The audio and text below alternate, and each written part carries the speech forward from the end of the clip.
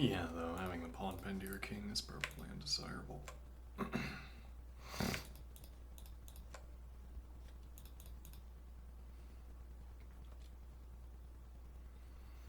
Even if maintainable.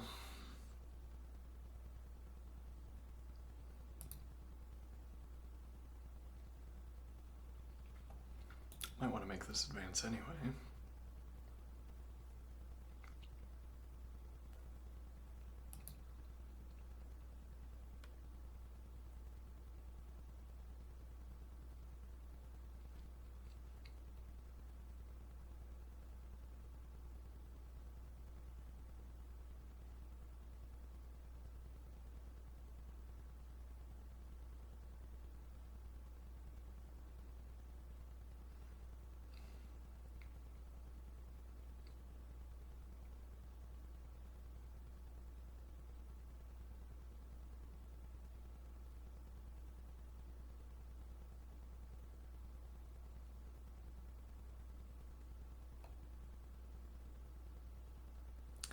Yeah, the fanciful ideas of going for f6, king f7, or retaining the option of king f7 make more sense when you don't commit immediately to clearing out these two squares. Easier to argue for if you haven't yet prepared castling.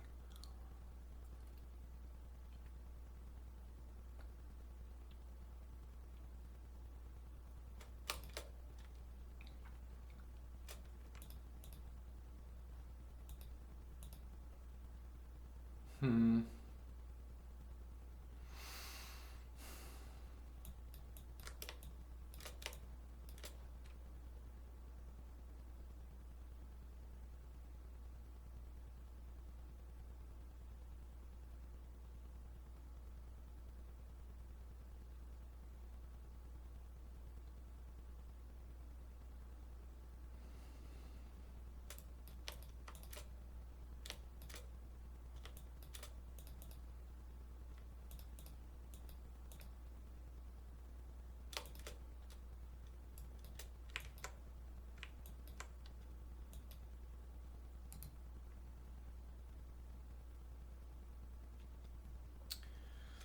Yeah, if you get the pawn advance in,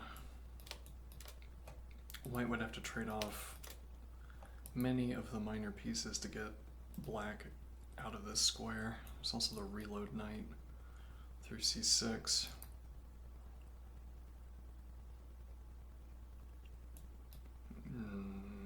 Knight in, knight takes, bishop takes, knight in. Or bishop challenge, though bishop challenge takes, then knight c6. Well, then you don't have d4, but there's also the double and isolated pawns to worry about. How big of a problem that is, I don't know. Like, let's say, well, I don't know, you could immediately do this, for instance. Deny this square.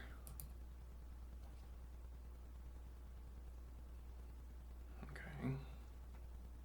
How big of a problem is that?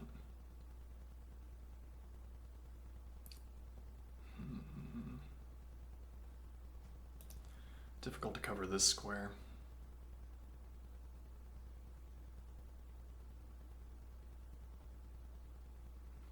Yes, though white also has this idea.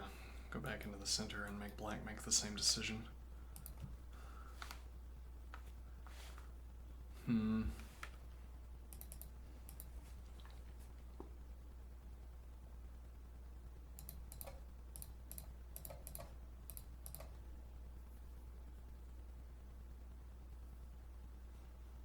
Also losing knight c3 for the knight.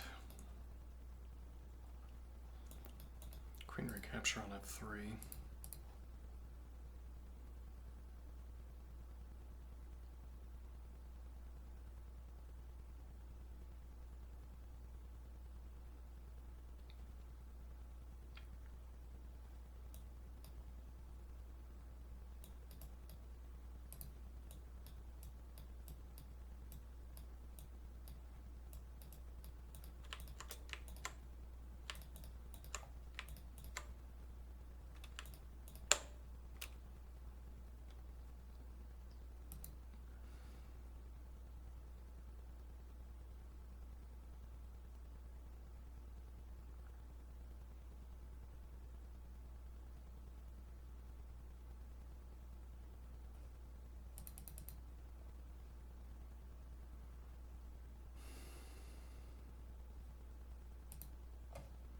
Or say I don't care.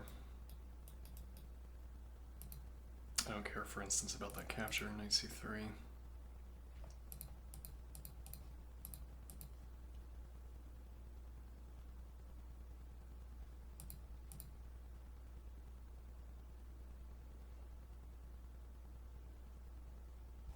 The follow-up b-pawn. Counter advance runs into bishop pressure. Queen can still go to a4 to apply additional point of pressure.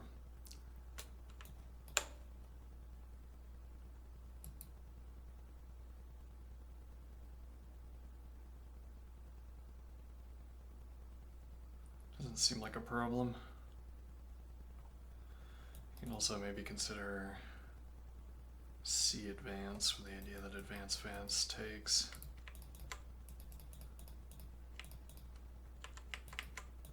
And now this pawn becomes relevant.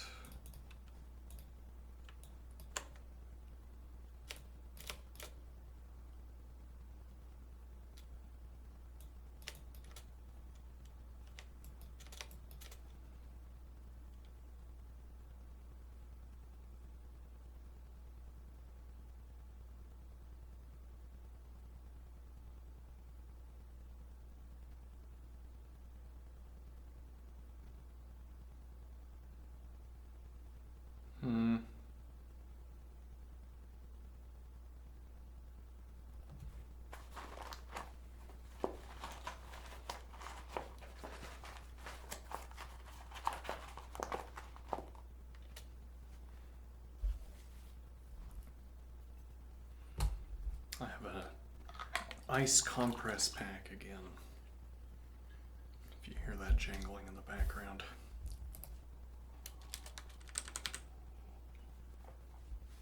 I think it'd be the wrong idea to take this.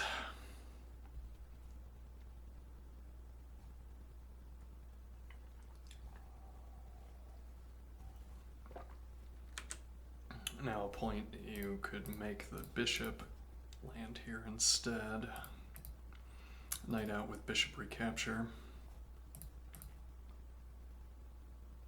Now you don't have this advance. For a few reasons, I think I'd rather just develop the knight.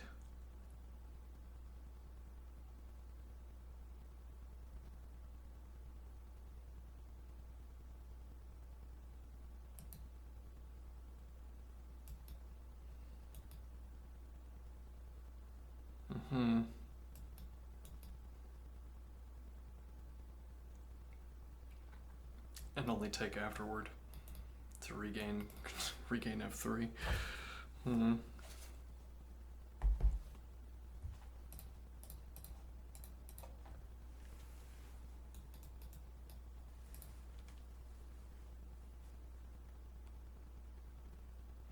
Well, I don't want to. I mean, you could play g3 if the idea is primarily to get off of the diagonal, so that you can go for the f advance.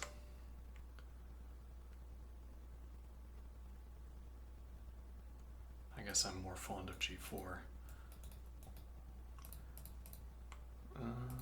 Bishop. Though that's actually not enough support.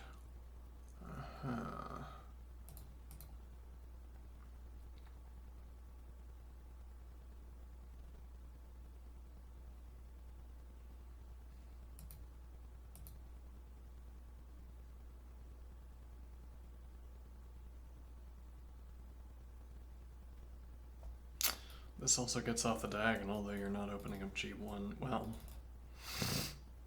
yeah, actually you can't move rook g1 because you'd hang f2.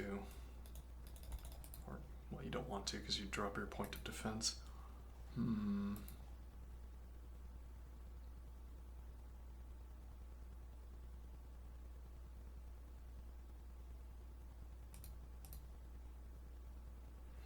Knight development instead, keep the option for the bishop. I don't know what the knight was doing on d2 specifically.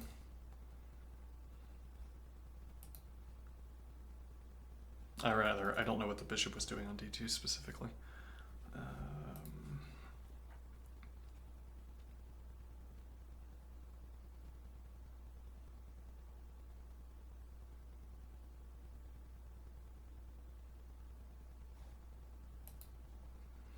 Claims 95 instead of d4. Interesting.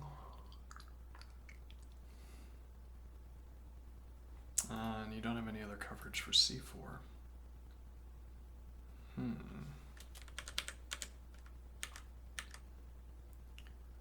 That seems inconvenient. You'd have to be claiming that this position is bad for the knight and that there are no good routing squares. Or willing to give up the pawn, but why would you be?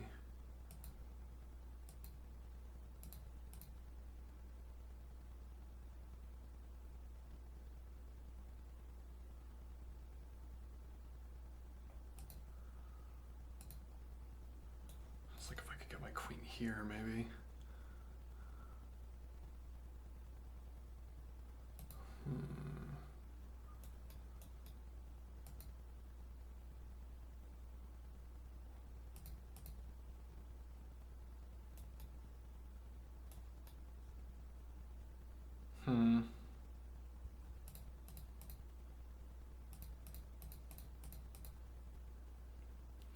Regain my pawn.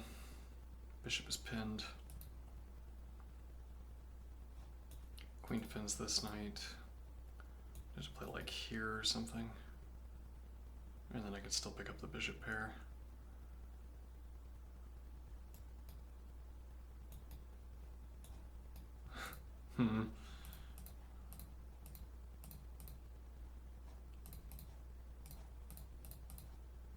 Actually, we still haven't kicked the knight.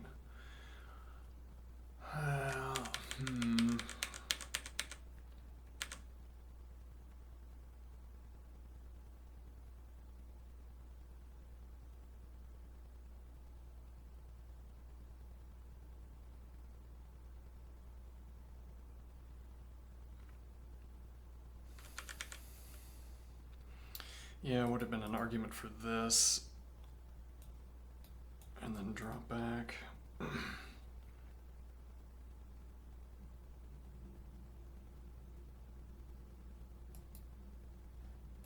Then actually bishop with rook support, you could go for the F advance.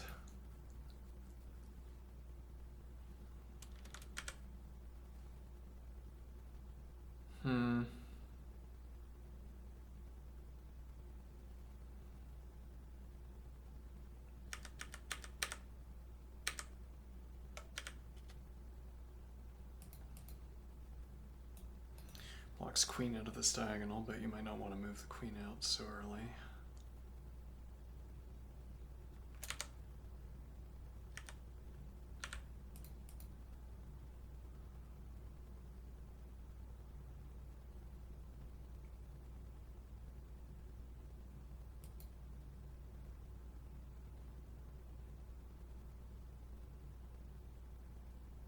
Like knight d4 could block the diagonal and open up c2 to a4.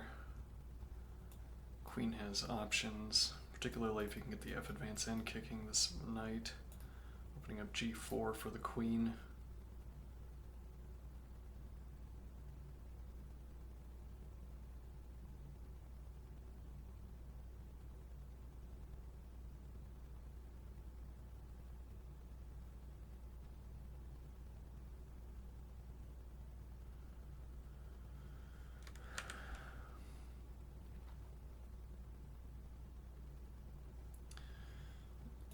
Like longer term, rook being blocked in by bishop on b1. You could use a little bit of book logic here and say that the bishop wouldn't be on d3.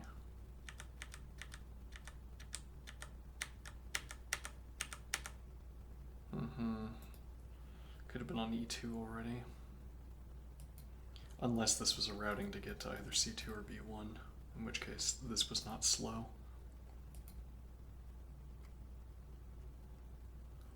It seems to be most of my analysis is commit to not making slow moves. Or don't play so that you end up playing a slow move.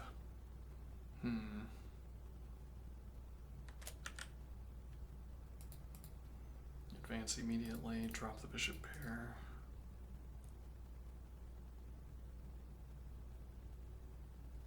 Bishop is locked out of the game, though drops back to b8.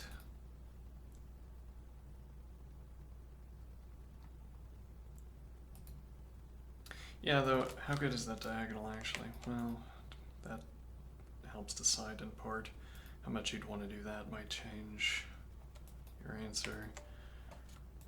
Pressure against F, pressure against H. You can't go here. Denied.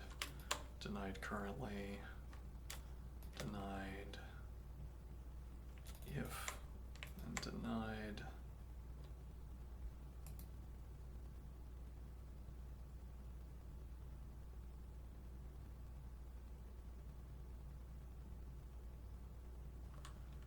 Has access to third rank from here. Retains access if f4 gets played. Drops access if here.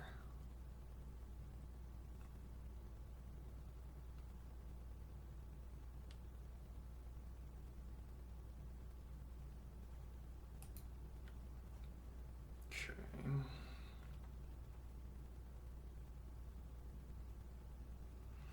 Yeah, if the knight wasn't so annoying on c4.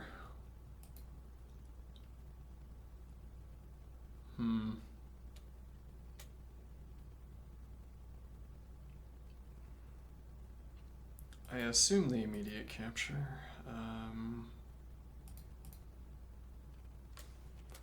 If not,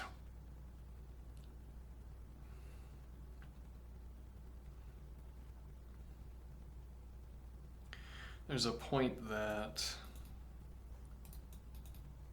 this pawn on c5 is controlling the pawn on b7, ensuring that a4 remains an option. The dark squared bishop is also locked out of applying this diagonal pressure to a3, and the knight's, well, currently locked out, not distant, but locked out.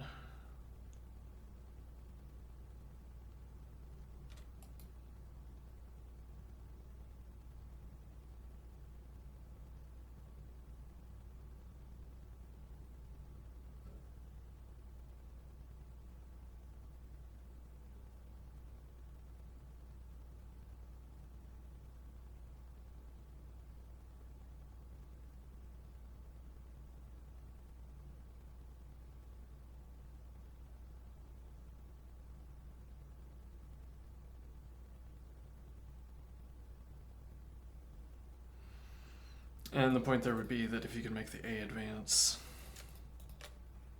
particularly if you can follow it up, or more so if you can follow it up, the rook has a development route. Yeah, well, I mean, the bishop's not going to be on d3, so you'd have two knights between the rook and activity on the third rank. There's also this point.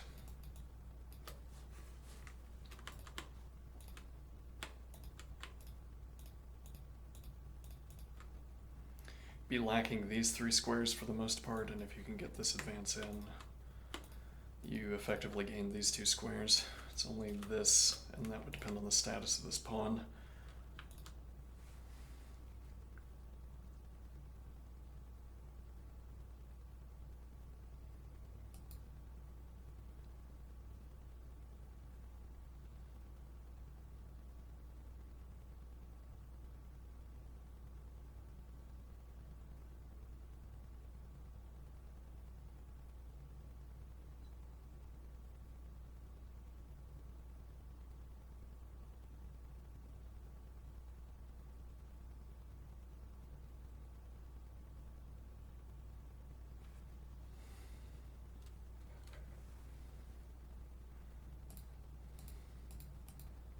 Here you don't have to worry about b1. Well, so one of the arguments for choosing c2, if, for instance, castles, one of the arguments for choosing c2 would be to say you don't want to block the rook on the back rank.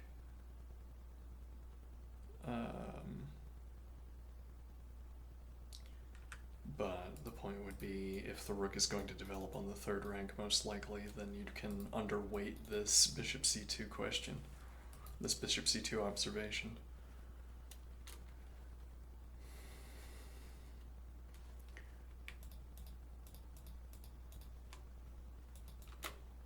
also a possibility.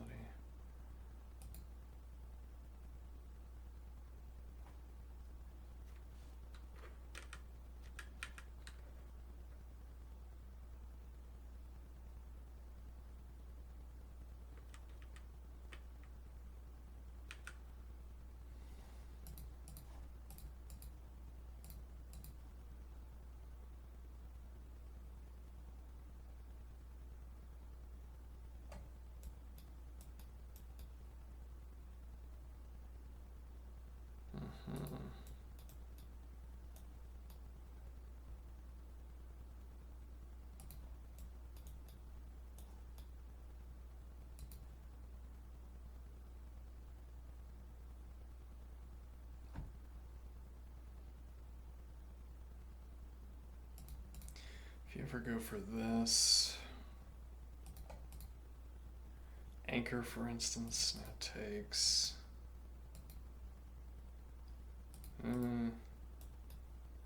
threatening to anchor with pawn instead.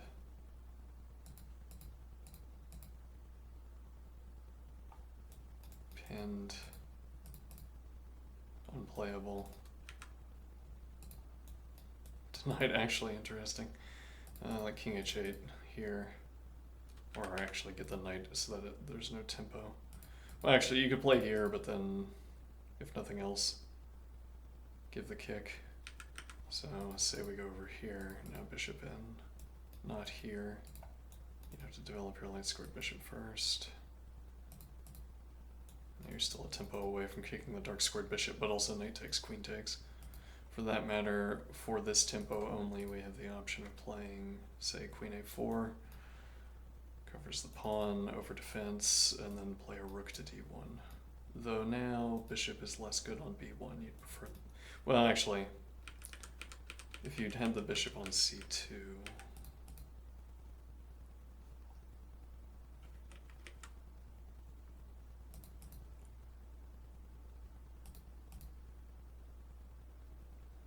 I don't think there's a world where you play this.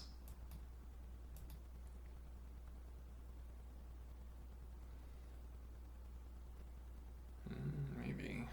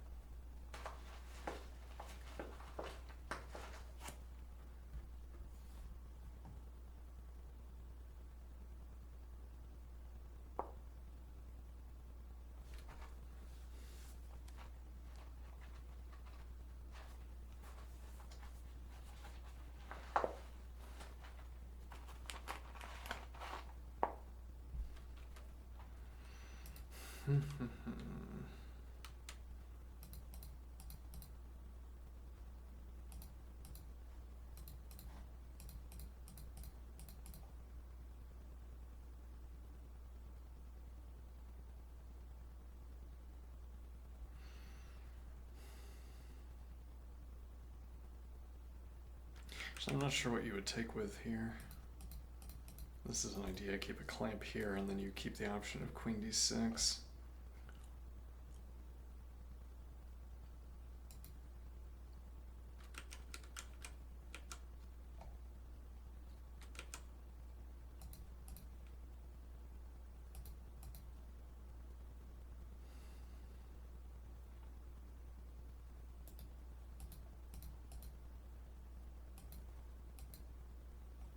Threatening mate.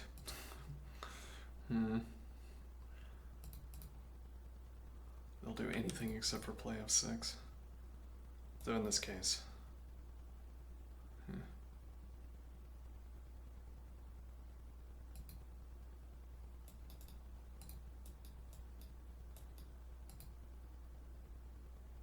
Well, moving the knight at all. Or actually, yeah, you can play here.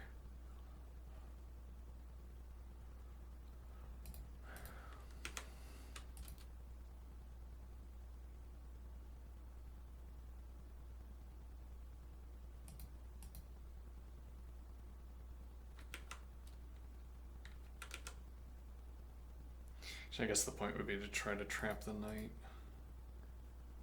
using this queen move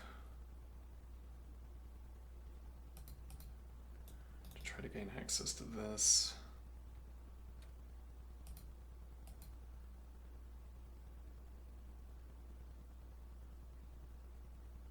And then we're going to play rook b1. At the end we have knight, rook, queen, potentially bishop, looking at b5.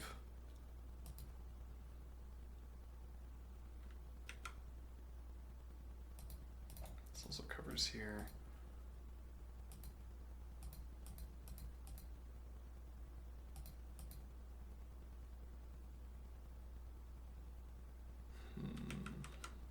I guess, yeah, take with knight.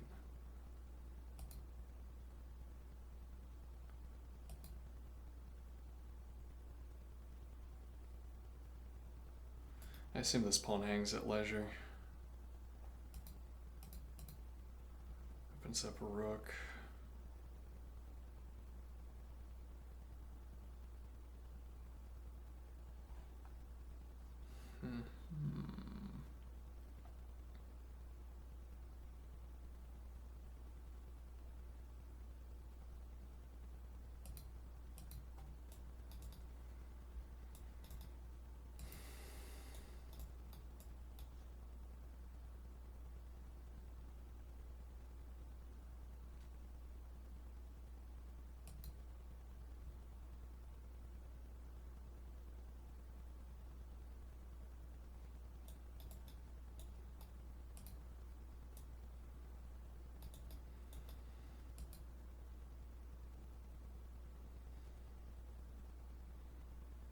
This might be worth just by itself.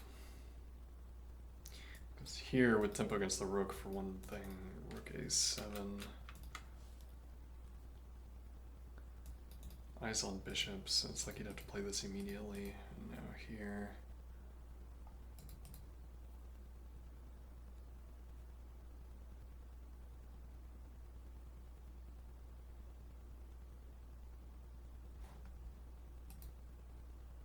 Knight 7 g6.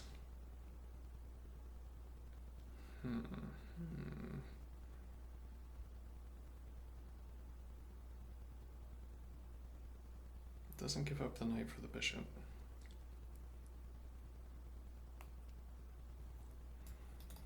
Well, if white retreats the bishop, maybe the most critical observation here is that if bishop retreats, you drop control over c4.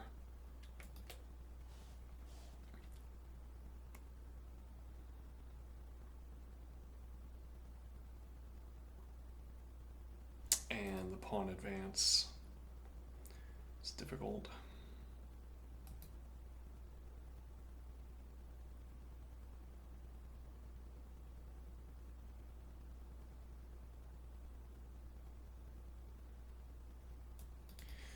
Yeah, you'd have to over-defend this pawn first and then be willing to sort of normal defend it with...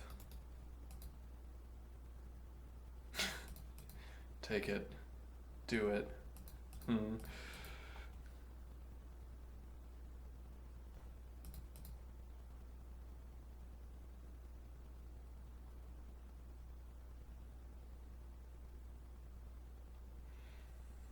That seems insecure.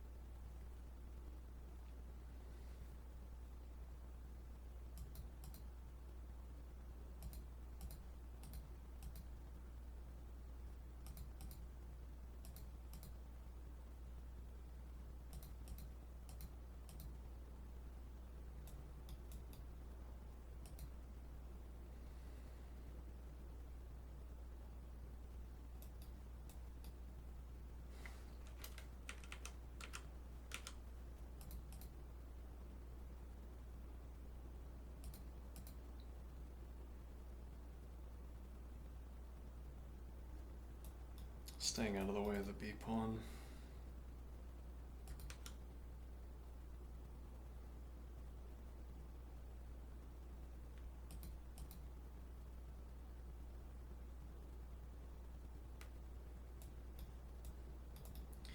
With winning pressure.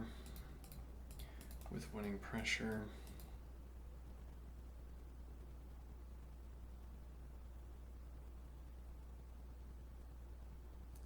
If you save this pawn, queen is going to deny castling and retain pressure. You could advance. Bishop challenge. Yeah.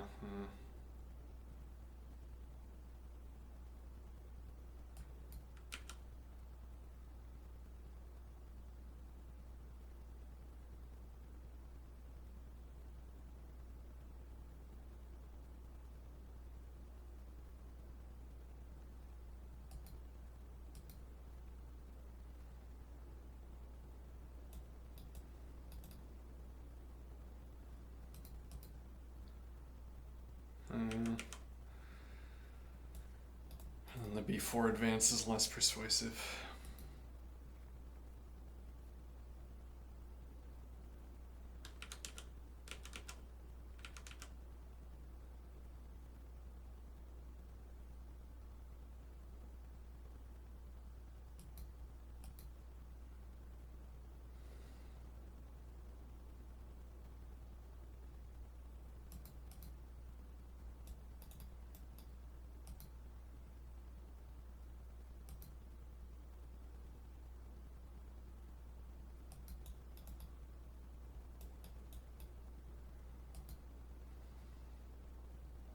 Idea being that this response doesn't really work because b5 is too exposed.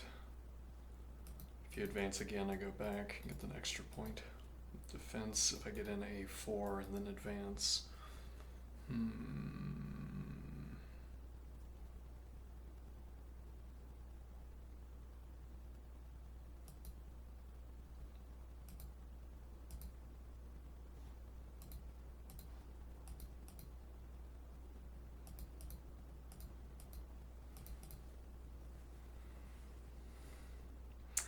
Yeah, that's not good.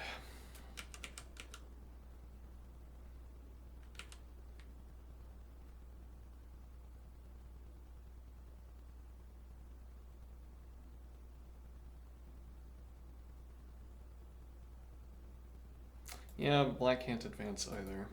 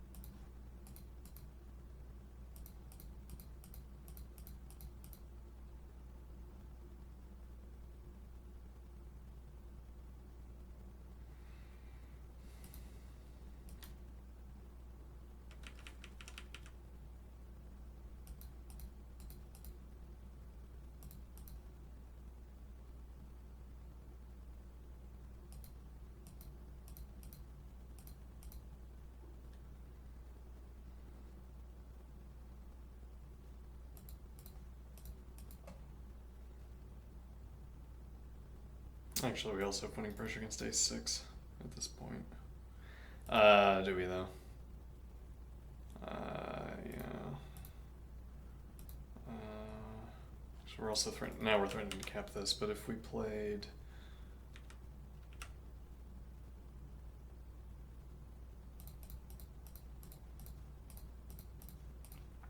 queen covers a rook, but then we can escape with check.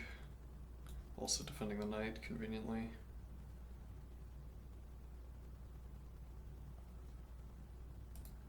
Queen interposition takes, king takes, rook opened up onto f. But then our knight hangs at the end.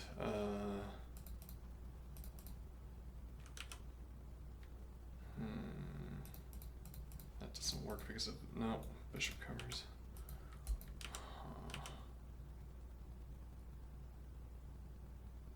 Ah, but here we can just take the rook. You've not spent the tempo to castle. You don't have a different way of blocking the check. At this point, yeah, this is what I would do anyway.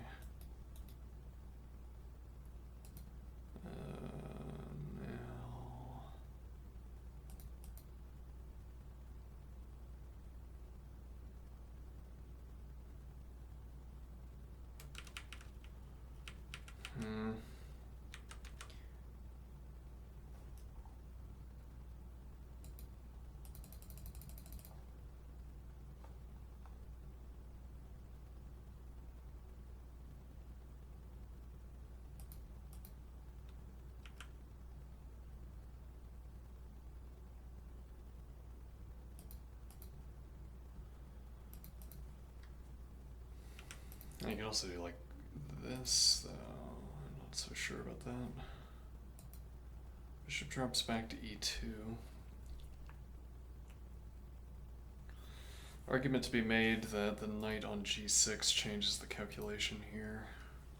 Also the fact that you've secured this dark square diagonal against the king.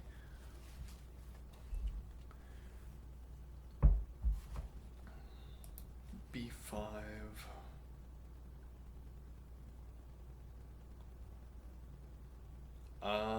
Say I don't care.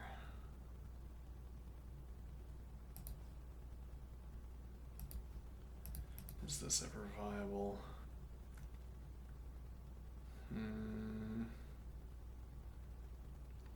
Seemingly not.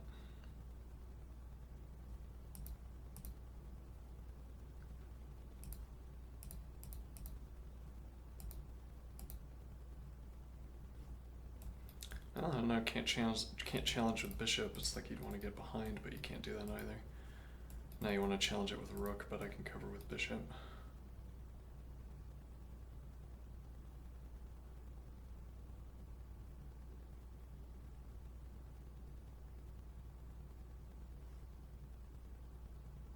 Might just be worth to have this pawn on g6, or rather b6 might be,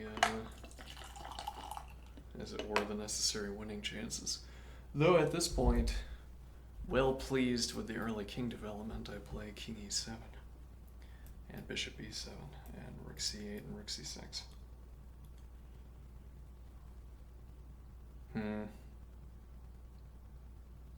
One of the squares you'd want to have for pressuring this is d7. Wonderful, then we'll have this king structure.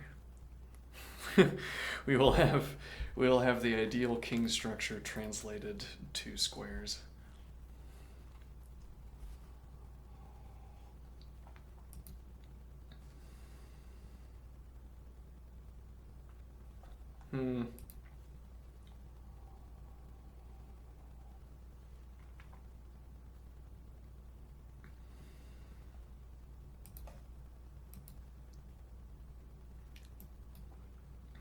With tempo and preventing the castle, but also, more importantly, preventing king e7. Maybe what this is showing me, I feel like I find all these excellent ideas for non-standard king positions, non-standard castles.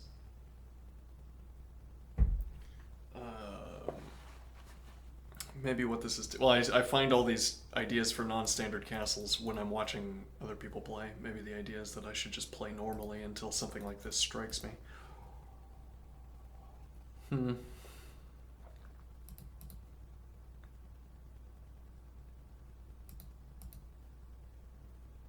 Yeah, but you also don't have to take, or for that matter, bishop in her position.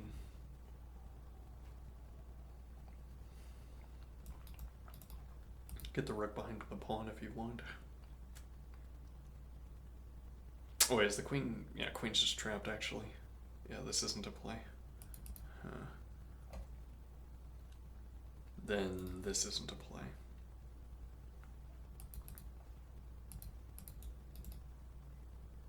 Denies the advance. Knight is pinned to g7 at the moment.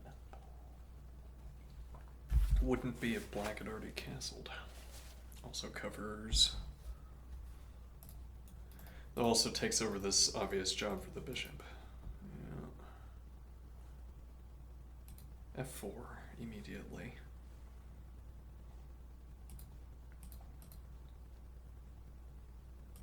Yeah. No, pinned. I take. Like this. Pinned. Nope, not that. Pinned. Threatened.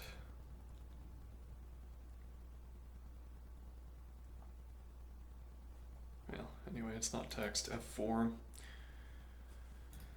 Covered. Covered in a way.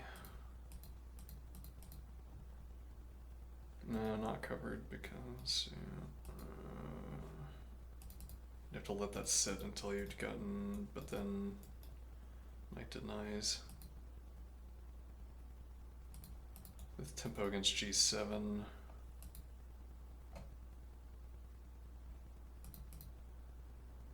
Open up the king of 7 option. E.g. You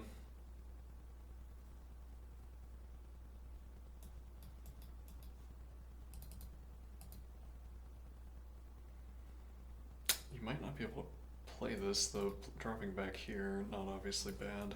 Blocks the bishop. Also blocks the rook.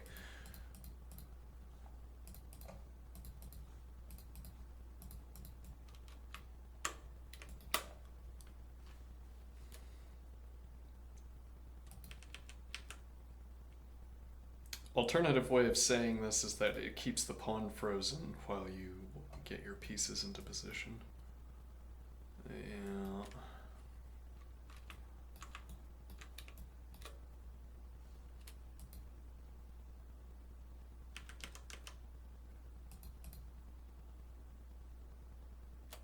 Yeah, I didn't really consider this. That didn't seem like a good option. Seems like you give up this advantage over here on the queen side for nothing.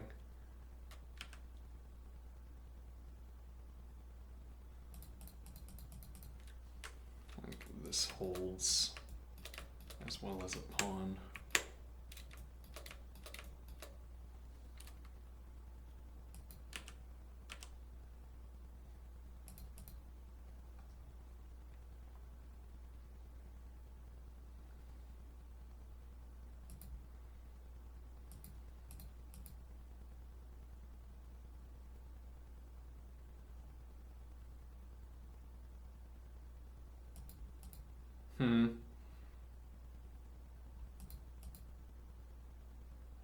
Or still take with tempo. Well, it's not with tempo, but you can't challenge.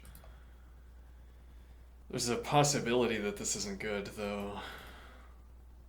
It's also a continuation, which would threaten the rook. Also, I want to retain this option.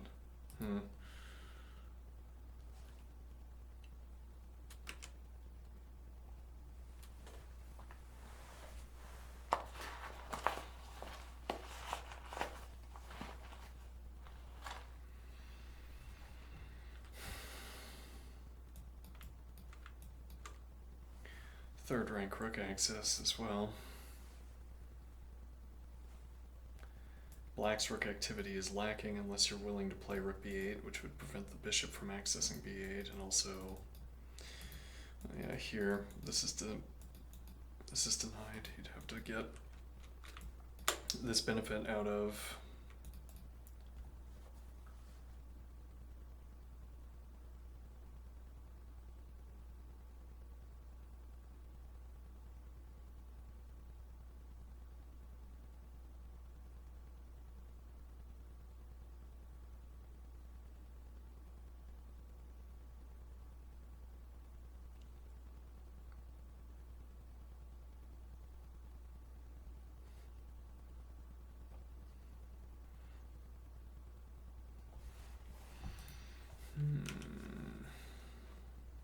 Well, the alternatives are limited, though.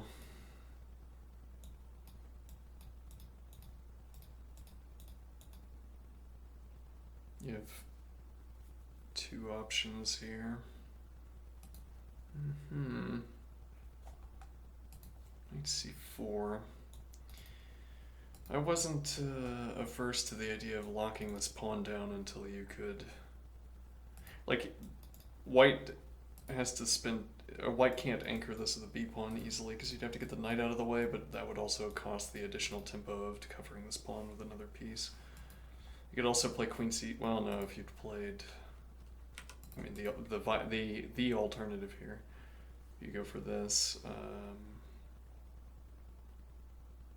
Actually, this is a concern. This would be a different way the game could go. Than here, and you don't have time for the extra advance because of the counter advance. Yeah, now this knight is awkward. Maybe here.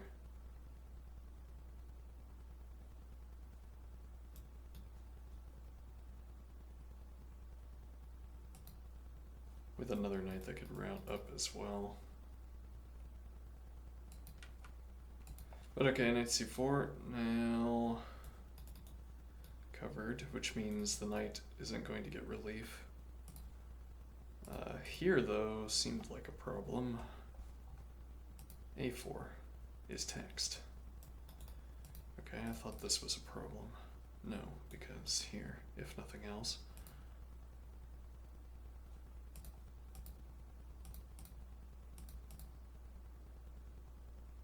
This is fine, right, and good. I would play this every time. Up a pawn, and you have the material and the compensation, as people like to say.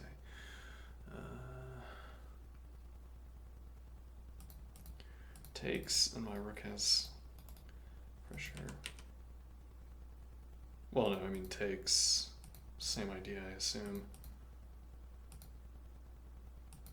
Though I don't like this nearly as much.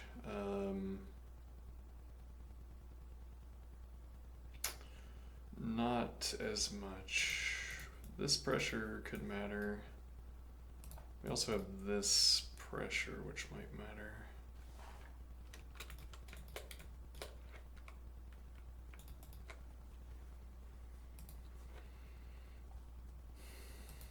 b4 counter advance. Okay, yeah, I mean I'm gonna play that. I will take it knight in. No, not knight in because you'd have to play bishop a3. But even if I had to play bishop a3, I mean that's also an option.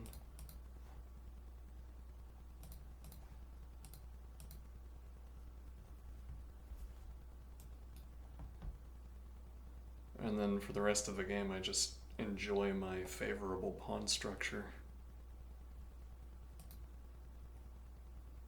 This is kind of annoying. Though, how annoying is it actually?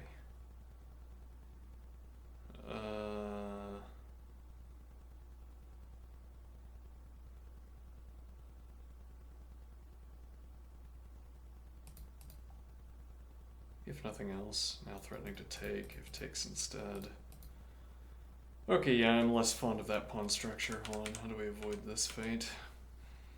Difficult to avoid. Well, you'd have to play like here.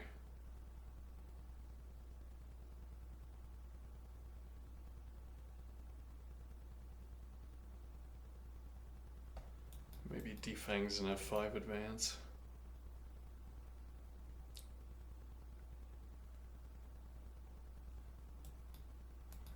Support a further f advance with a knight.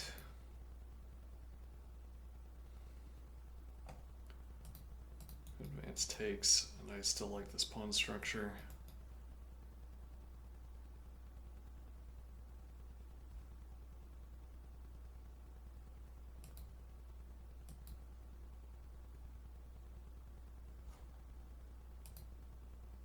I agree. Yeah.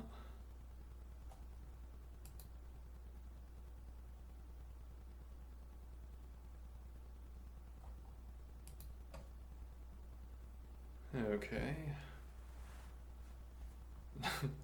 The only way to counteract this advantage Must find move.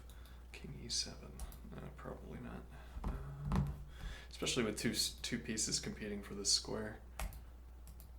Unlikely.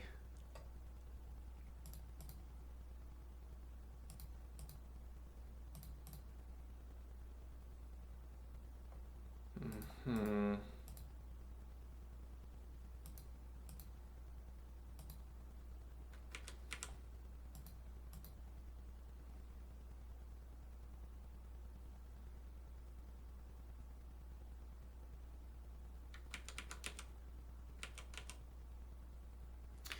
Yeah.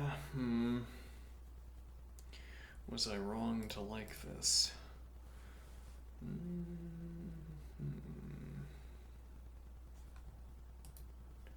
Bishop b7 immediately.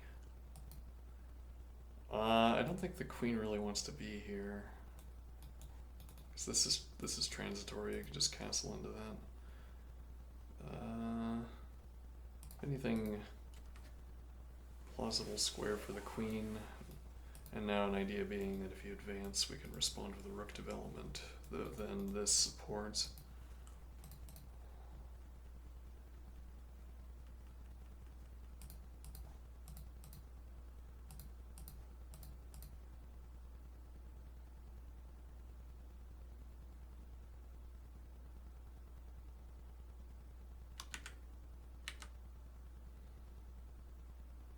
Yeah, probably won't. No, you can't use the other rook.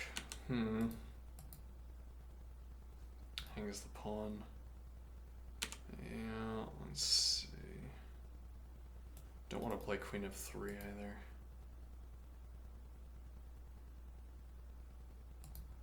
Queen c2.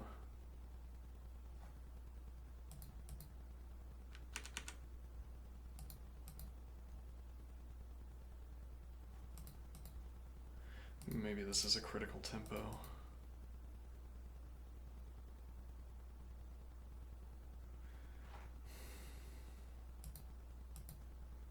Tempo against the queen now. Though that's a resource, I don't know what it does. Well, actually, yeah, I guess I do know what it does. Say here now with winning pressure against a6. Blocks second rank, but this rook going to third rank isn't bothered.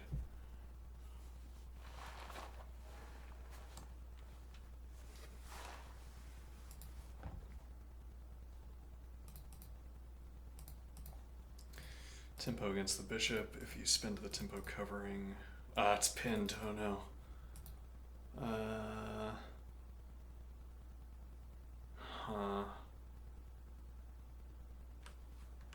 Though this... you could claim immediately.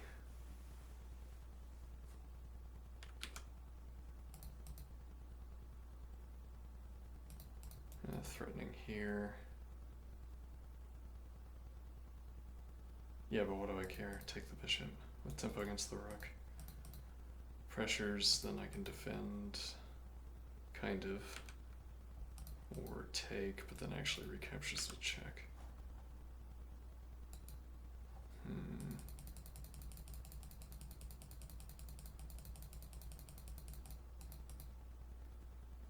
Just deny the advance again.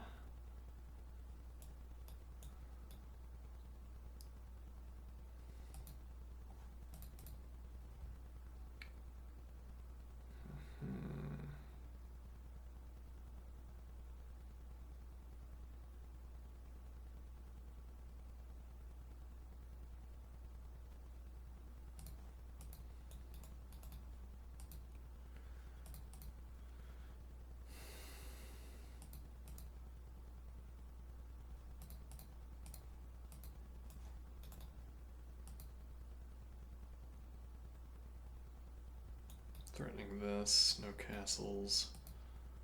This is on the table, this.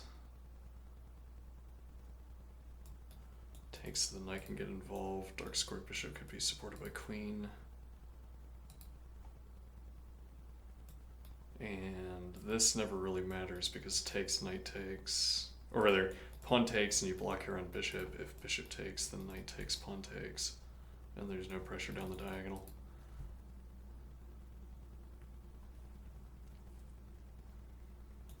Bishop development and then rook development.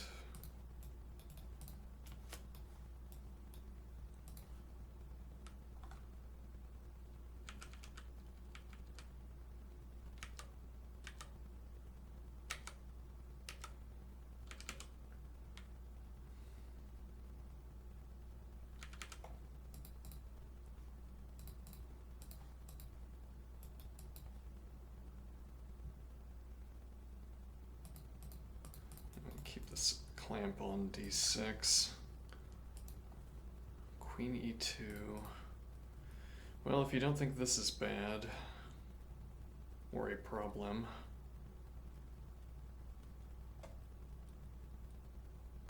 I do want that pawn though. I don't want to like give it up. I don't want to sack it or anything. But I don't know, maybe I am willing to. I mean, if you take with bishop and give up the bishop pair, that seems questionable. And then if you take with pawn, like here, get my rook out of the way so I can play king f2 into f3.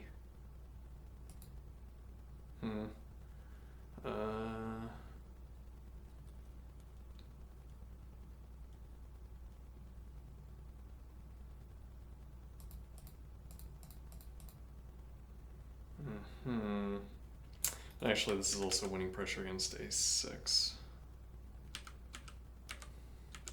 So for that matter, we could take immediately with tempo against bishop. Takes with check. Yep.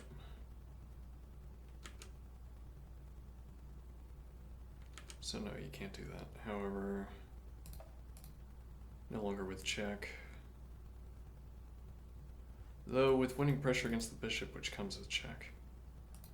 But okay, if you play here,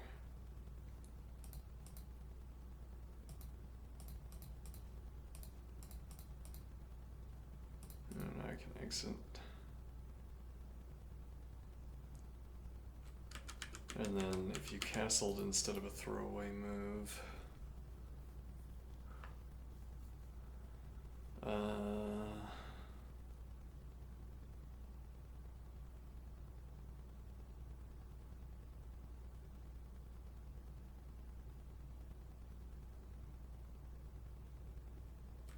actually, is that how you want to? Well, yeah, because we don't have the extra point of support yet. So castles indeed, doesn't go for d6 yet. So, I mean, one point here is that this is an open avenue for this rook. This is not yet an avenue. Rook a2 is available. But this move seems likely to open up back rank for the rook and retain this lifting option for the f rook. I mean, also retaining e.g. rook d2 and then rook on back rank.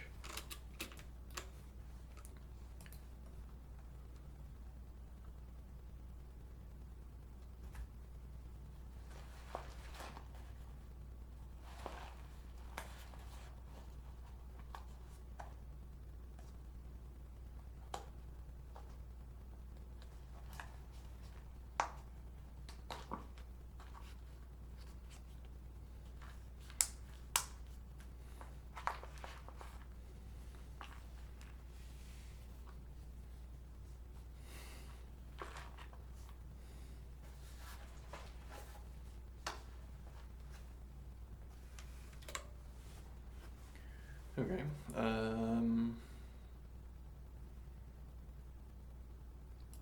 Now if you go for the advance,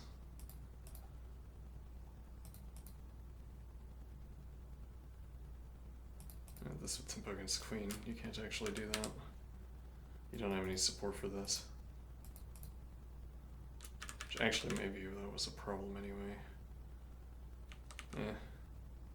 Well, you could have played rook fd1 instead.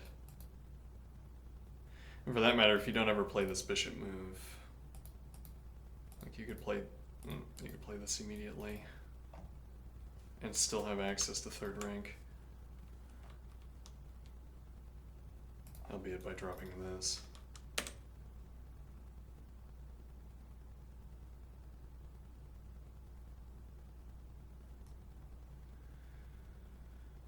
And then still have rook a2, for instance.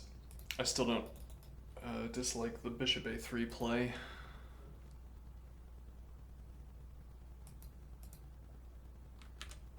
Bishop a3 immediately. The problem with bishop a3 immediately is that if you let the advance happen,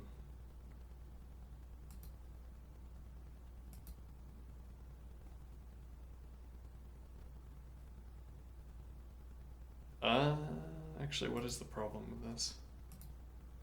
Well, I mean, this is an entirely different question, but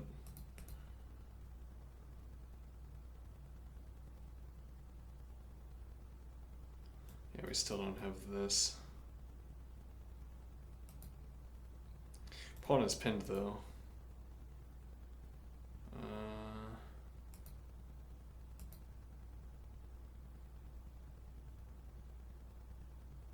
Yeah, I really don't want to play king h1.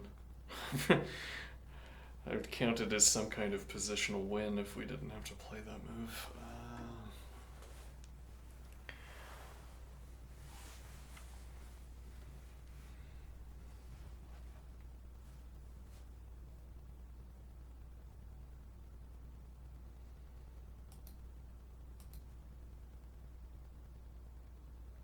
Incorrect, yeah.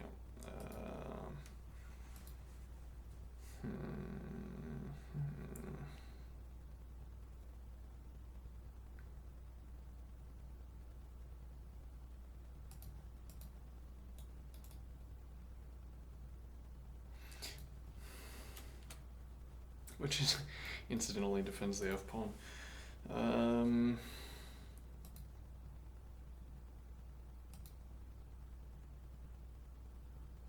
Okay, but then I can take.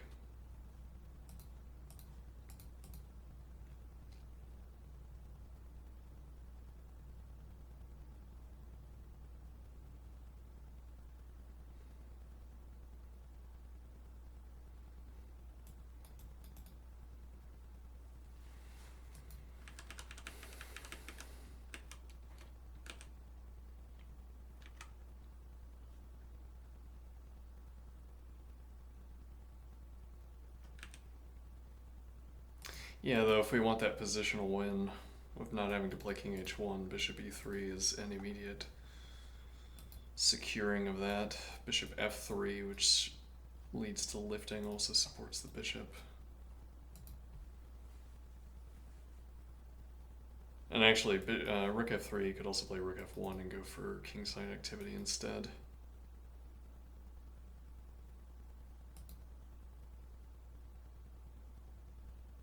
Like this advance.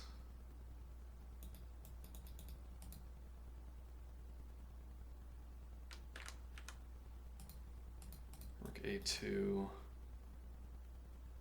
Declined to make a decision on that question.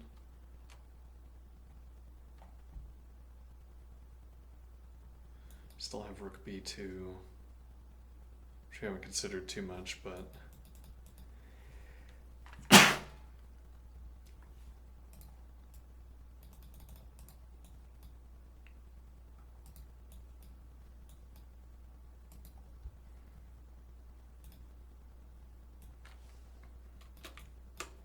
yeah, though actually, how do you maintain control over d8? If you move your queen out, it's not here, not here, not here, and if required, not here. So you'd have these three squares. Okay.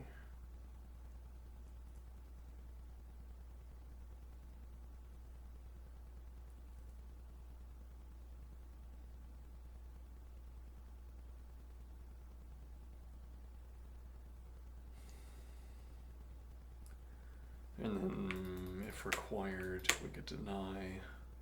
Well, and the point would be that if I get my rooks doubled on d, can the queen maintain defensive d8? The rooks doubling on d are more effective if queen can't cover d8, because then you can't challenge my rooks. You don't have bishop support without spending a move. And there's no move you can spend to get that. Actually, in that regard, this denial on queen development is interesting.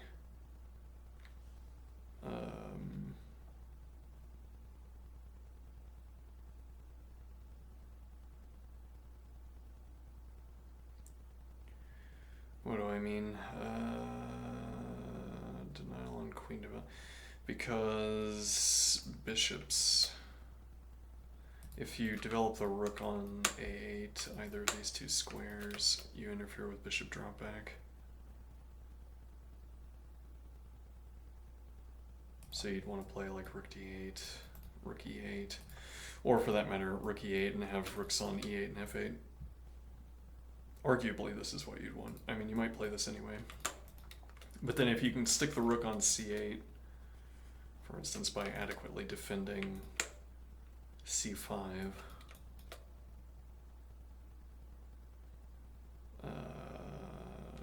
you never have bishop back to c8. How much do you care about bishop back to c8? Yeah, that's a reasonable question. Maybe you just don't care about that. Rook c8 so that you have access to bishop b8 if nothing else. And then say the bishop doesn't want to be here anyway. You'd have to make an advance and then either be desiring one of these two moves or looking to make the next advance and gain access to the diagonal.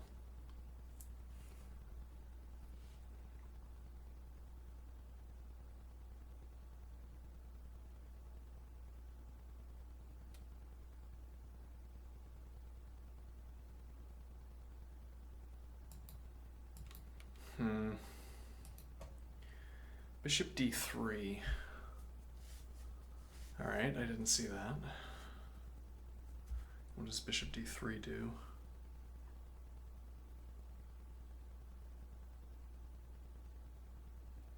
Well, yeah, when was the bishop on this diagonal ever useful is an interesting question. I don't like that we give up rook d1.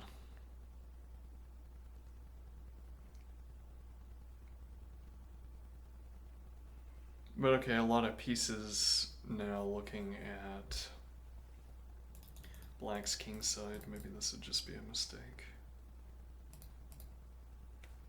I like this. I'd like it more if... Or for that matter, or here rather.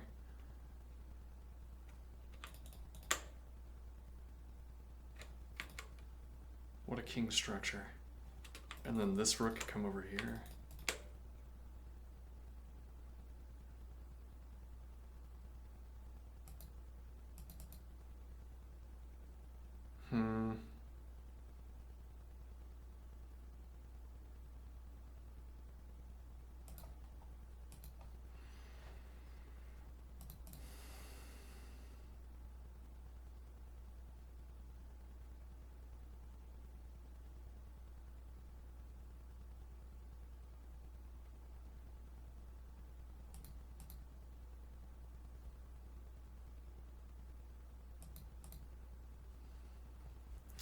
Just say I never have to take.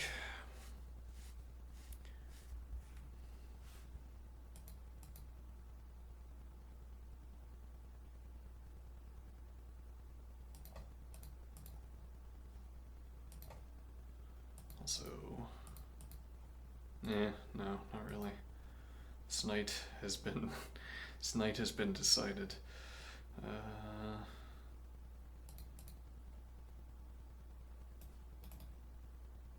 Yeah, though bishop h6 is also a resource. You'd want to play rook f3 first. So I am thinking, because you don't know whether the bishop wants to go to h6, taking advantage of a pin on the pawn, or to gain the juice out of, the tactical juice out of the pin on the pawn before committing to this bishop move, or before committing to d4.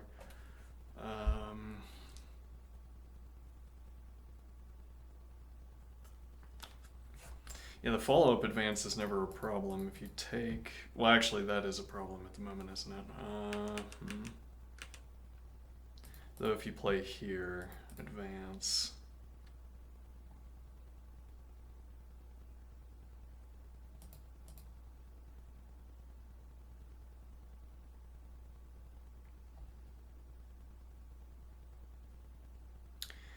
problem with this, to the extent that there is a problem with this, is that takes, bishop takes, king takes. And then your king structure's gone. Now, if you could drop back to f3 and make the g advance, but you've already played rook f3. There's no advance, admittedly. You don't have to commit to playing king e3, but you also don't have bishop e3. Here instead, and then open up knight d4. Actually, interesting resource there that you have knight d4. So if you trade off the job of defending this pawn, you have knight d4 instead, or if you have bishop e3, then you have bishop d4.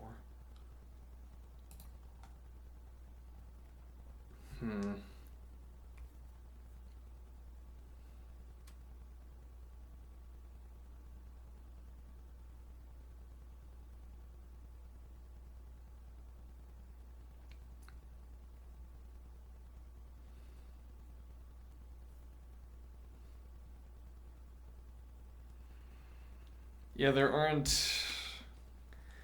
any pieces looking to use on either side looking to use these two squares.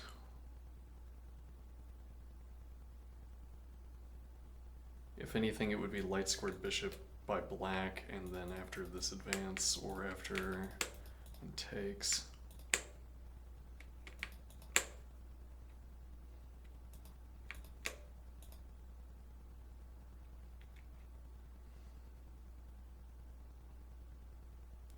Actually, side note here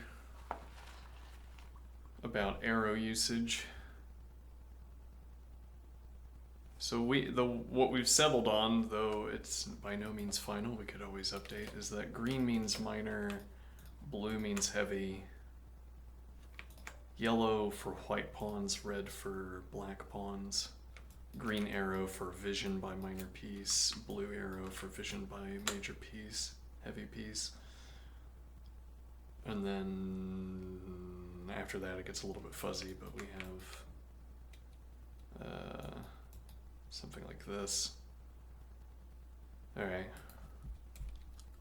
It's interesting that we have this pool of indicative resources.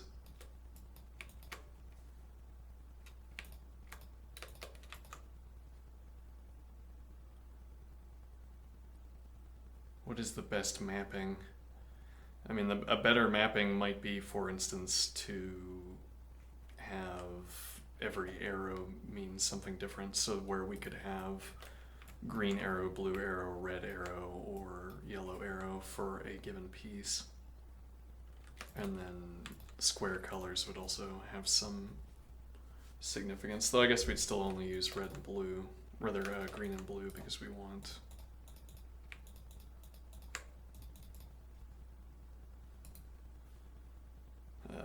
this is quite the useful mnemonic. Grammar, whatever. Anyway, bishop d3. Oh, right, so, yeah, neither piece. This is minor mode 2. I'm using these red squares not to indicate that black has pawns on these squares, but to indicate that something else. Well, nothing wants to use these because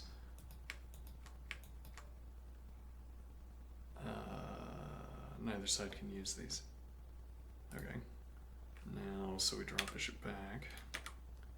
Actually, the job of merely holding these two squares, the job of merely holding these two squares can be given to the pawn if necessary, though might want to keep the square open for, I would want to keep the square open for navigation, I think. Though there's also the point that you could use bishop b2, though rook a2 is a potential development for the rook. You might instead be doing here, but yeah, you could play c4, bishop b2, and have the long diagonal. I mean, there's also, it's difficult for black to target this square.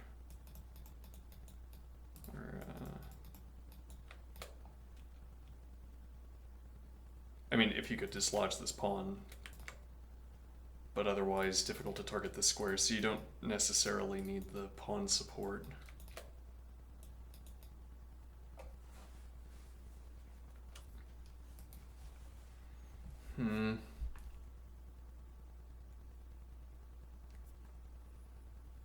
Interesting.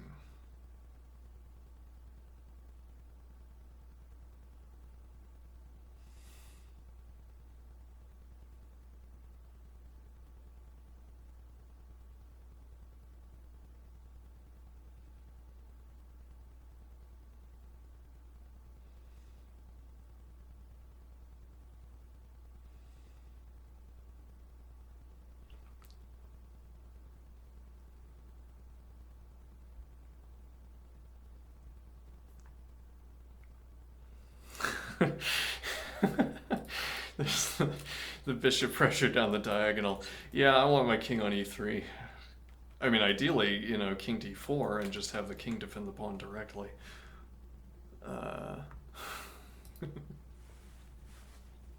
Hmm. Actually, king f3 just to get off with the diagonal. Interesting. Instead of king h1, you spend 2 tempe to get to f3. Blocking the queen out of this diagonal, though you could argue this diagonal is bad for the queen.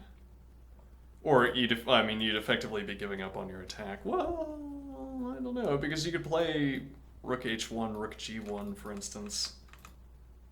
Red for king here, and then you're looking for these advances. Supported by heavy pieces, this would also open up the second rank for the queen. I mean, king f2... also blocking the rook when the knight has constant vision. King f2 and then going back with the rook.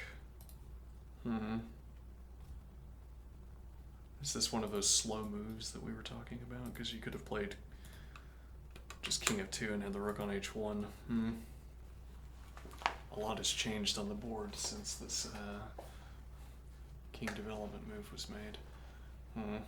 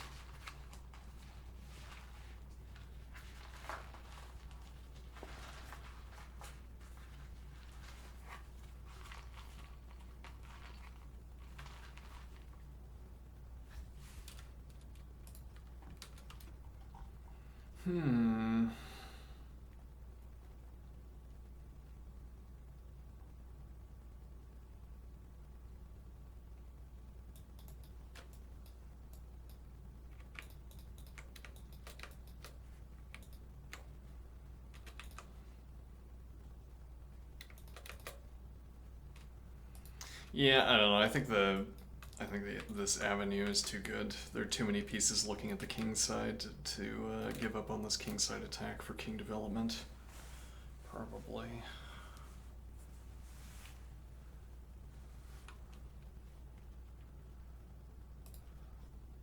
Bishop d3, rook f3, rook f1, rook h3, rook f3.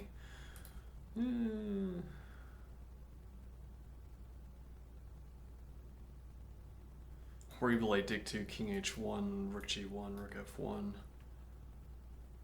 Though, then advancing the g-pawn is not desirable either.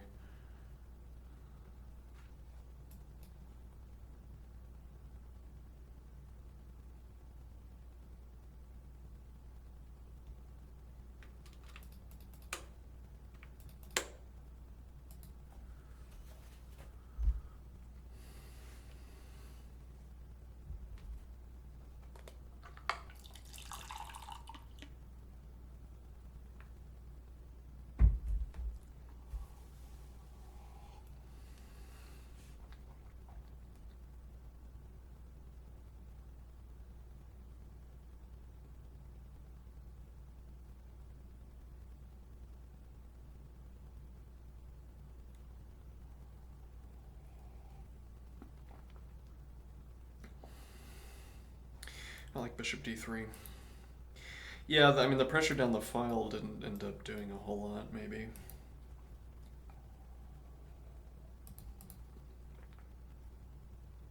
I'm still wary of this move, though.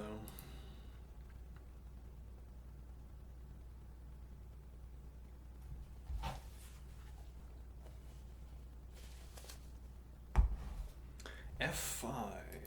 Interesting. Did not even consider that.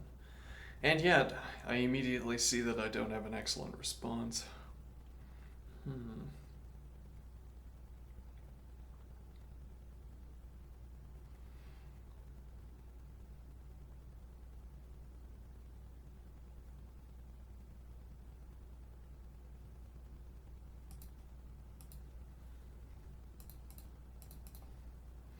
I don't know, how unexcellent is this?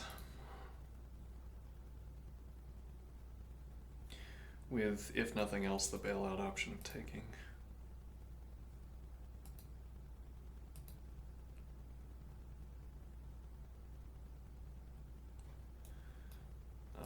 Takes with tempo. No rook move that counterclaims tempo against the bishop. Oh, yeah, that's the question.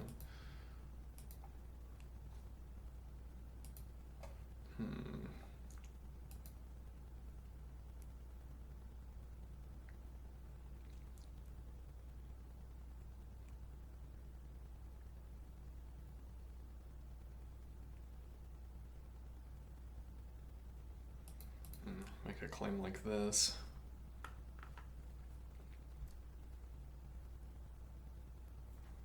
No d6 either.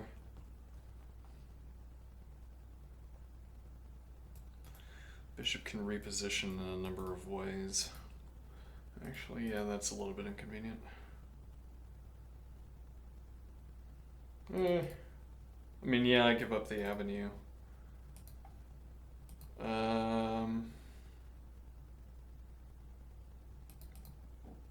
Excuse me, let's see. Drop back, keep the file open, get the blockade. Now,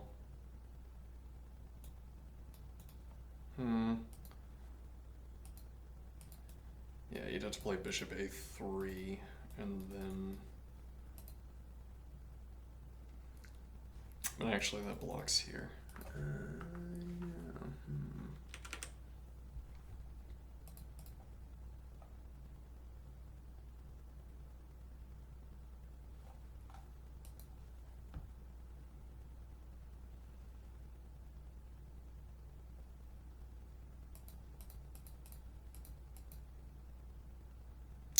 I'm not fond of that.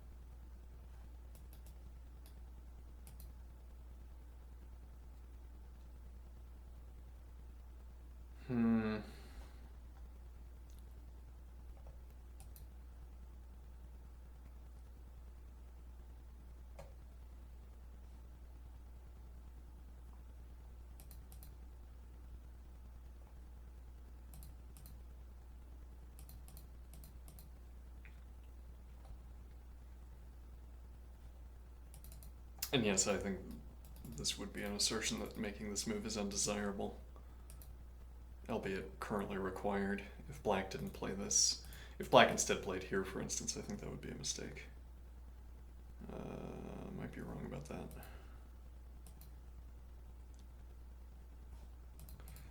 Like here, we control, control.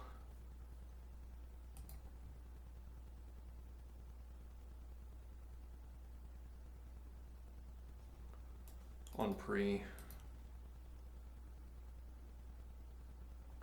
Bishop pair, damaging pawn structure. Though also centralized knight targeting 2 pawns, bishop.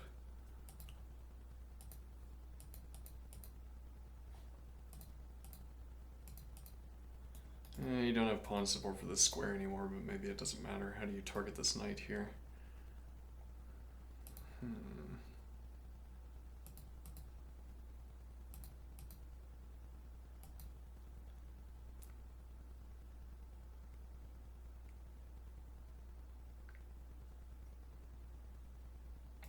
Bishop looking here, queen looking here, G advance.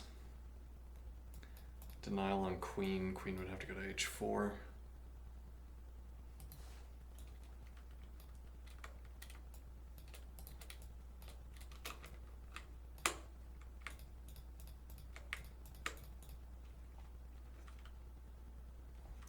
Rook support, bishop support for this pawn exposed to rook and knight.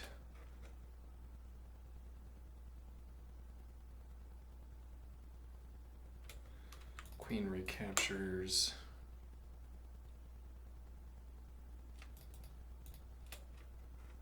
Threatening takes knight, pawn takes, queen takes. A lot of activity pointing at the queen side.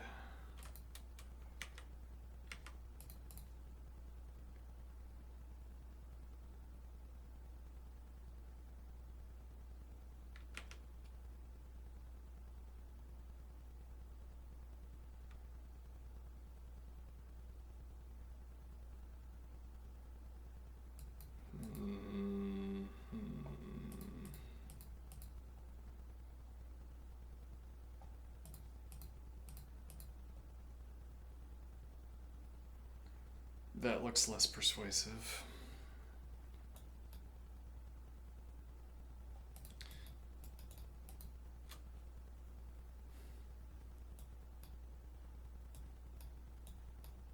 Well, yeah, it had to be bishop a3. Though you could also play bishop. No, never mind.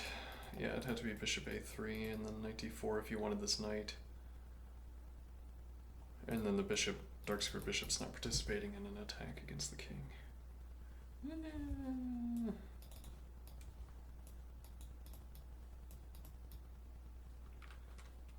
This bishop coverage on e7 is maybe relevant in some world.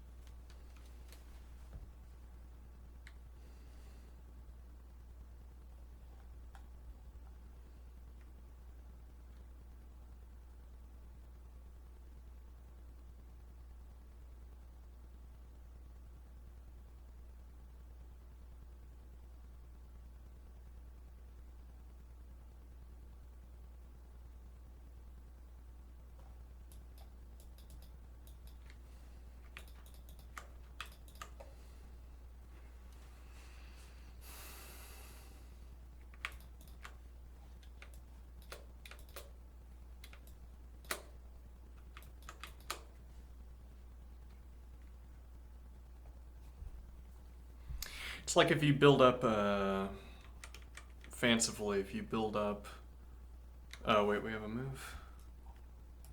Takes, I don't know about that. I don't like taking.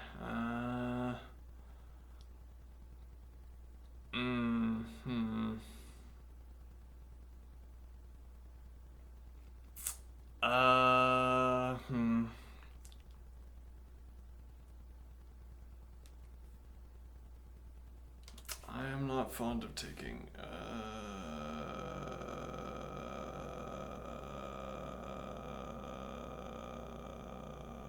Let's see here.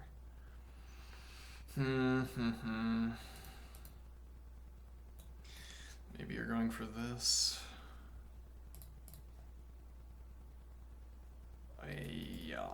And rook f3, you don't have the diagonal to get out from in front.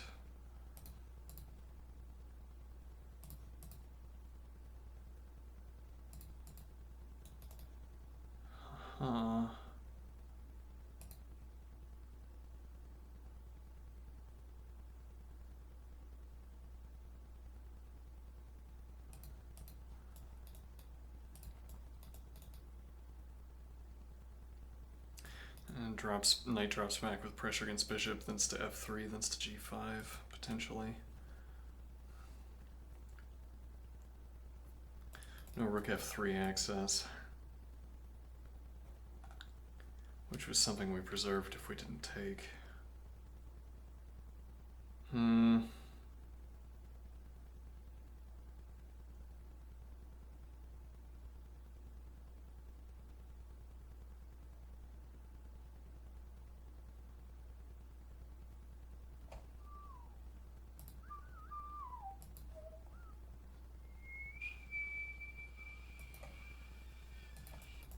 Bishop d4 and you're threatening queen h6. Mating threat, no rook f7. Queen e7. Looks like it works.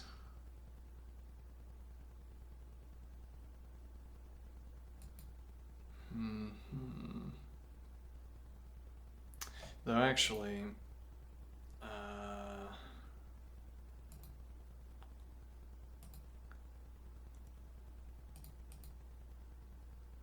actually it's several tempi until that matters. Queen c7.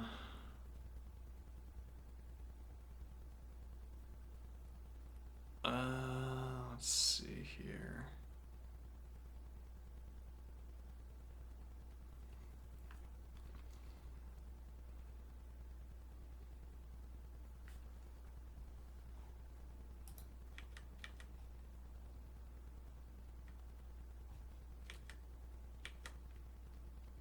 Well, you're going to need the 2 points of pressure on this.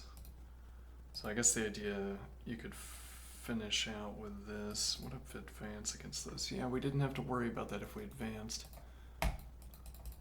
No, we created a big hole on d5 if we advanced. Did we though?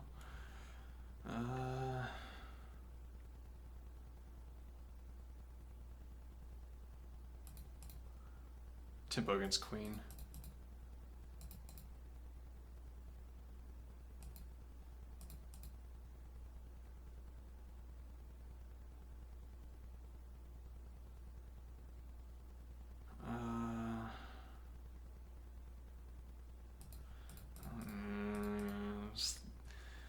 Say the game is done. Be a strange commitment. But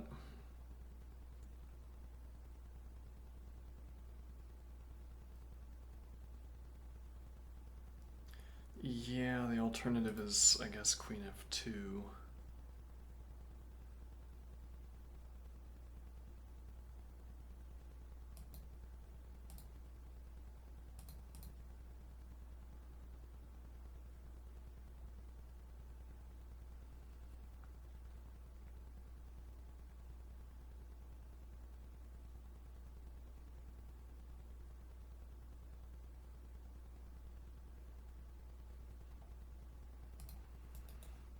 Rook b1.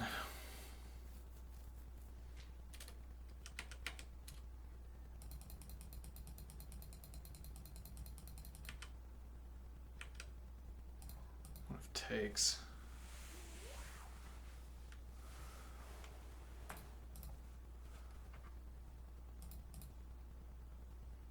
Takes with check, yeah.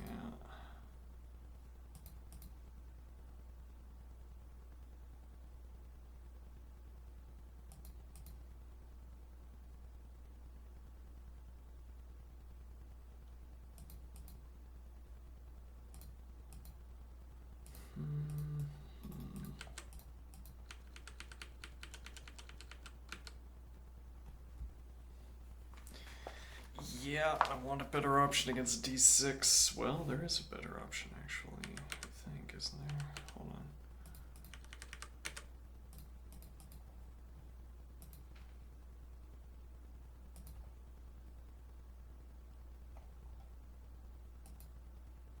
on. Oh, it goes for... Oh, no.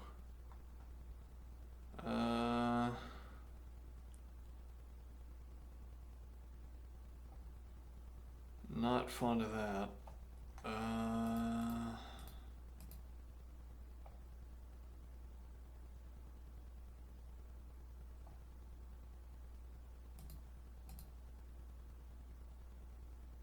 Well, actually, here we can drop back with check. There's something different about this.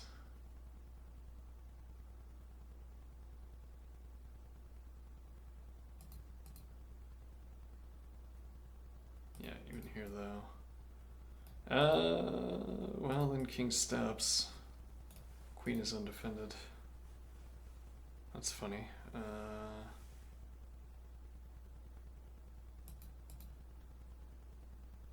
Hmm.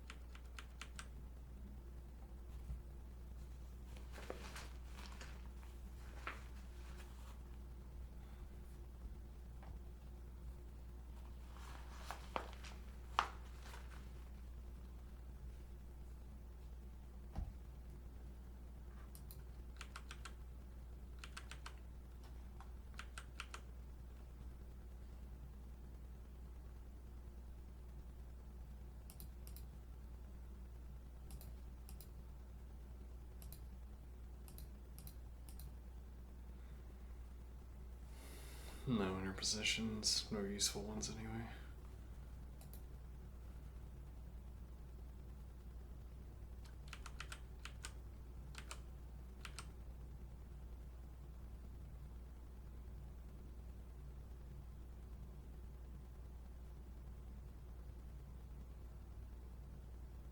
This pawn on c5 has been decisive in the sense of deciding.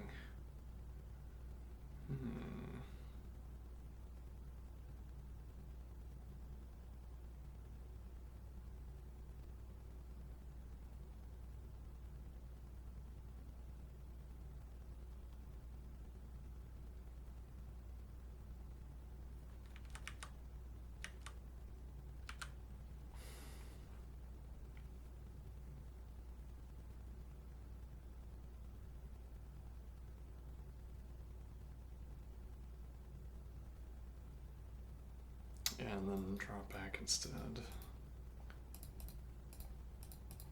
Actually, I would just take the rook at that point.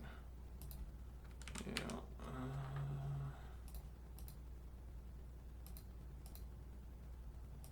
Here I could directly take the pawn. Or rather, bishop. Instead of dropping back. Tempo against the queen. Move the queen, drop back to b5 with pressure against pawn, pressure queen, drop back to c4, defending the knight.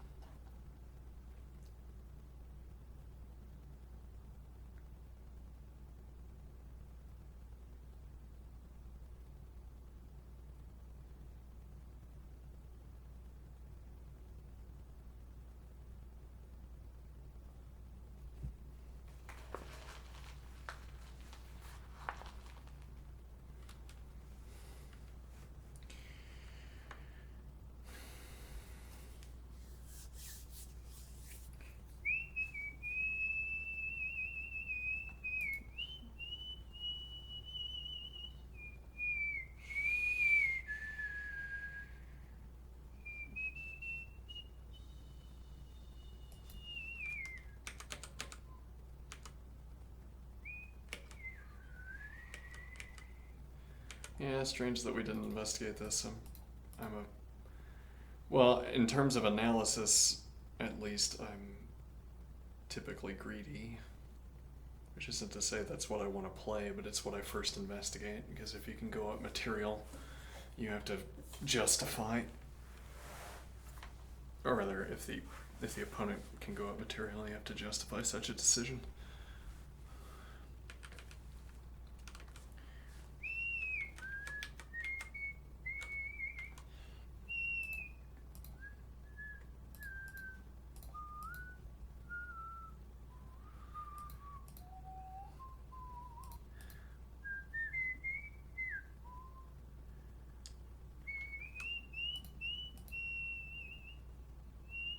This comes with check. Or rather, takes, and takes comes with check. Otherwise, plausibly the more valuable pawn.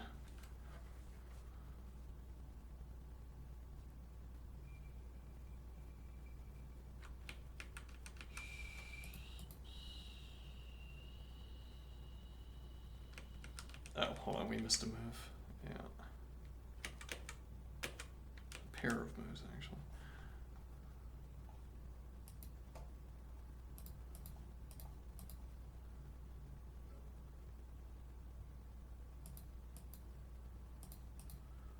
Still back here.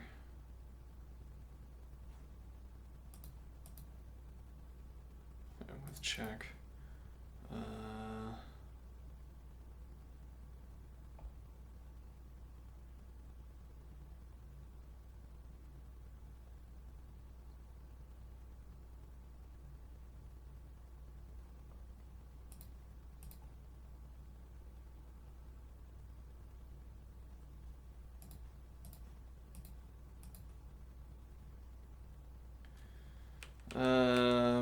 Arguable preference for keeping rook eyeing a4.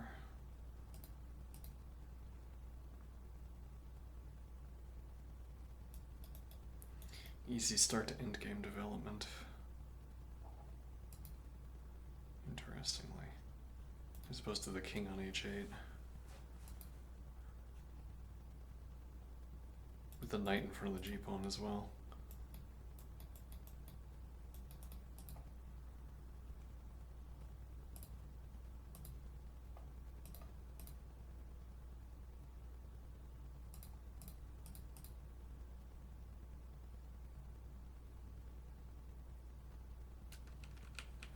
Actually, here.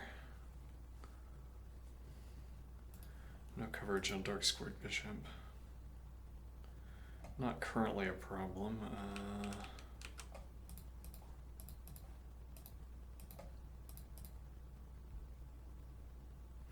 Yeah, but also just takes because you'd have to break the pin, so you can't do that. Alternatively, here.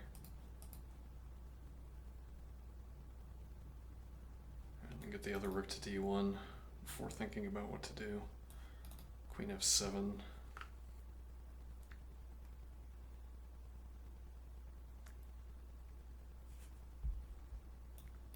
Bishop can still go to d4. Keeps eyes on knight.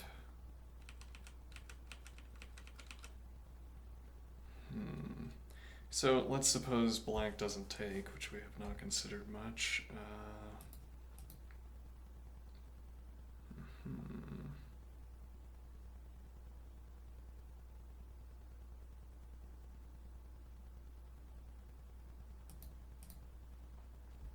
No pawn to roust this bishop.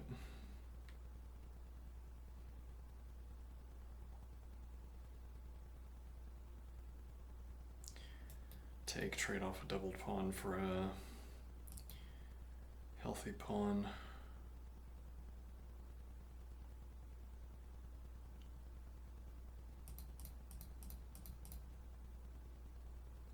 No rook f3, but we still have the file to play with, and white's up 2 points of material.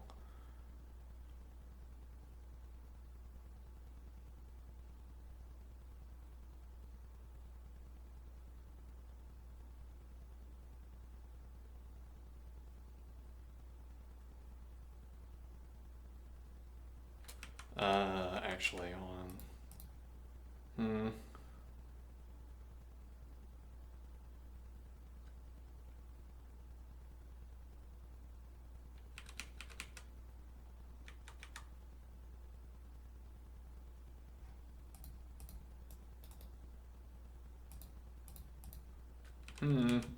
Actually, yeah, that's interesting. You can drop back with check though. Well, so this happens after here, yeah, which you're inviting, notably, by pressuring the pawn. I might just be willing to do no, because yeah.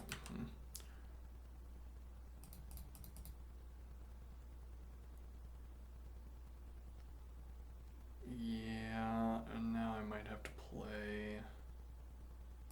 Well, here if I take up 2 points of material, notably. Here with tempo against the queen, deliver check, enter position. That doesn't work. Well, doesn't work is a strong word, I guess. No, yeah, you're still down. That doesn't work. Oh, and you're hanging your queen, so you have to take here first.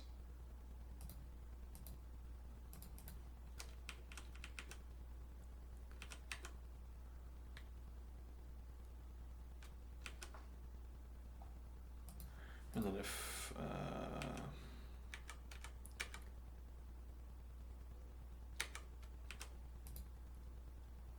let's see.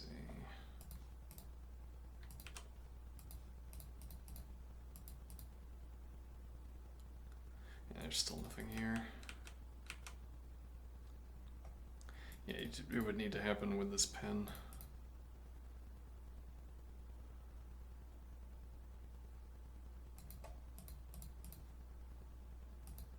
Tempo against rook.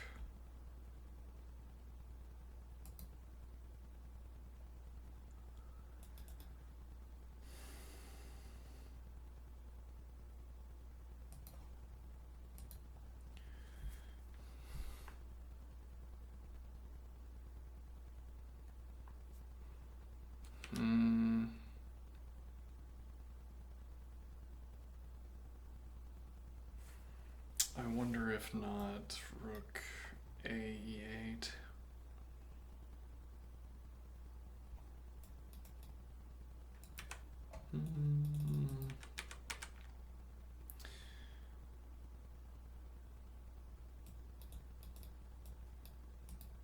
There's already some activity for the a rook.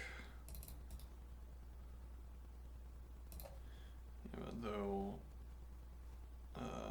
something like, well, actually, yeah, you could interpose the rook. Though if I use the bishop, you can't do that.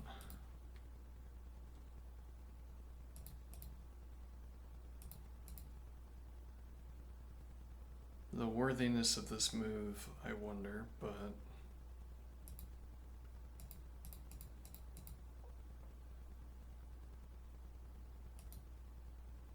and a rook of 3. Nor this diagonal. Get the diagonal support for the pawn and look here.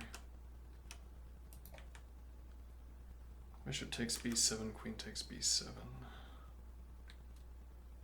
Okay. You can escape the pin on the bishop. Cover the pawn, less important with check. Yeah, queen c4. Probably you have to go in the corner. And then here if nothing else.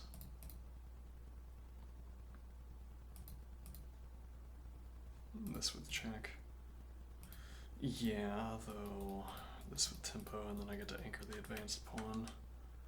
I probably can't advance against this. We're looking at queen f7, which eyes f5, d7, g7. Defends knight, defends pawn, defends pawn. defends pawn, indirectly defends pawn.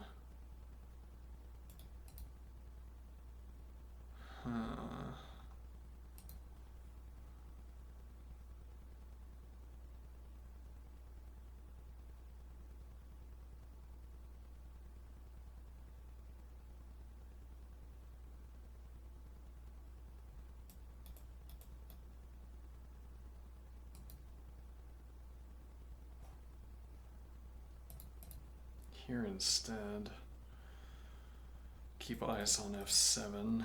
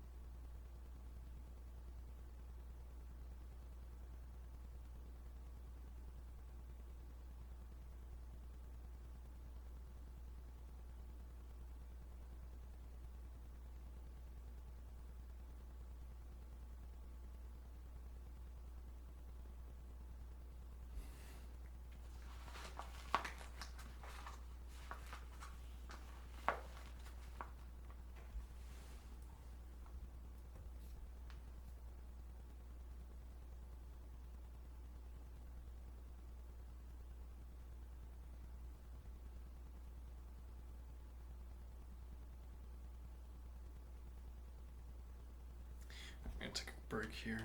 Be right back. Anybody in chat? Nope. Right. Be right back.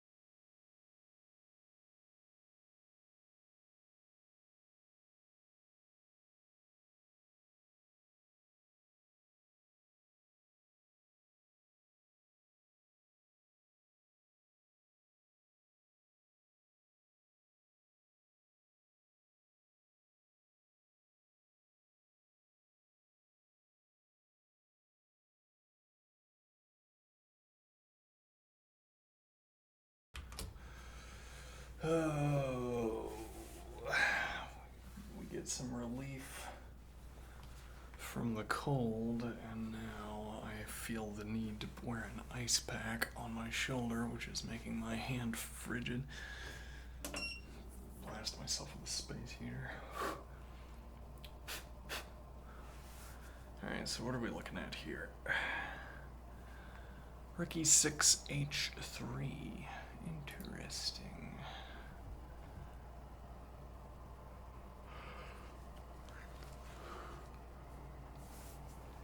Wondering, where is the threat? Where is the problem?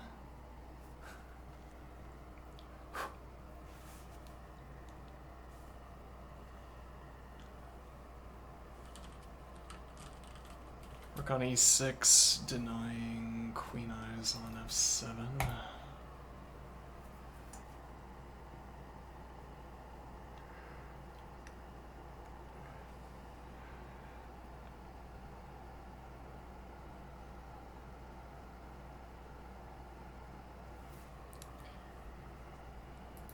Ah.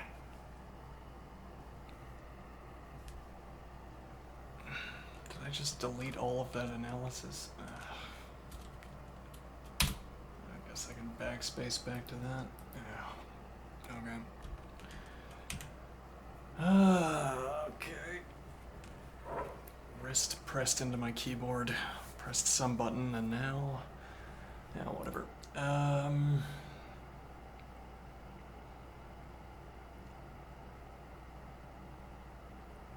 Oh well, I just have 2 points of material, so I don't think quite as concerned about this trade offer.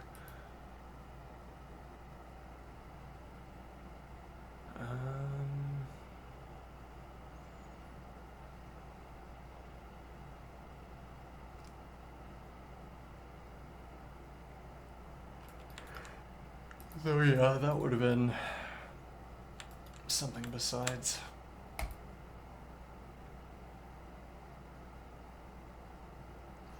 Though if you play in takes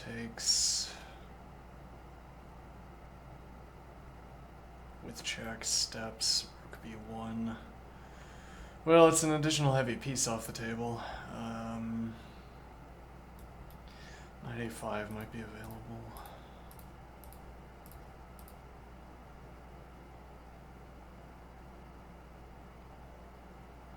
Actually, I could also play this.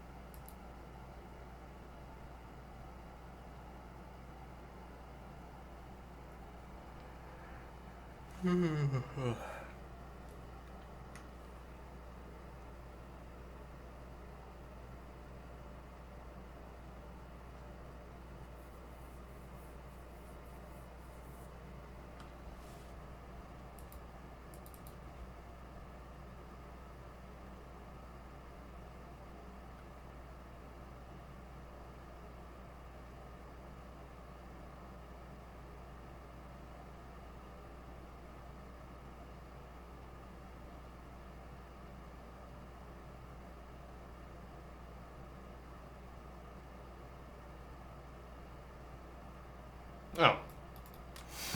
Queen also covers. Never mind, you can't do that. Takes. Keeps eyes on g2. Here, threatening some kind of intrusion.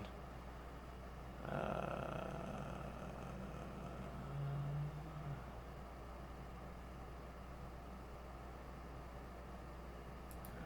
look here and say this can't work, surely.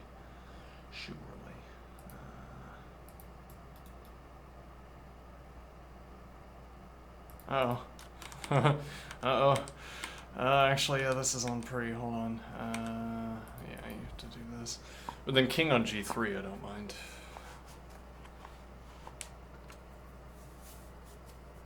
I think.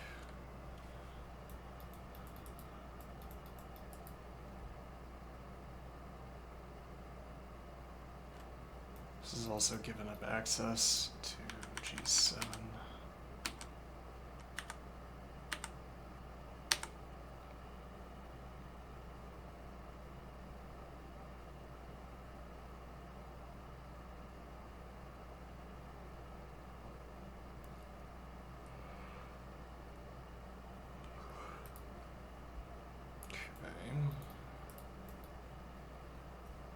Mm.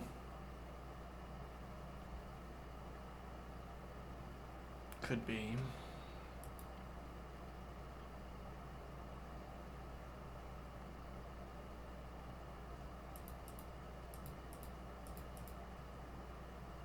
No, because we also have rook defense at the end.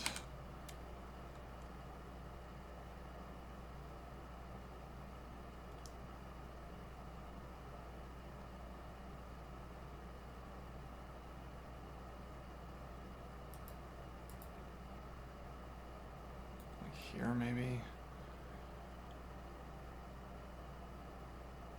What does that purport to do? This could be a problem. It might even not be a problem, which... Well, bishop lies here, along with knight.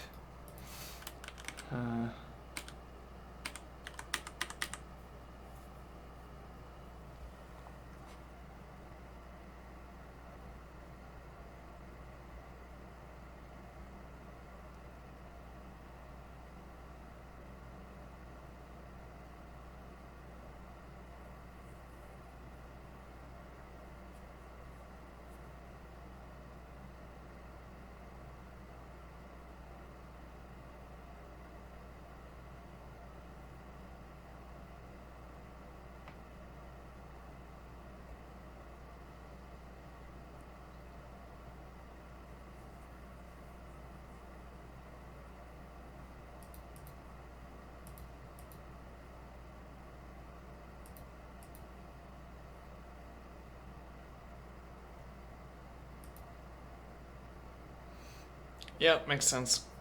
Yeah. I wasn't doing anything with that rook.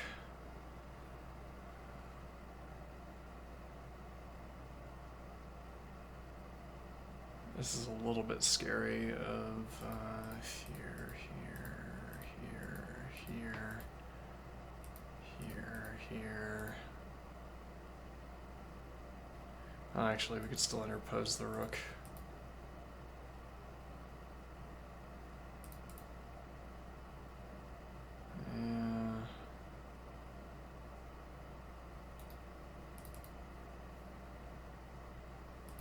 Or for that matter, threaten the mate.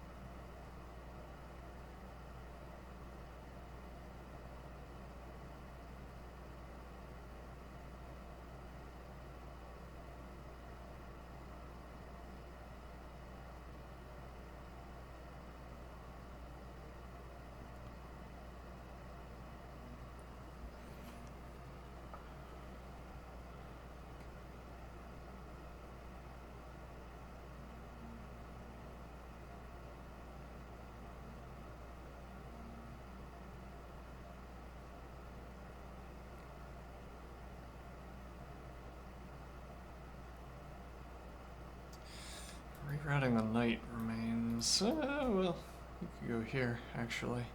We hadn't considered. Hadn't really investigated either of these two moves.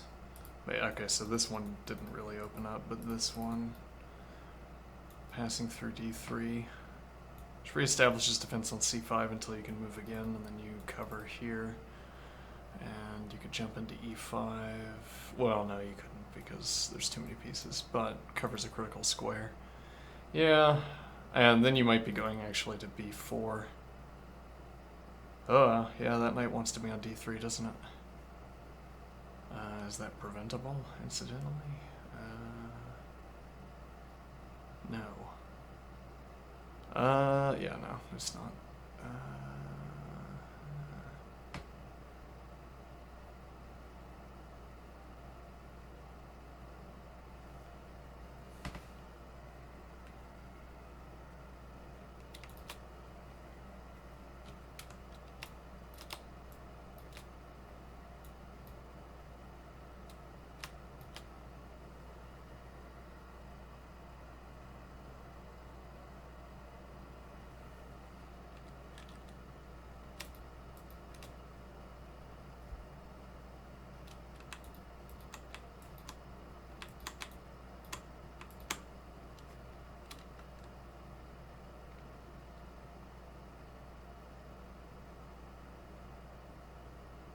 You don't really have that square because there's just too much pressure against it, even with pawn support, I assume.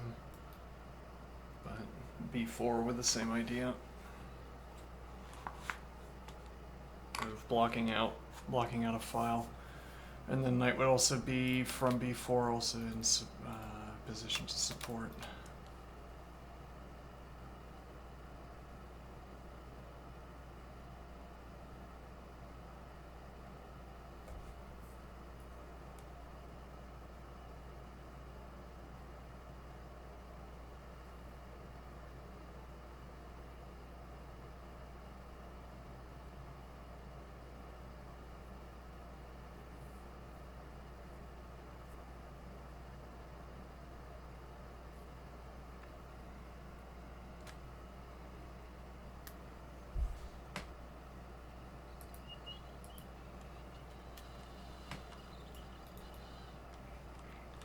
Also covers e1, which isn't irrelevant.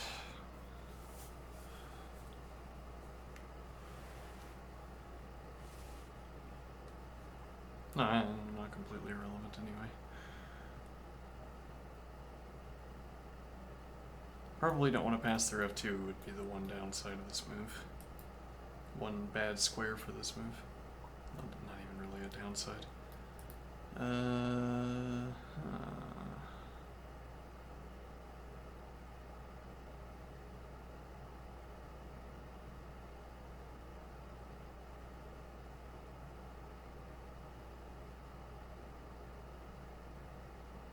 Now, with all of that having been said, what does either side want to do here?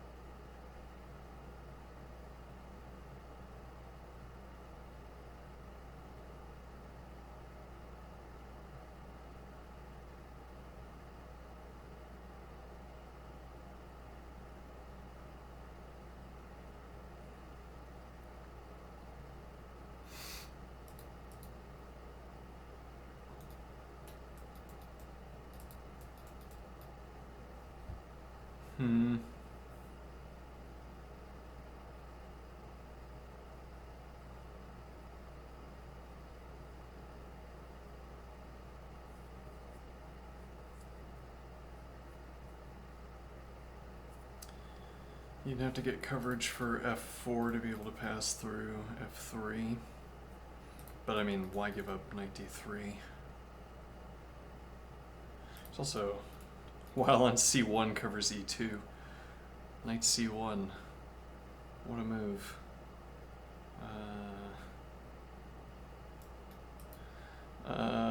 But, so no piece is going to get to g5. This lets you get off of the diagonal.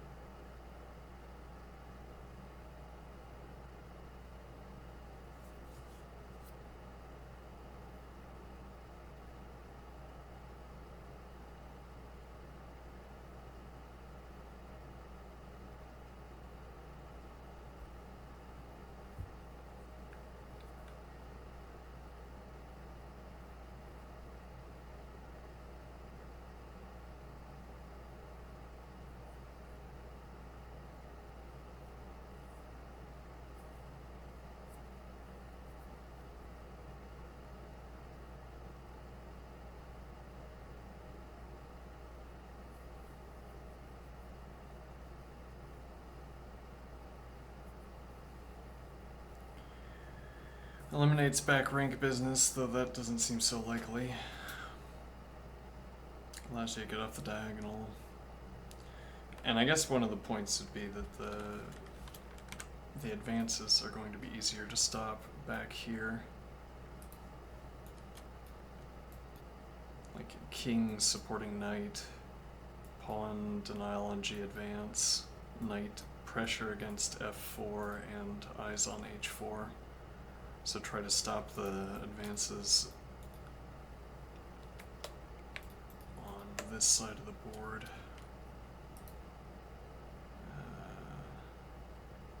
Interesting. Though rebuttal, advance anyway.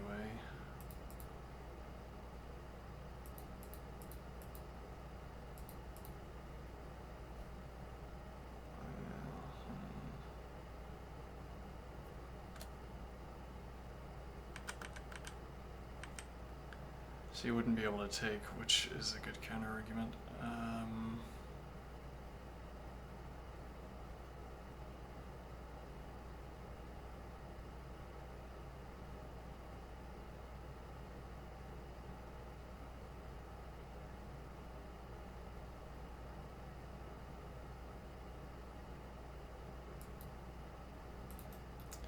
Doesn't do anything. You don't need the rook. Yeah, that's a problem. Incidentally, h3. h3 denying h5.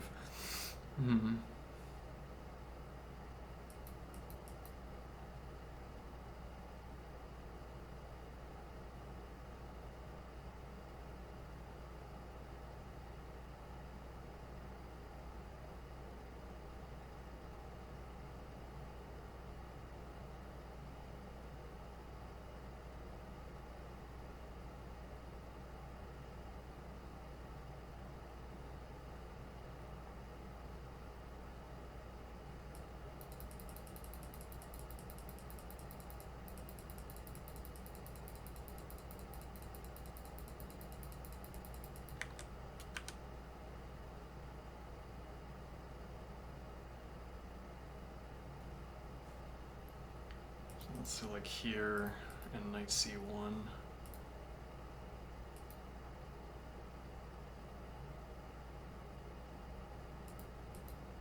Blocks.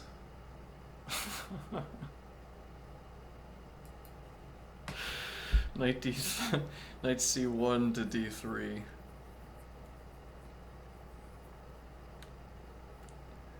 I mean, even if it didn't, if you could go here.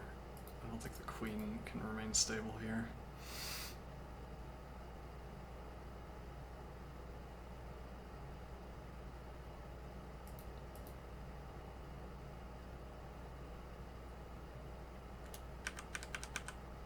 But okay, it's, yeah, the knight doesn't disappear off the board or something. As would be required for... whatever.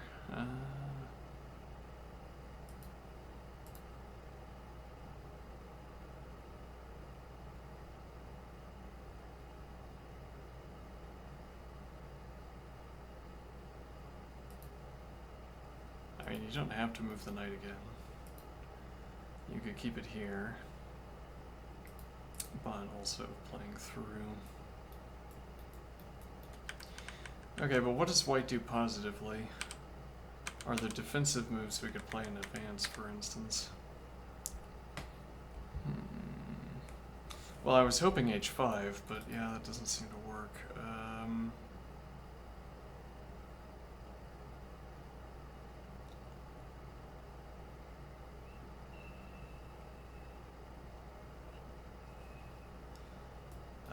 I'd play g3.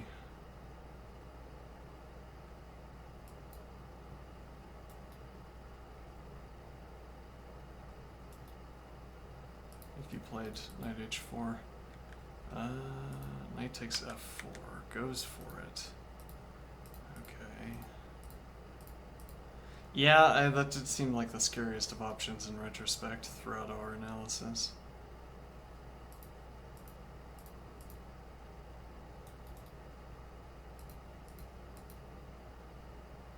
Ah, denying knight c1. Huh.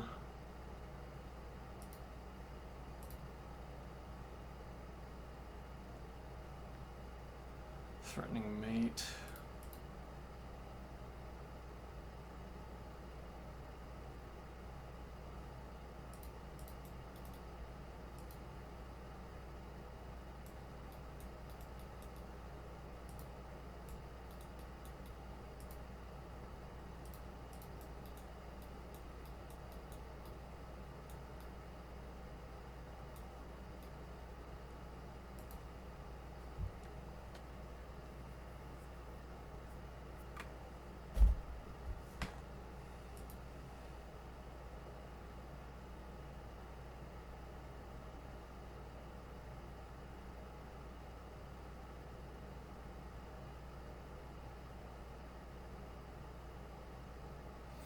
If this pawn comes off the board, the remaining rook gets activated against black's king as well.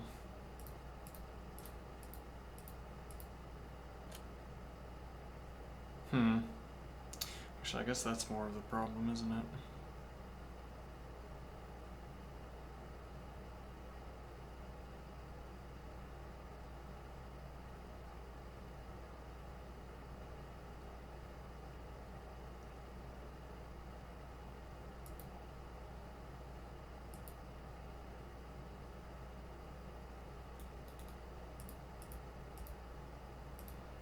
Now knight c1 remains available. No,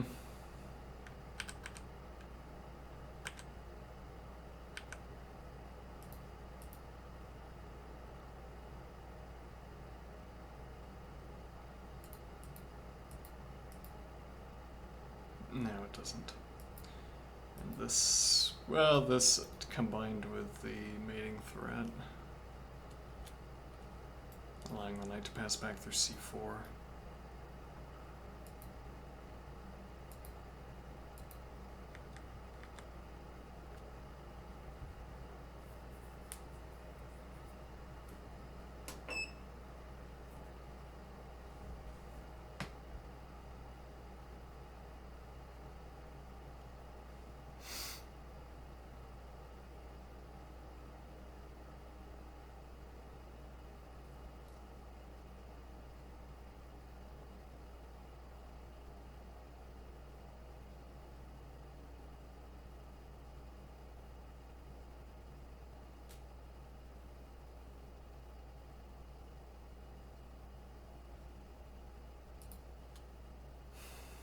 Could also block.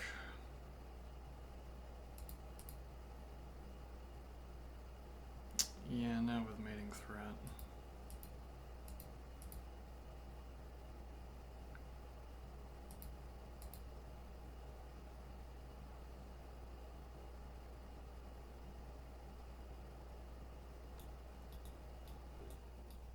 Lots of options.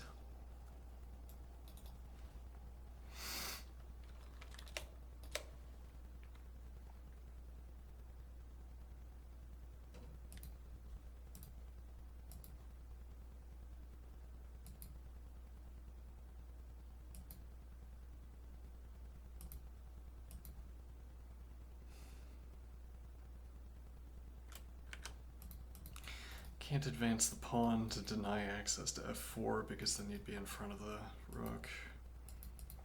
And if you threaten this mate with tempo and covering g.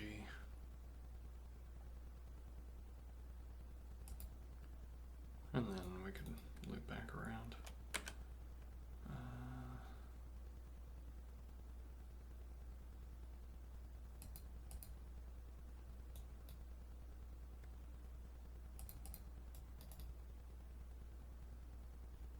Meanwhile, looking at the exchange.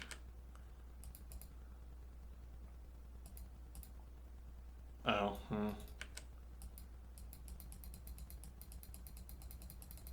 Well, what if I just take?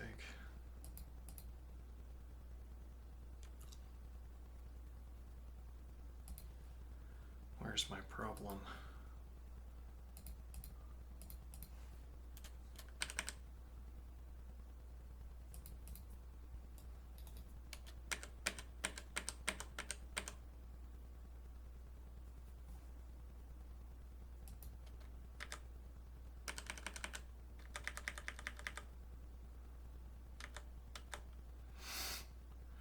Okay.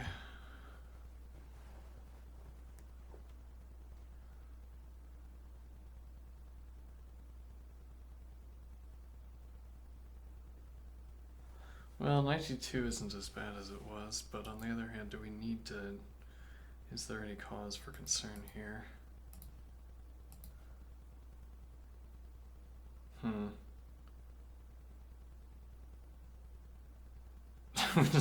We lose the piece. Hmm.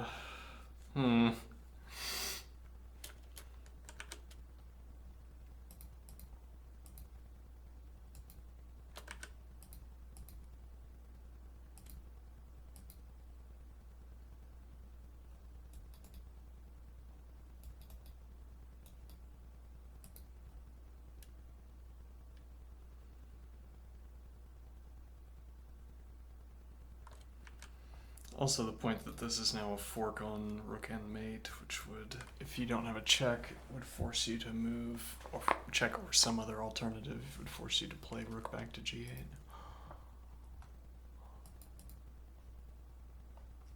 Queen e4. Indeed, queen e4.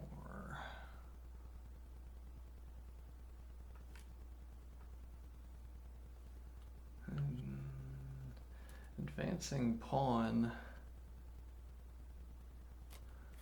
Try to get the pawn to a6. Say black doesn't have any resources. Though I'm not so comfortable with the king on this side. This seems troublesome.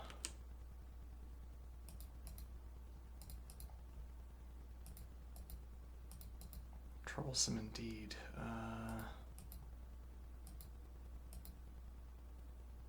But does it work though? But does it work? I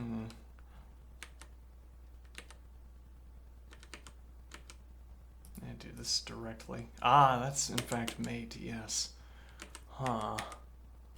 That is a mate in one thread. Yeah, that's a problem.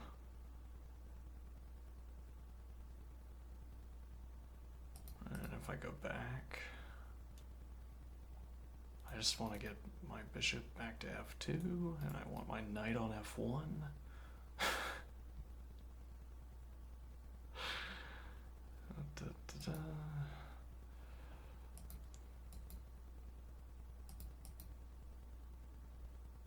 Not here. And then denied.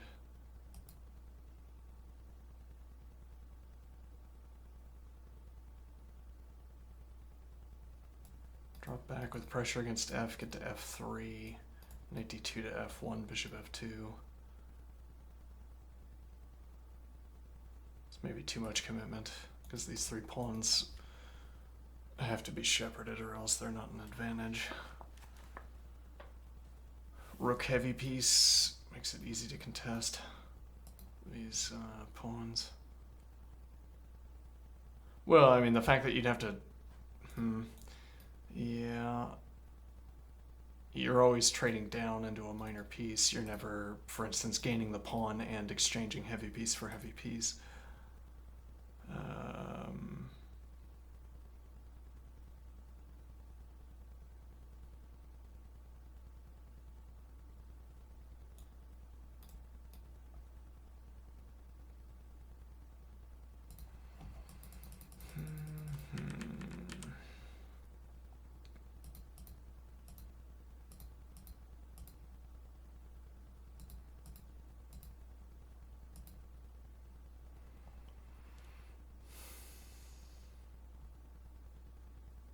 I think that's too dangerous.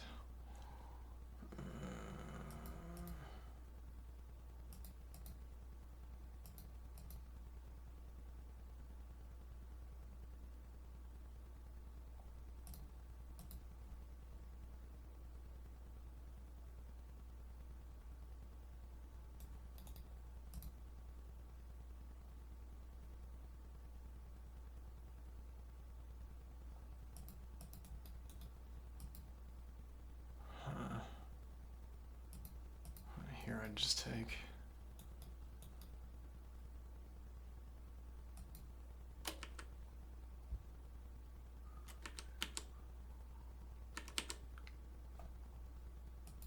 King G1.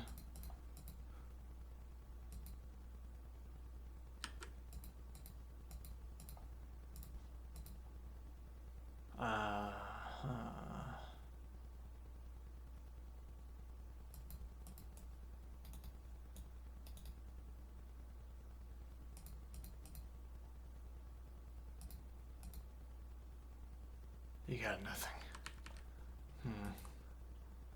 Queen B1.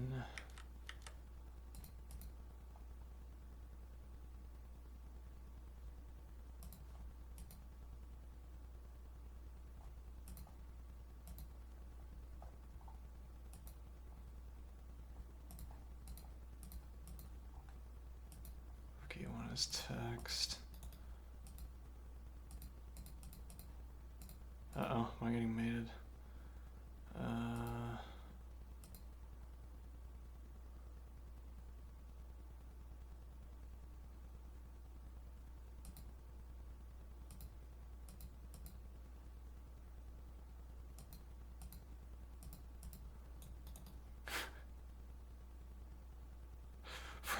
Free pawn.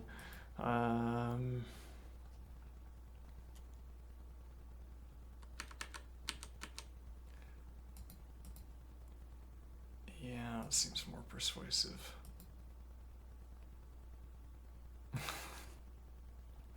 Though perhaps insufficiently persuasive.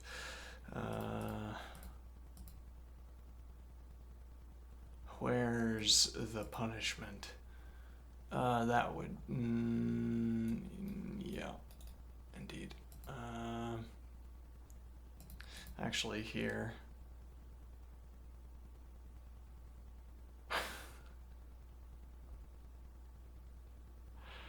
Also, king assisting in a mating threat. Actually, hold on. If I go... No, that doesn't work. I mean, it would be a different question about the game, but... No, I doubt that.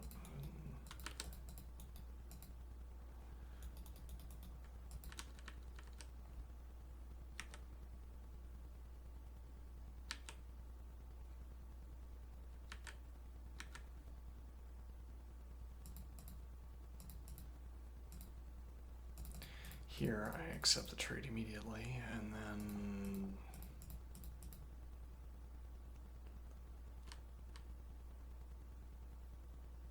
Probably.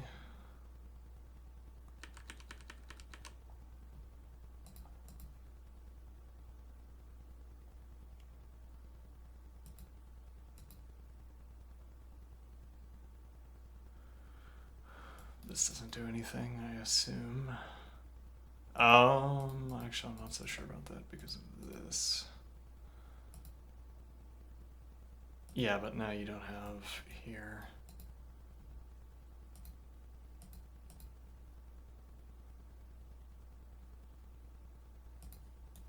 You wouldn't have diagonal back.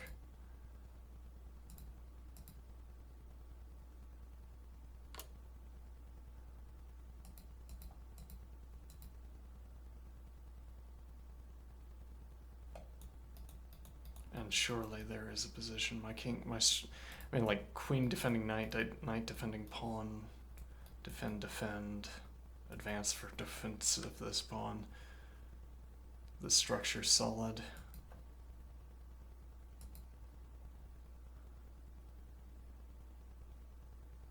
What led to that idea? Uh-oh. Queen of 7, I think. And then we say this doesn't work, though it's like you'd have to spend the remainder of your 17 minutes calculating to make sure this works, because if it doesn't, you lose immediately. Actually, you could... no, not really. Yeah.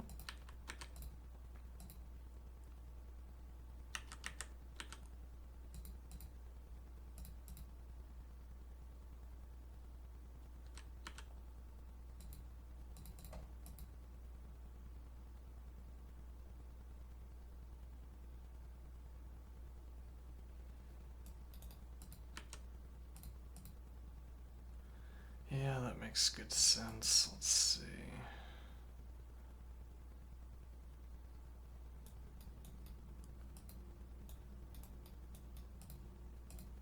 So it has to be here.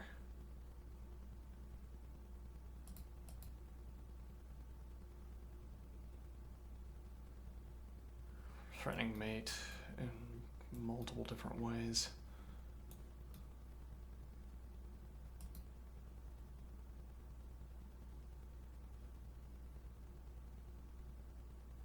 And I'd trade off queens.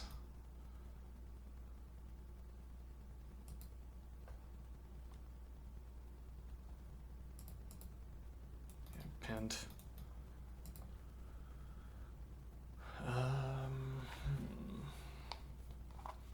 And there aren't any other checks.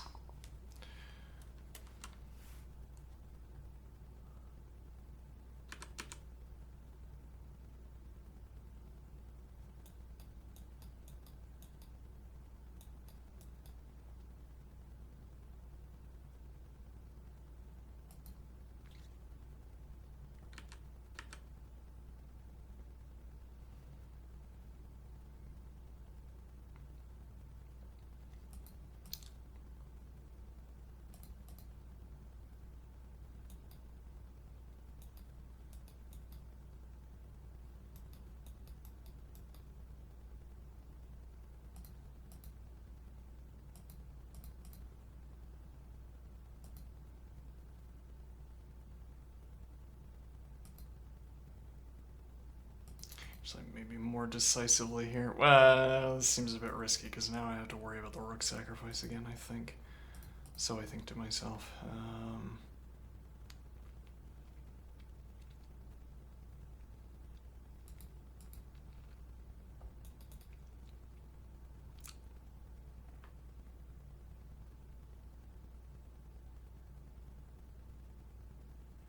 Yeah, and here we could be getting mated. Like, I don't want to advance here, for instance.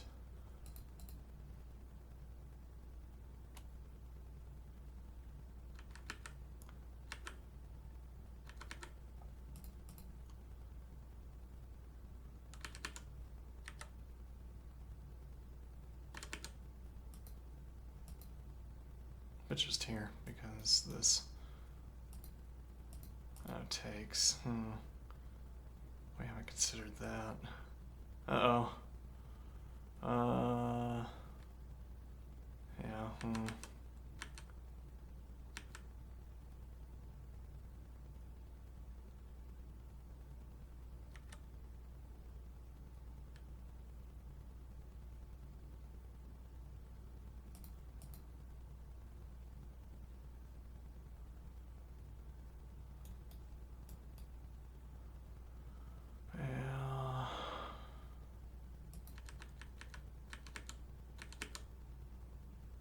Okay, maybe we don't have queen f7.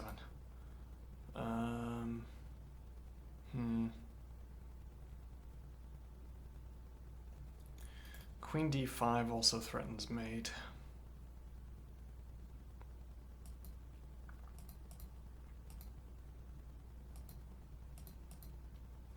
Though now we don't control d3. Not obvious yet that that matters.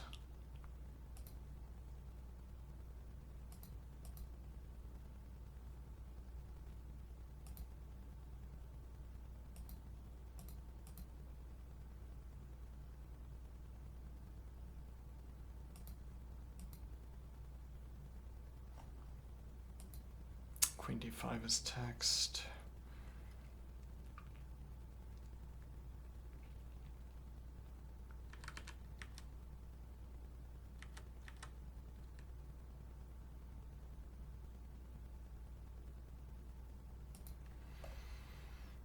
Also threatening mate.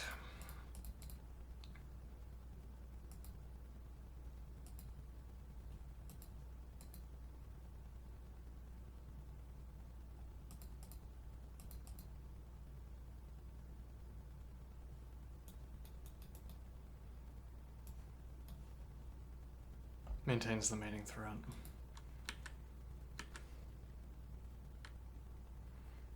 Yeah, there's really not a play there. here could be a different story.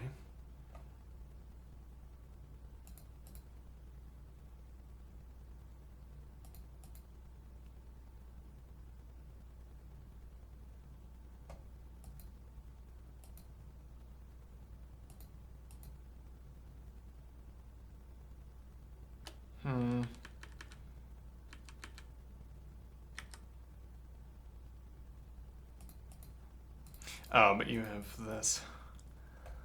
Yeah. And we're threatening mate, so you don't have time to take the... Never mind, this happens with check.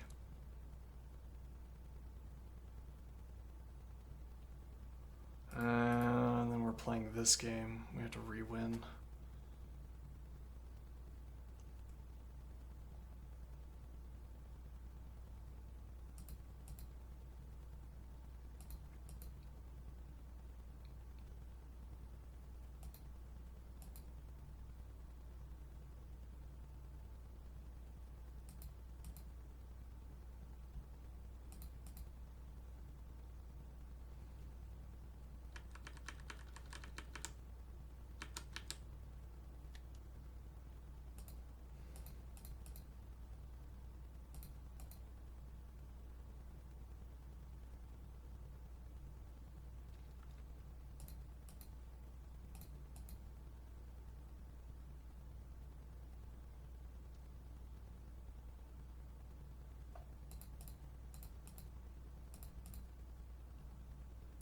Yeah, but now you don't cover this.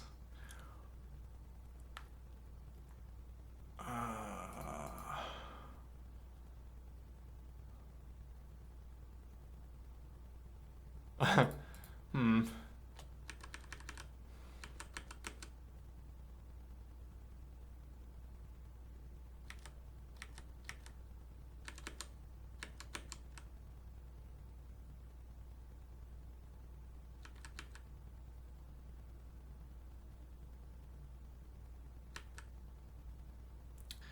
Yeah, well, there isn't an alternative up to that point. H6.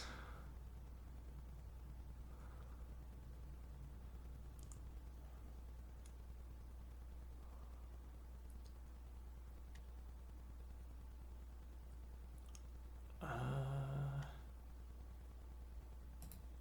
preemptive move here, I wonder.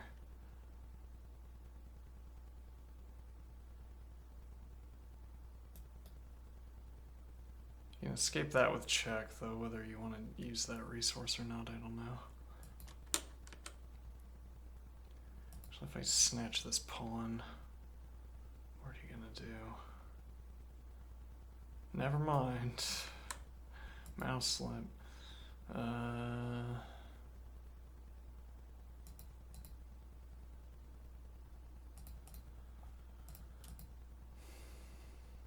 No, my knight's under pressure too. Though actually here.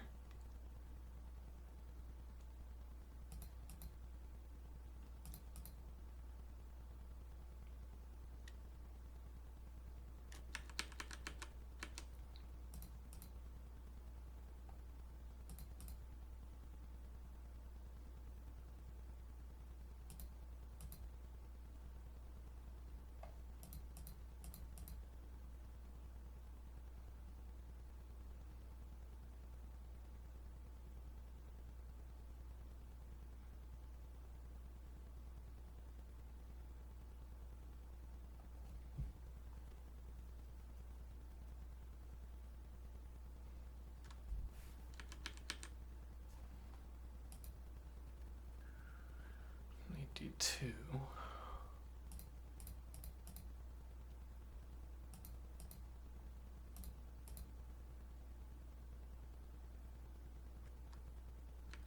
So if you played...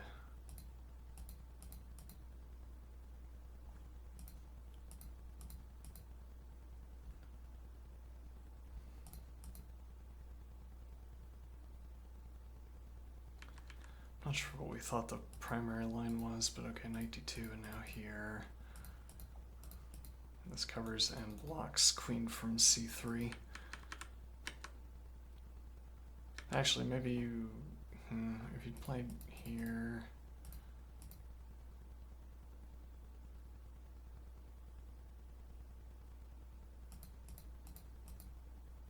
Right, well, we're still threatening mate, so you don't have the tempo.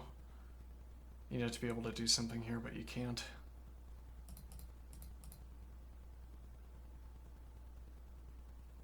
I doubt.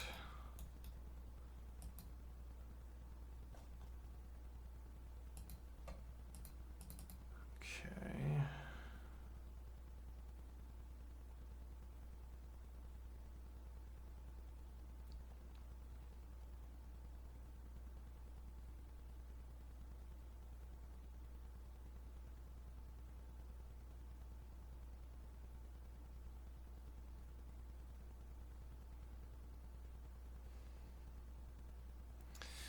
Black has to choose a square for the queen. And where does that want to go? Probably looking to stay on the back rank.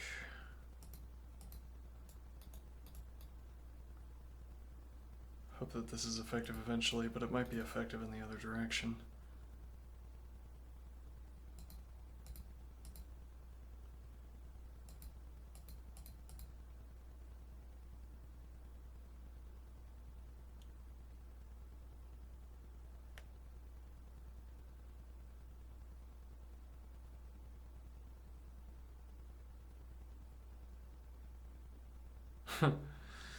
Someone should make a puzzle where the knight follows the king around and provides a sequence of blocks. A forced sequence where the knight repeatedly blocks checks and the king has to move in a particular pattern and you just get blocks over and over again. G3. Like you get to go from side block to diagonal block to side block to diagonal block. Such a sequence.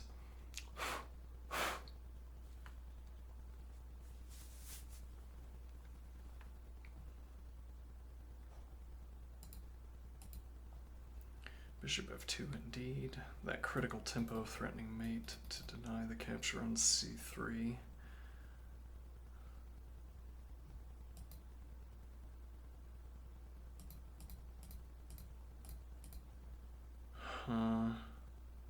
Okay, but now you don't have the pressure against the bishop.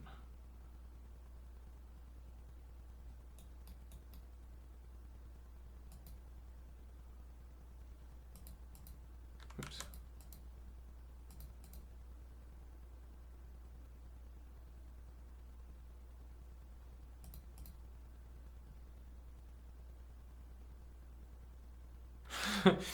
I think you have grown too bold.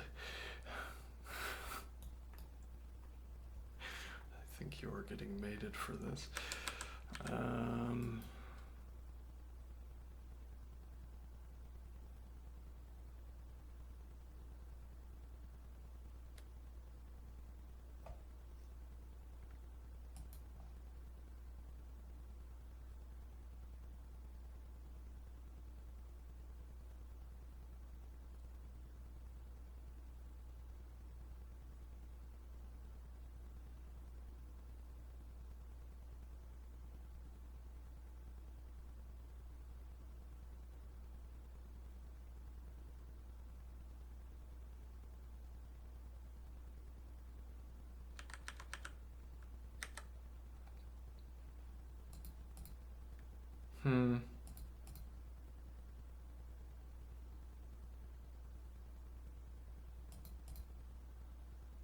Still not a problem, I think.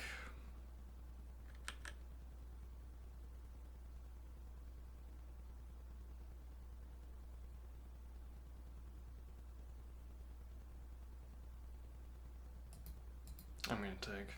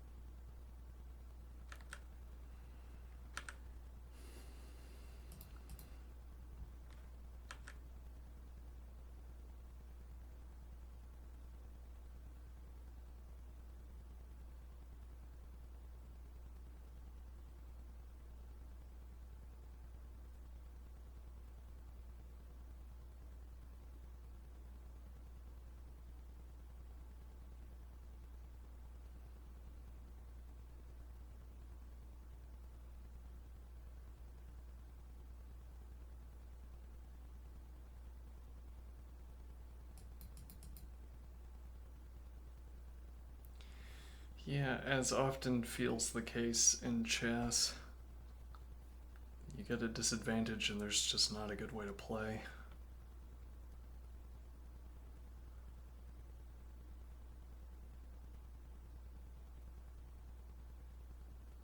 I don't know how common that is. It's been my experience, but maybe I'm just too deflated when I get a disadvantage.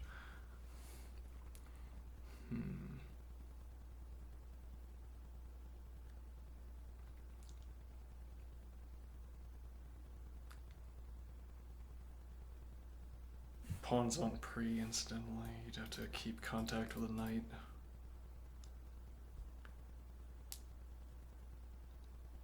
And then it's going to be something like this, if at all.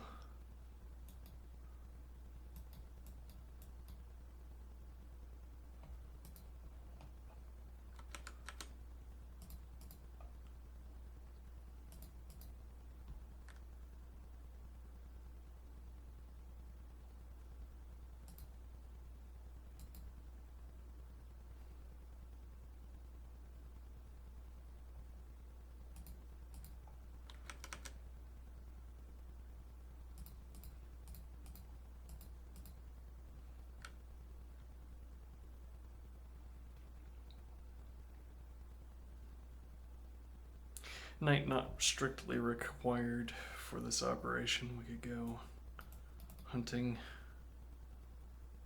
Actually, this pawn falls by force. The queen still defends it. And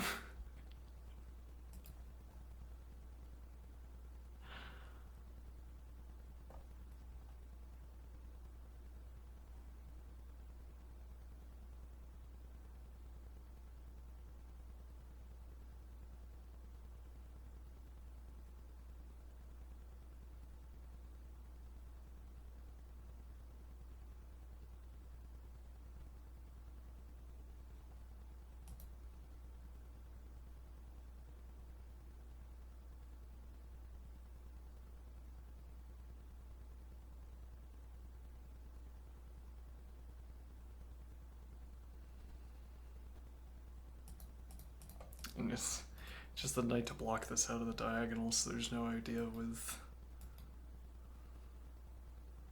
getting the queen in after a pawn.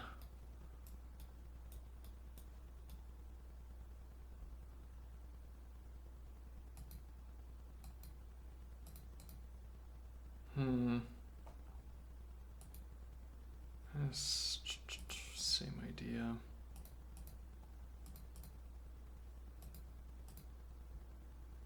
Oh, this also pins the g-pawn. We have the knight recapture. Also the h advance, arguably.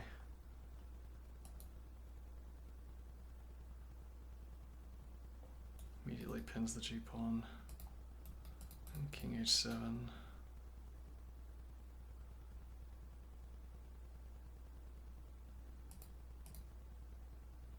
Yeah, the advance G and I take on D with tempo.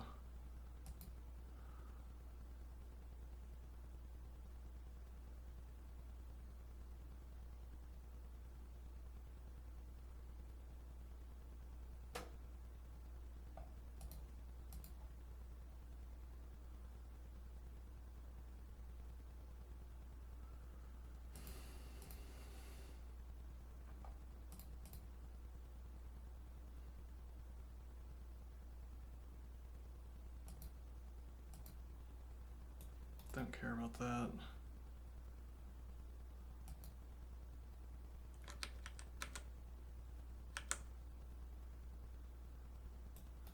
Looking to play here.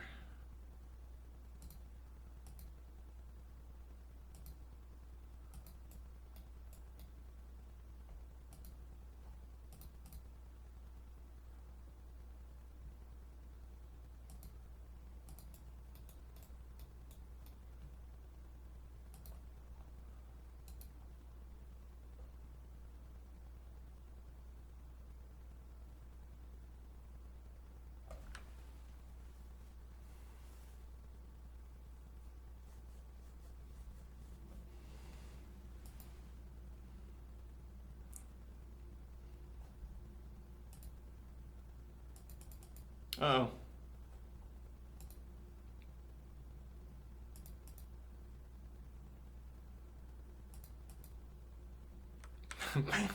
Immediately panic.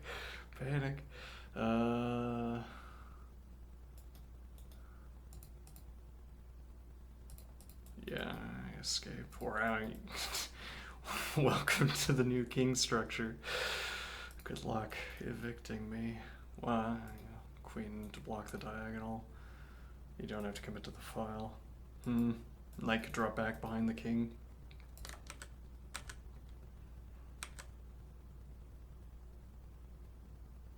Well, you don't have that anyway. Yeah.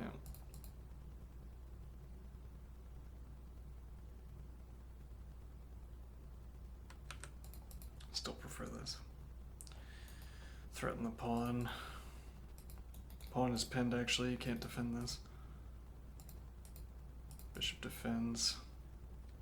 Or take the shield. No, don't take the shield.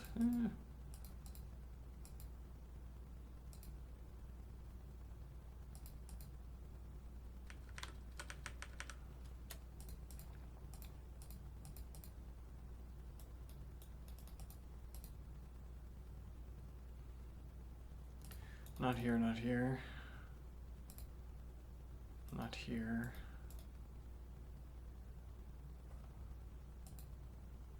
King h7, cleverly denying cleverly denying king g6.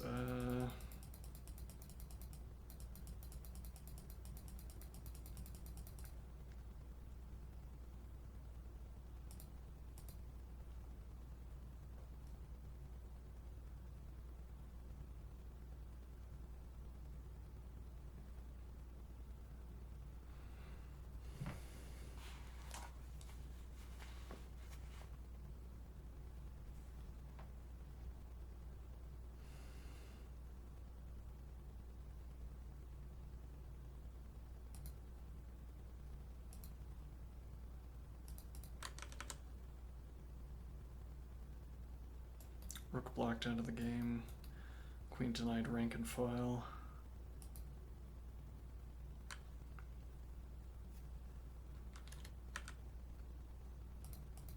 This comes with checks, so this is too slow.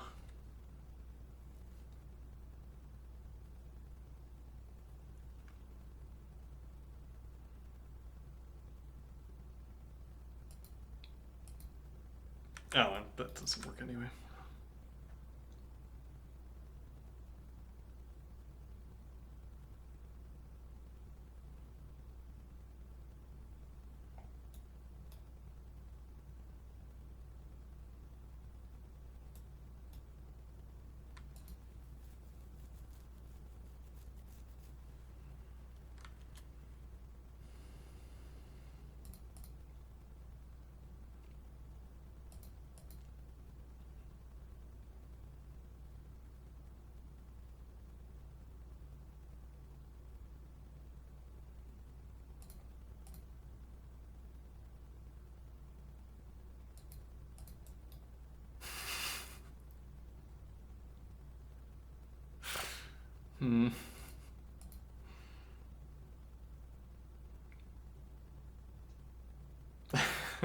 Actually, could you play here?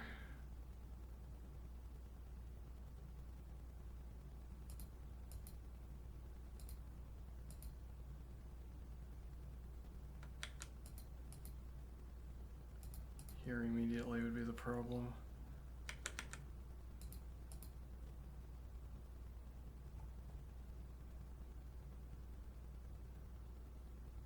Yeah, nah, it doesn't work. Because you have to defend both the knight and the bishop. Well, no, actually, I mean, here...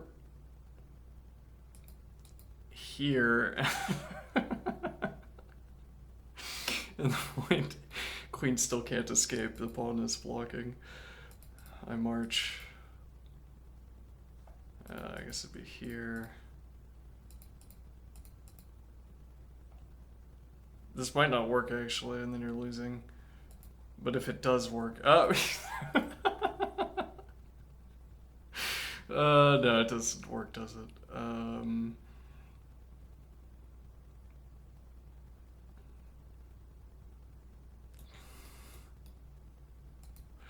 It's like this wouldn't do any good, but you have,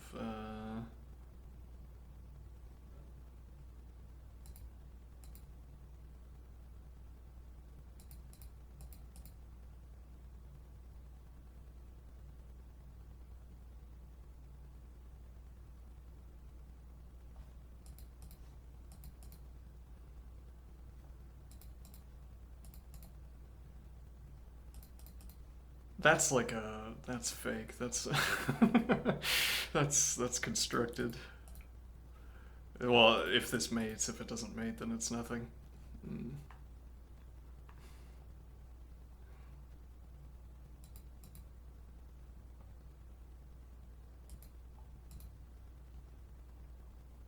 And actually, dark squared bishop out, queen takes. So it's not going to mate. Oh no.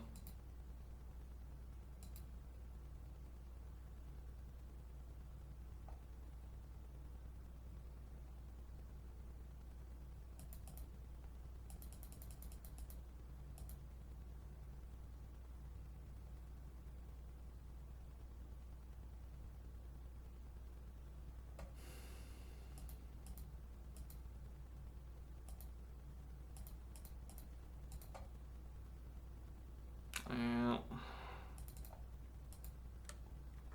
Hmm.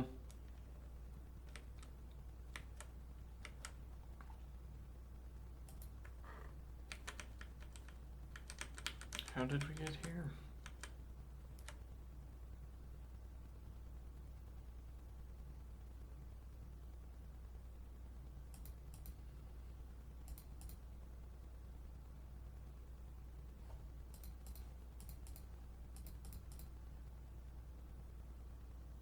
I would actually eat of this. Yeah, it's cooked.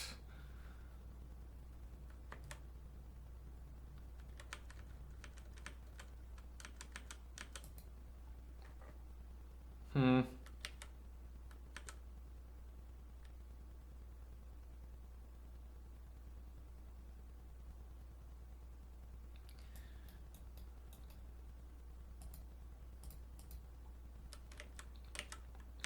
Well, what was the actual... How did we get... Can black force something? No, I mean, well, we sacked our queen as a joke.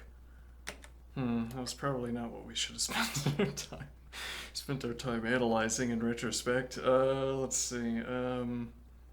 If it had worked, though. Yeah, if it had worked.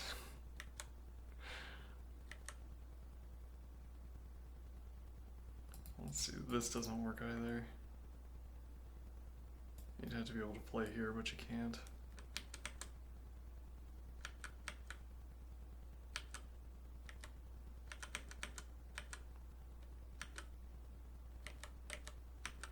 Yeah, well, we're making the point that black's queen is kind of stuck here. And now you don't sacrifice your queen, but instead here.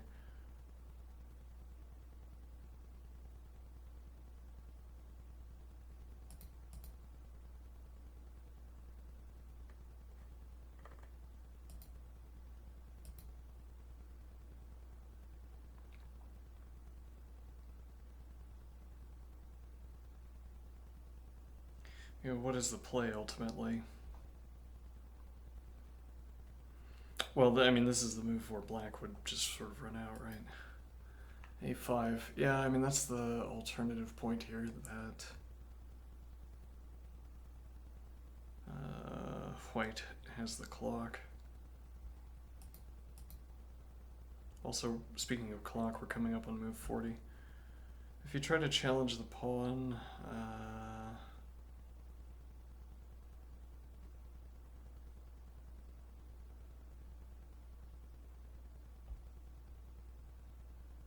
I don't think I want to recommit the knight. A knight on b3 would be too tricky to defend. I like having this. The dark squared bishop isn't covered either, though. Like, it could be knight back.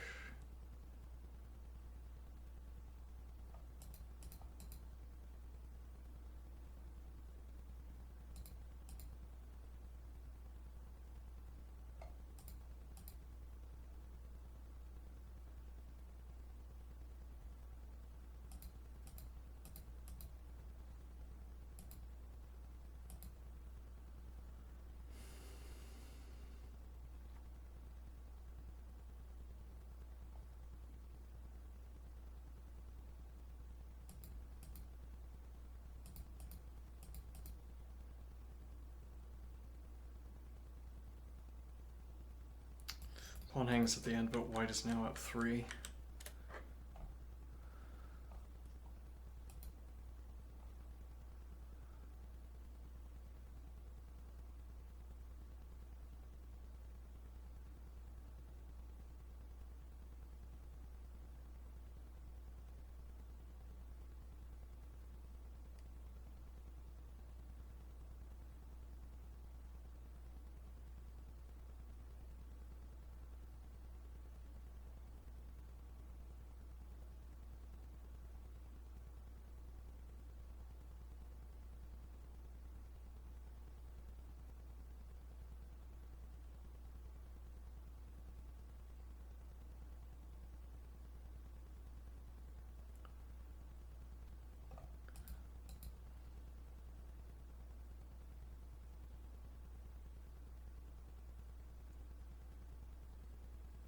Actually, you could take this opportunity here.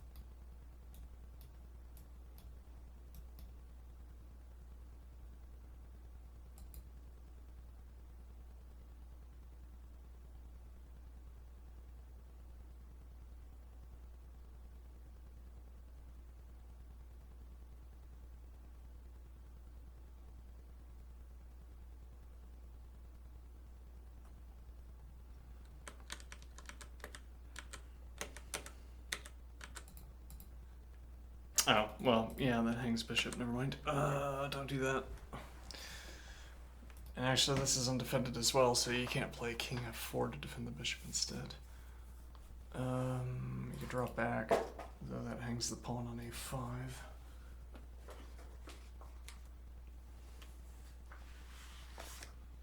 Oh, I'm so cold.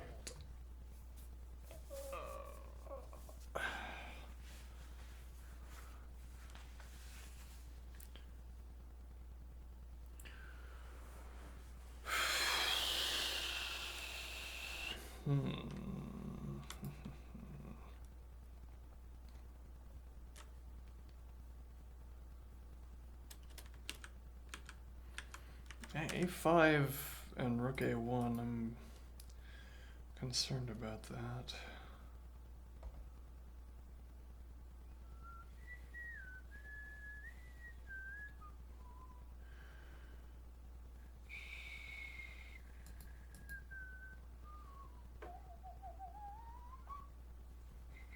Yeah, I don't know. Like, there's the king is the gravity well of the position. Like, I'm not going to be moving, I'm not going to have a whole bunch of time to get my knight into positions. Though, I don't know, it takes. Rook a1 was also a use of a tempo.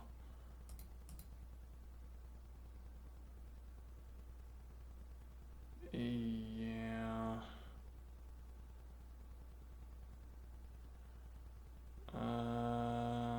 There's almost. If I take here, takes with check. Now not here because of fork, but here. And then there's no. Yeah, no, it would have to be here. And we are sure that can't happen. Rook e1 instead. Hold on, let me.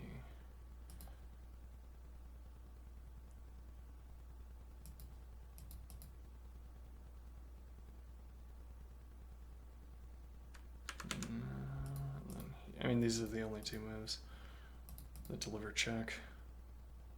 You'd have to end up here with a fork, but actually queen would cover that even if you could do that. Alright, so we have rook e1 instead. Winning pressure against the bishop.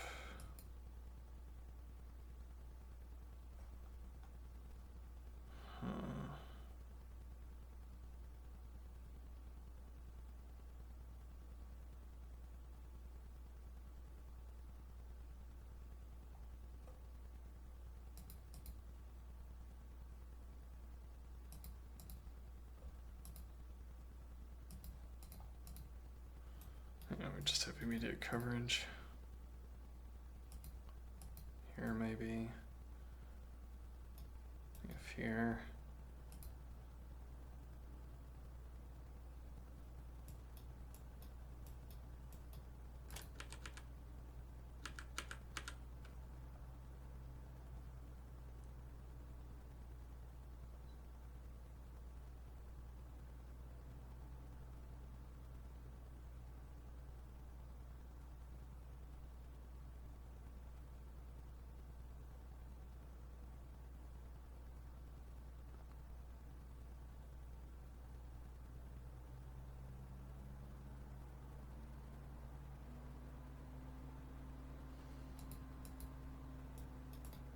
Mm-hmm.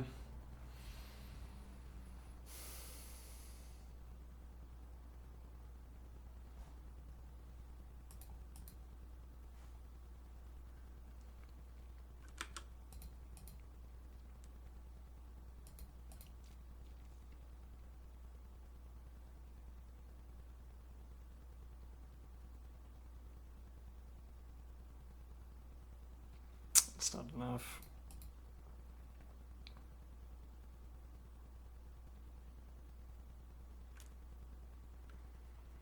Though then I'm also stuck defending. Yeah, but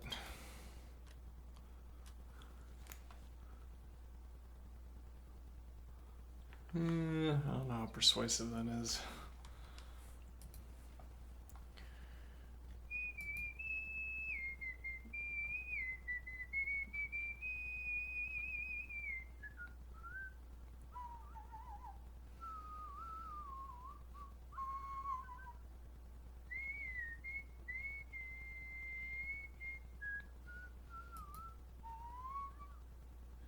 Like bishop drops back.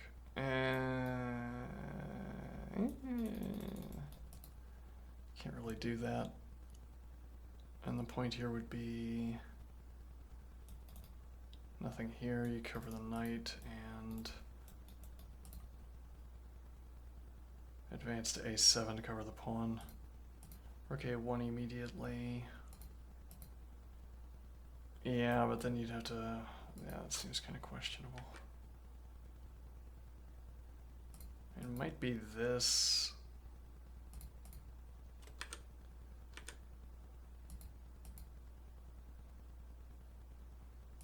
Yeah, but and there's no fork. You take this at the end. Here immediately so that you're threatening here. Doesn't work. You mean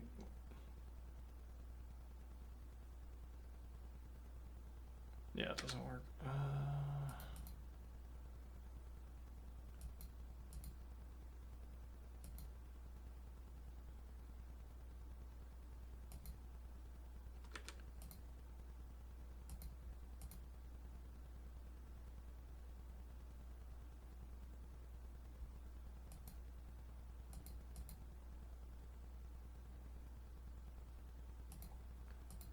Hmm.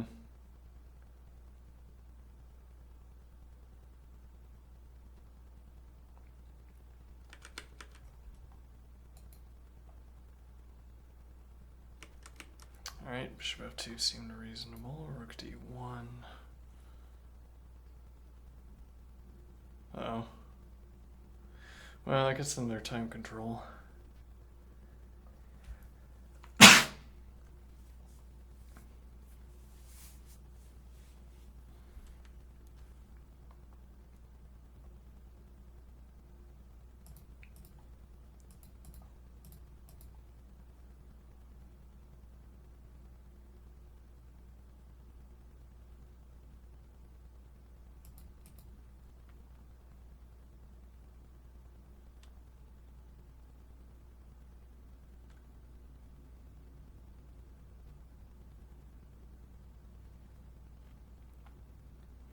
Claim this wins.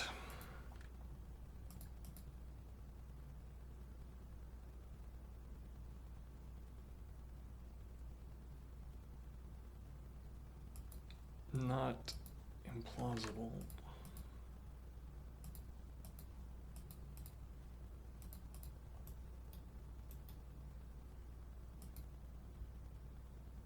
but also, yeah, it really opens up into chaos though.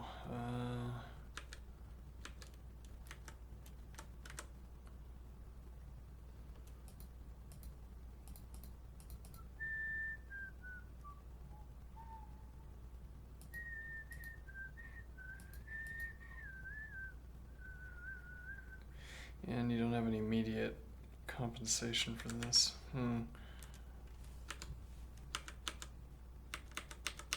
this go wrong? You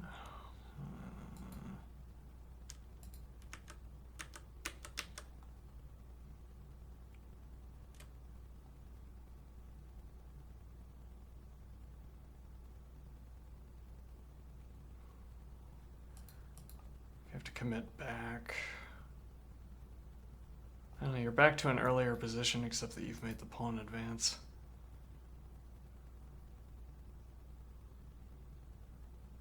Where's the punishment? I demand punishment.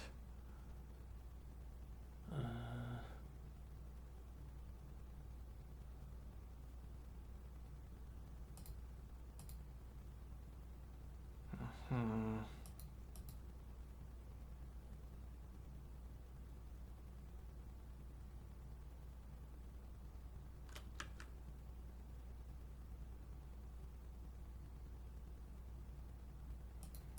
Yeah, it covers and threatens. Can't advance to defend. King out to defend.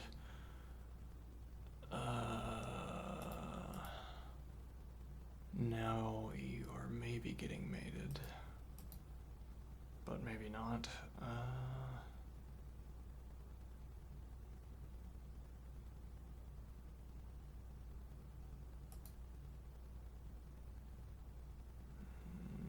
No, that doesn't work.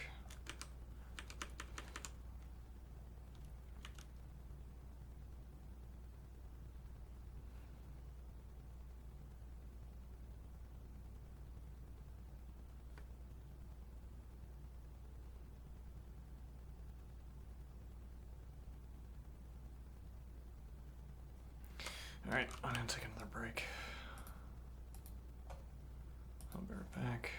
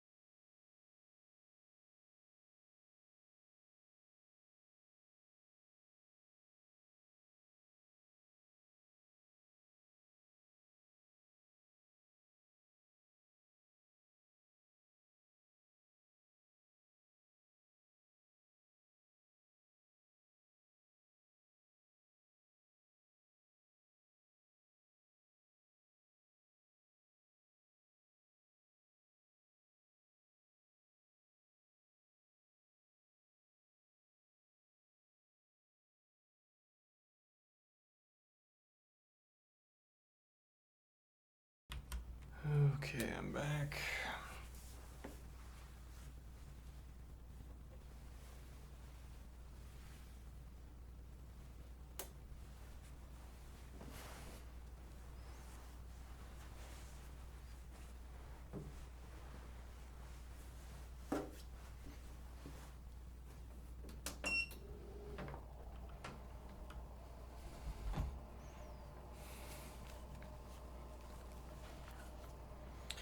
Should I ruin the suspense? Should I check the engine?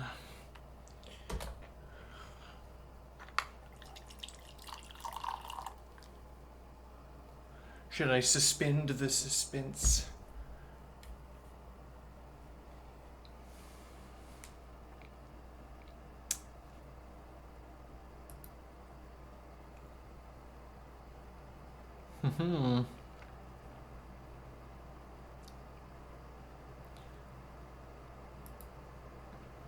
With some of these events, or maybe they've stopped doing this, but with some of these events,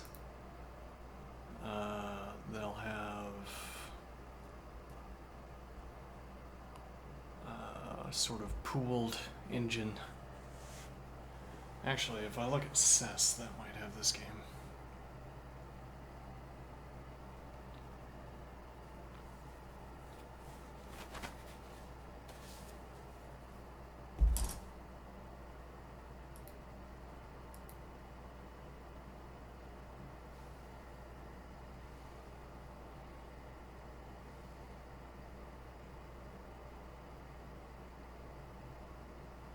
Torch.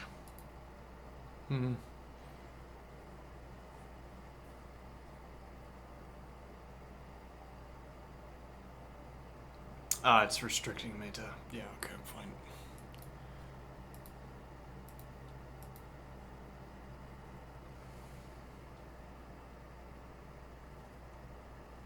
So it looks like advantage white as anticipated.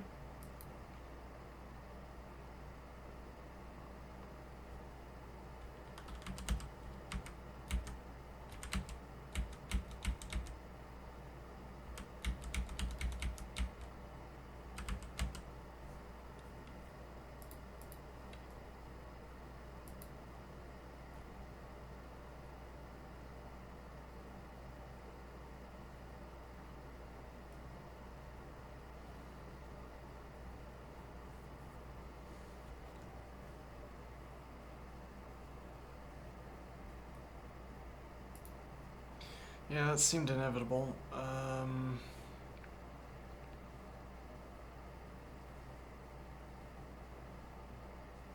how to make progress.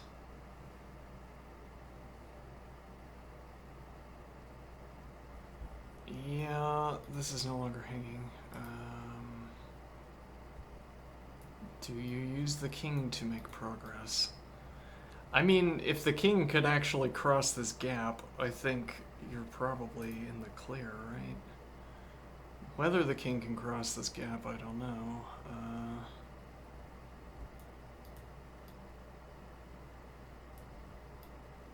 Well, not having access to c6, though, is the problem. Well, is a problem. If you have to go... Yeah, well, you could take this. There's another problem, which would be rook d1, maybe.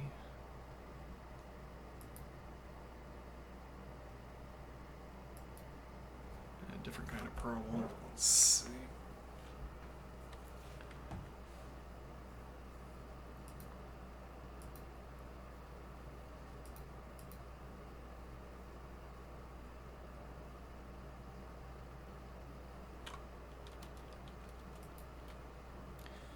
You have to keep eyes on both, well, you have to keep eyes on the knight.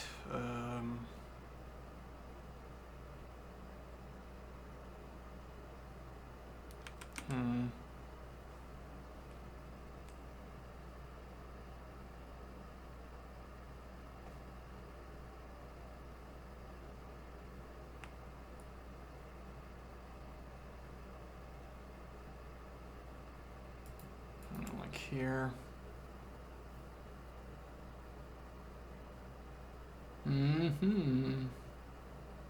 threatening... Well, no, not really threatening this, but you can still play over here with eyes on the bishop, threatening pawn, defending knight. And then a point would end up being if you have to play g6 to cover this pawn, queen back, and now you are threatening to take on d7 because it comes a check.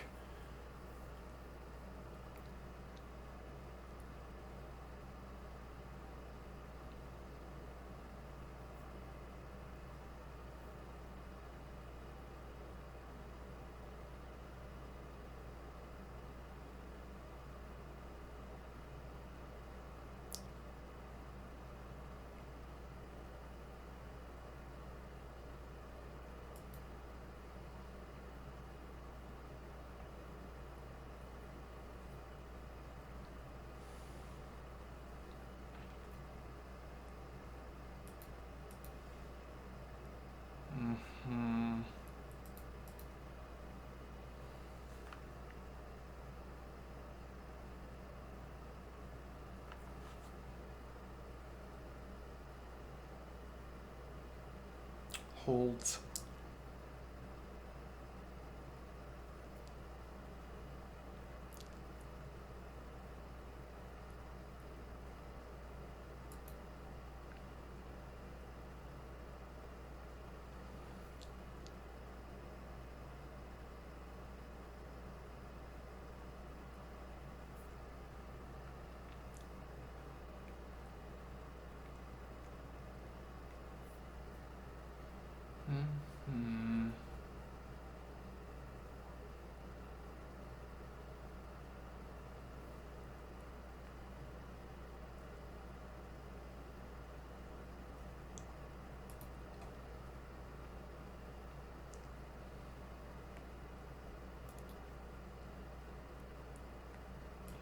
That's not really a worry, though, is it?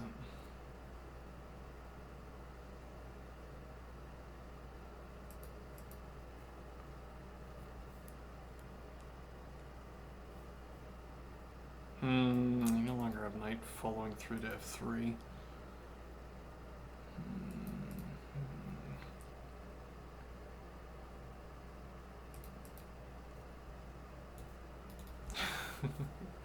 Queen covers g2. It's just, yeah, pieces are covering.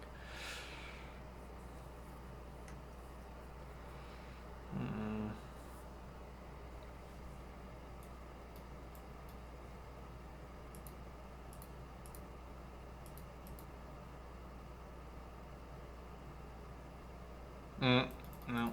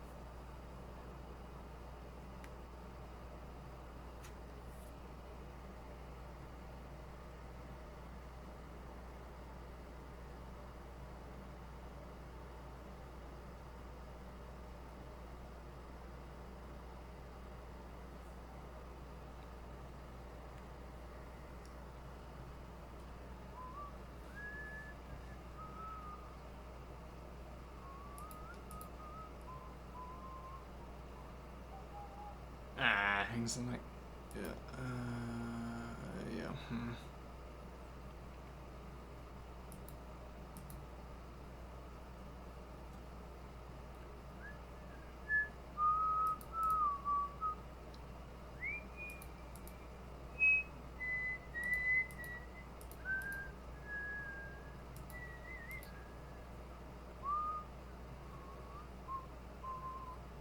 it's not really a gain.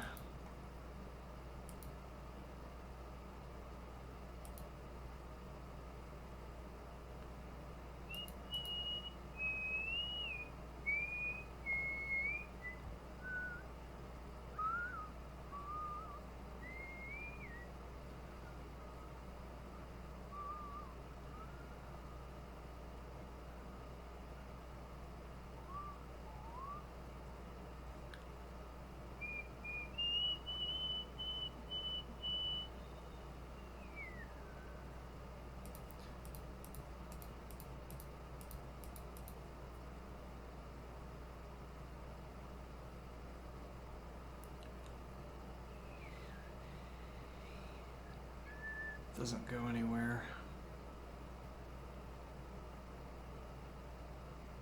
You also can't defend every pawn at the end. Actually, well, barring getting mated again.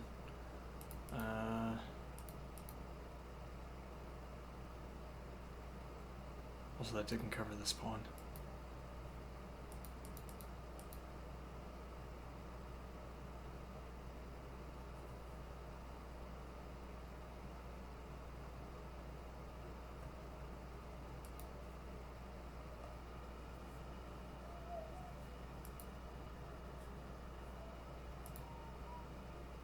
Threatening this with check, incidentally.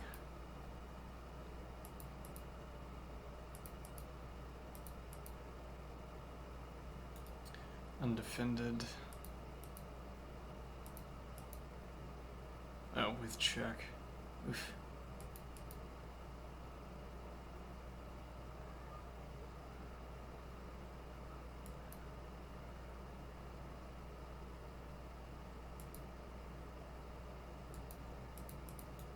Probably need access to this square.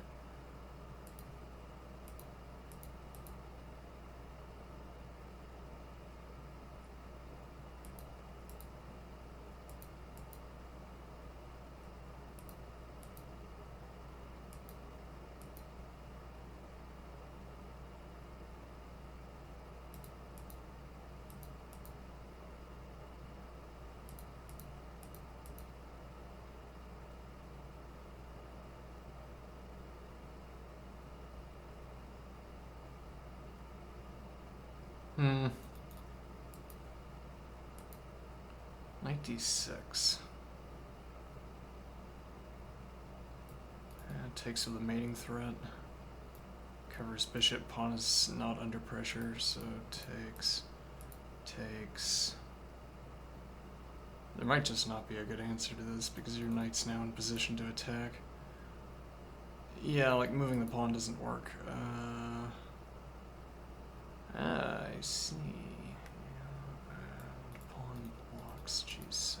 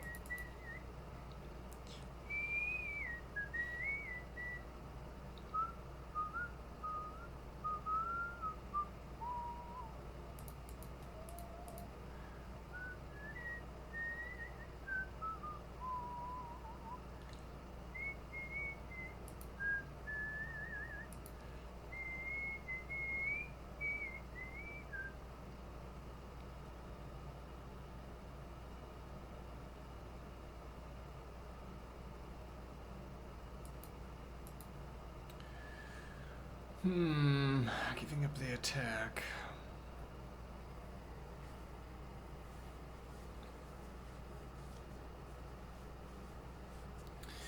And claim your queen is out of position. Cover like this.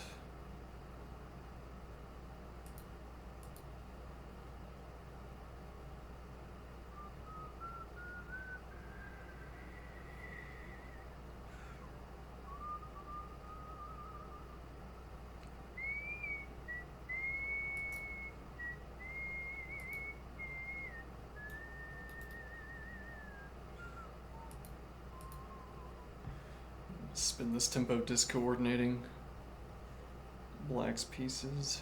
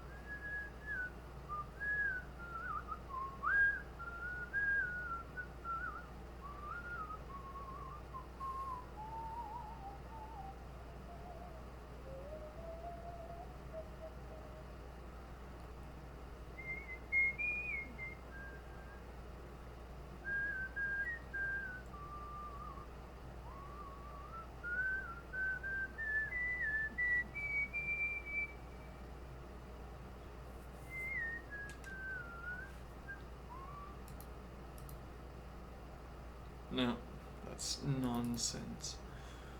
96. Interesting move. Good move. Alright. To be like here. Now takes here and into position.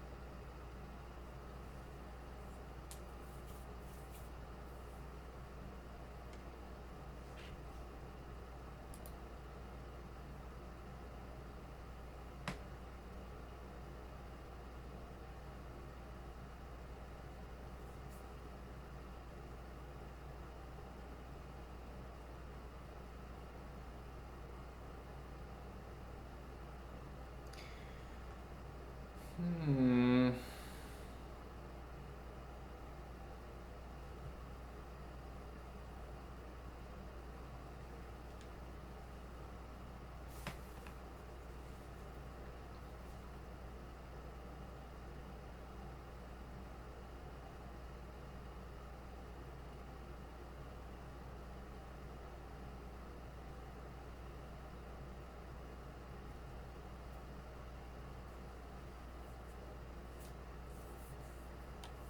I've got nothing for black. Uh,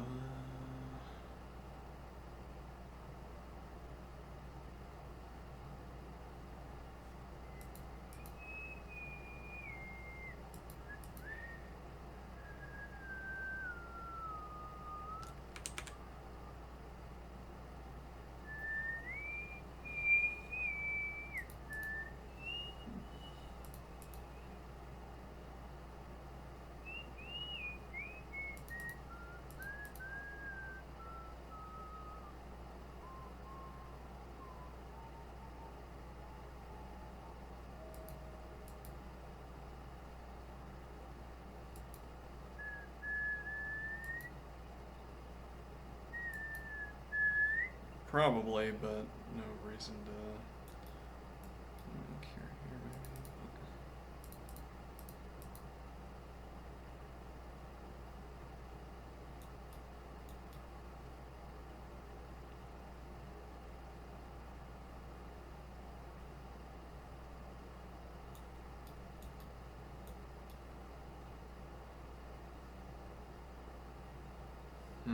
I don't know if he'll be able to organize that kind of mate.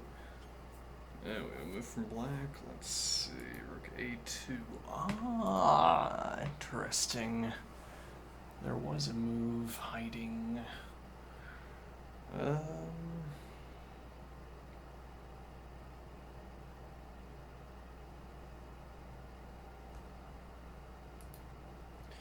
Bishop f2 makes sense.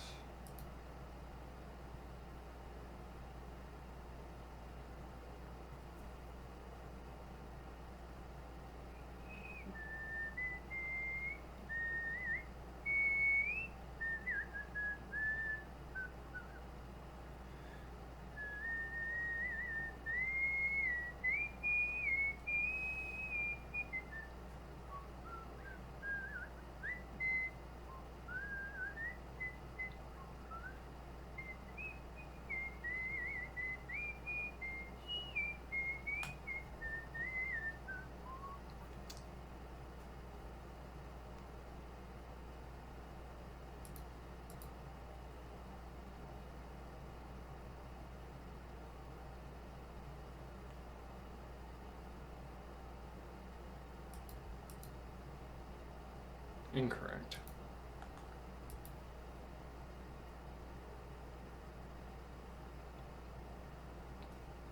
Currently undefended.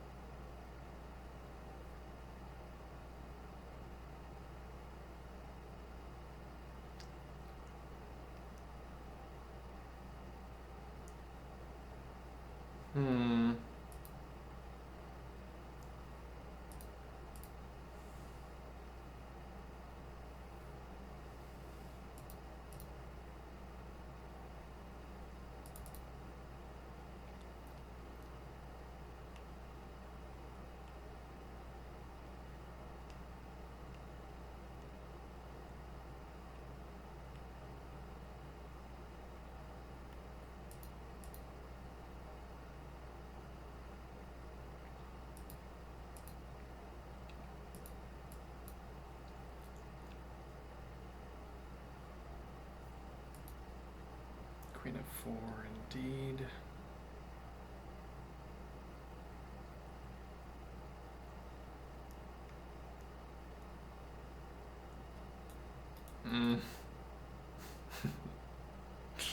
Pawn on c. I wouldn't. I'm not sure how much of a problem that would end up being, but funny that it's not there.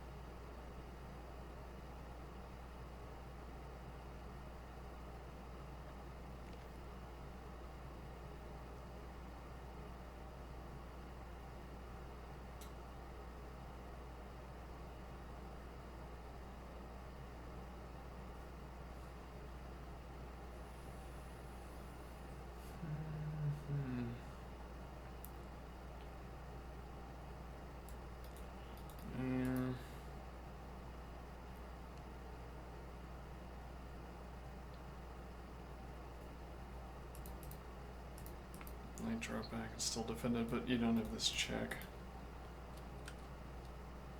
No, but it is becoming impossible to attack White's king, I assume.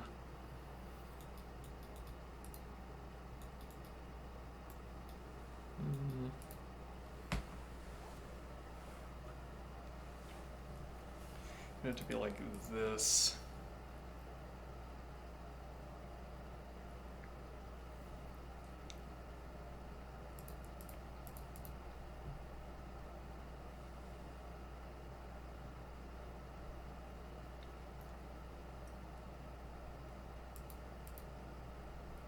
Doesn't work.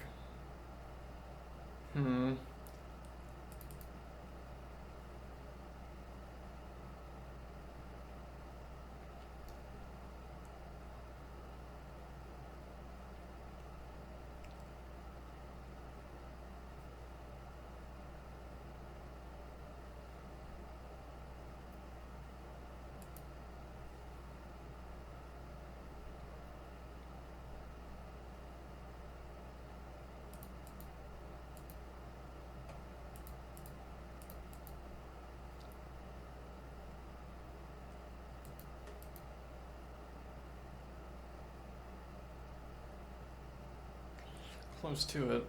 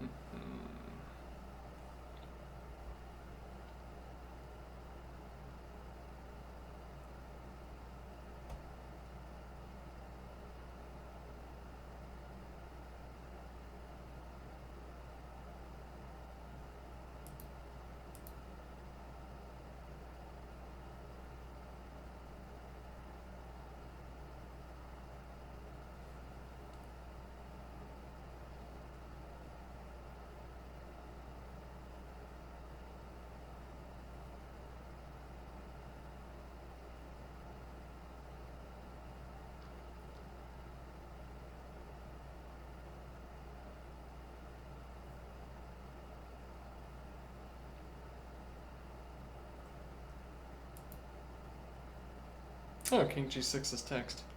No.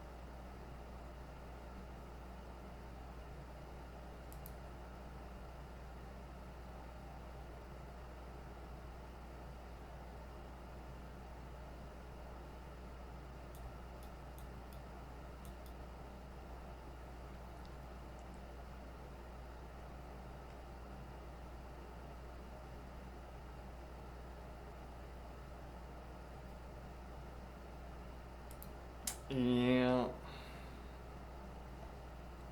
I don't know what a throwaway move would be. Yeah, that's fine. War rounding. Pressure the pawn.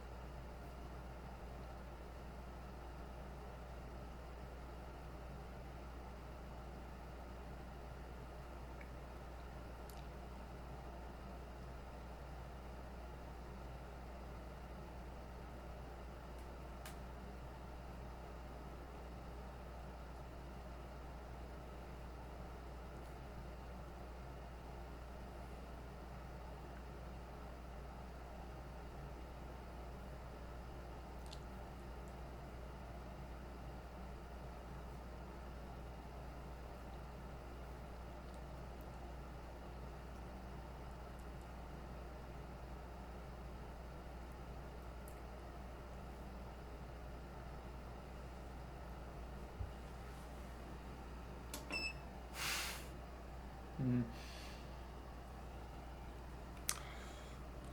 How many graphics cards would I need to make a space heater?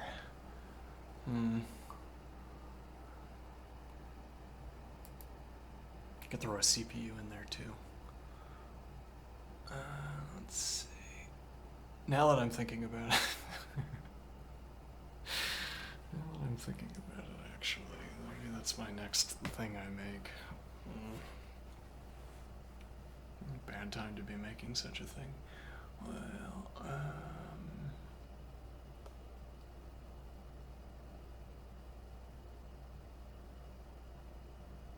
you can't yet go for takes. You're not winning yet, especially with this pawn hanging. You have to be able to get this out of the way with bishop support, and then maybe you're winning.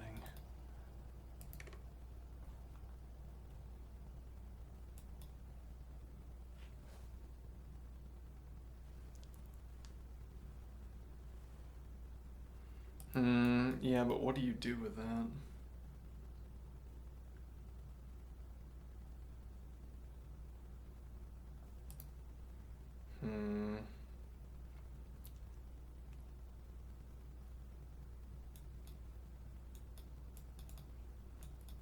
King back in.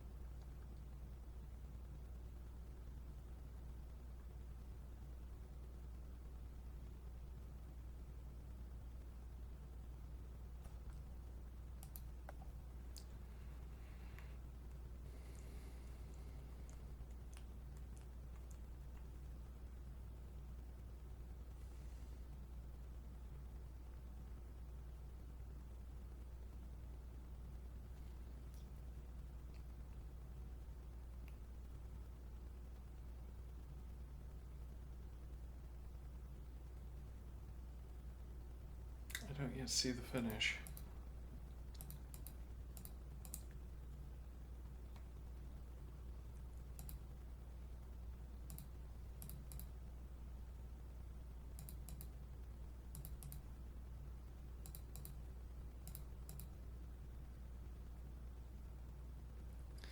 Yeah, I'm not fond of this. It might be winning, but it might not be.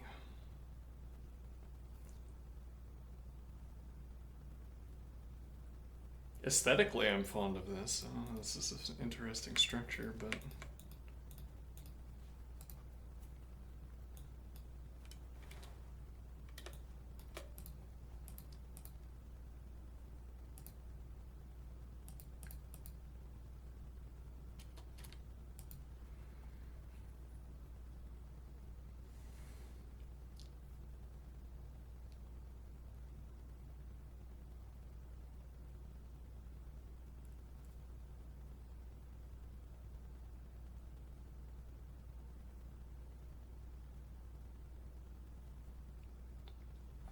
if you move the knight off of d6, there isn't a way to cover this pawn at the end, is a general conclusion here.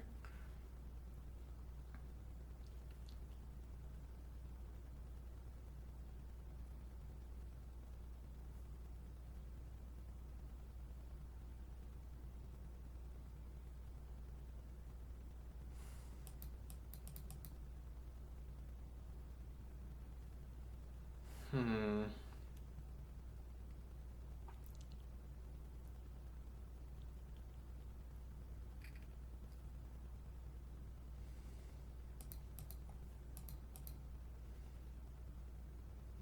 Nah, this doesn't seem good, does it? Redeployment of the dark squared bishop.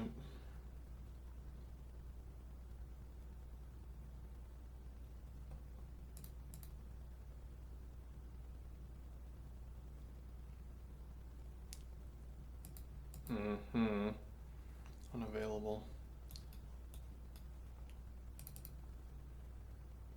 Actually, that might just finish it out. Or you have to play something like this, maybe.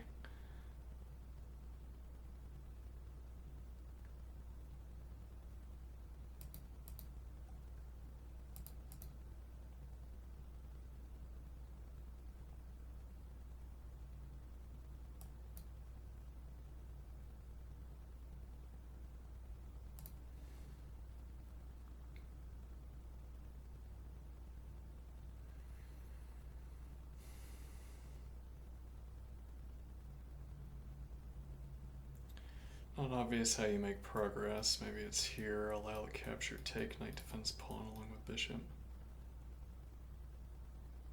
That seems pretty plausible, actually.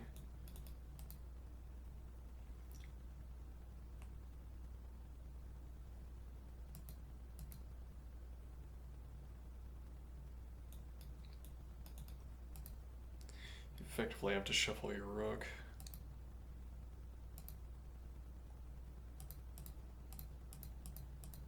Well, speaking of which, you effectively have to shuffle your rook. We could, and you don't want to leave the file. We could claim king g3. Bishop covers g1.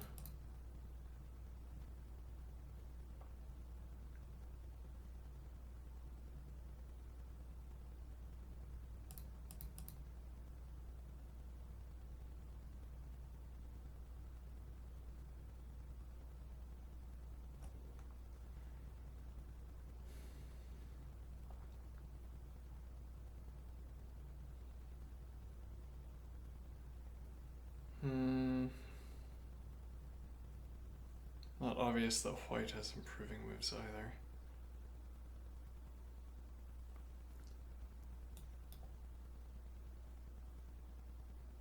Oh, wait a minute.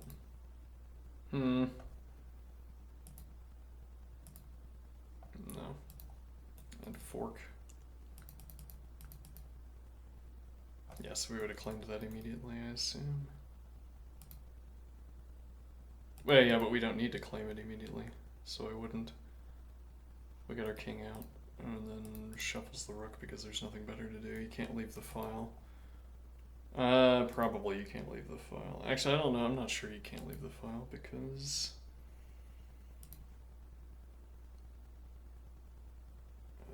well, I'm not sure what you'd want to do, but advance. Now there's no way to cover this pawn because it's too late here. Like here.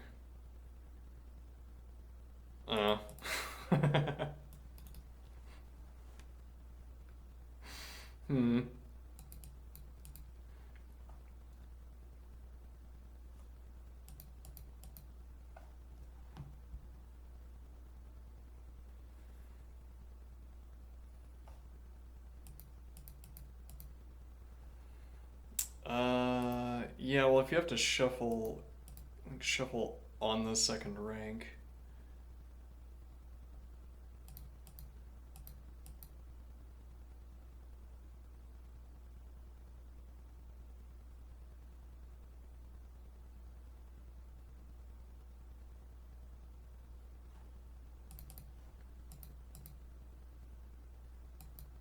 Same line of reasoning.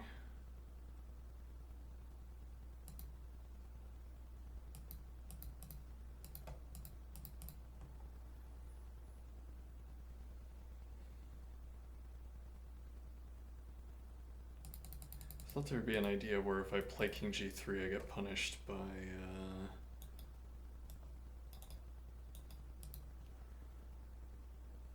yeah, you'd have to stay on the second rank though. And king, why would I have to play king out?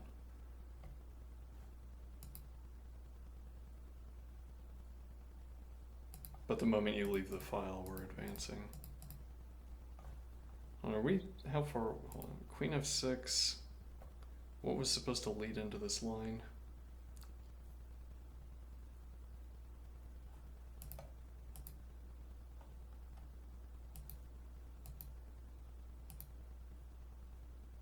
I forgot.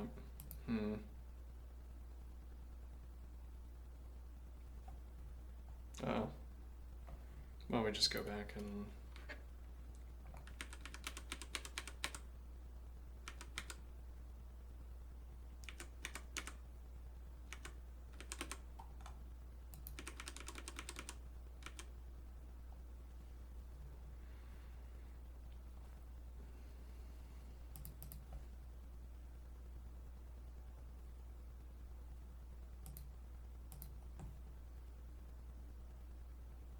yeah, but now you have to re-win the game. Which might be happening.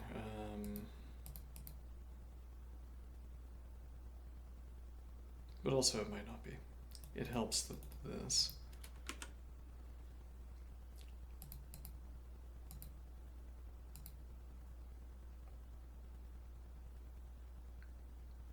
This is on pre.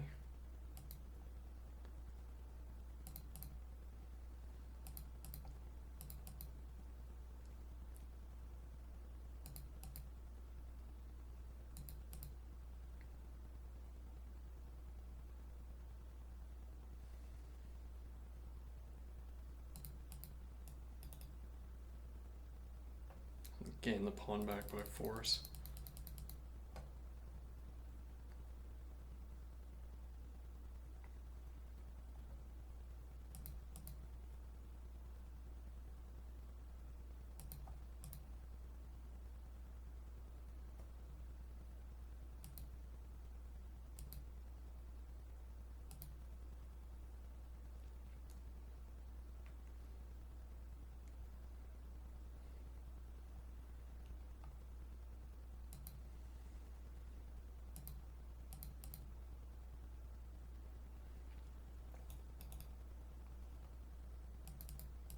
Yeah, what else is black going to do?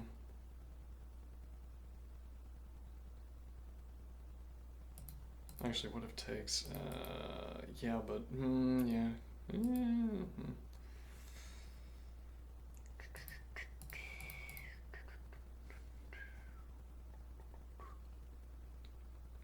Maybe easier to claim this as winning.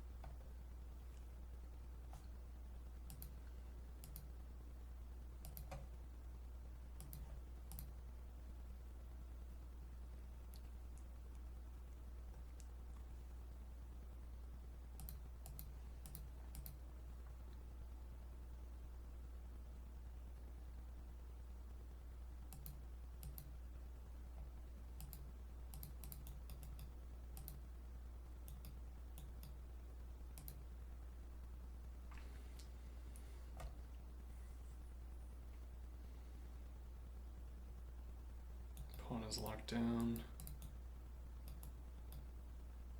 Defended. Yeah, you can't approach. No, you can approach. Never mind. Let's see.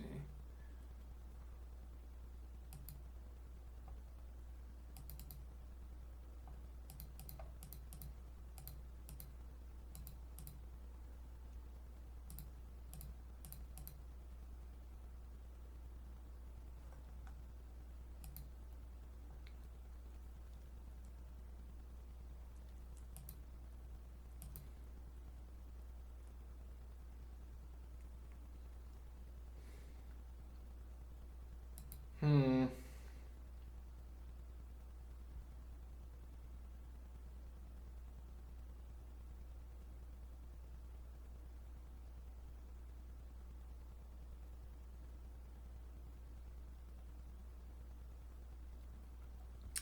Actually, shuffle king if takes. No, that doesn't work. No, hold on.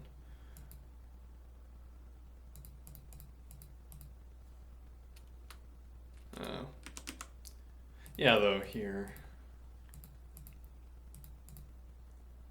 We would just make, yeah.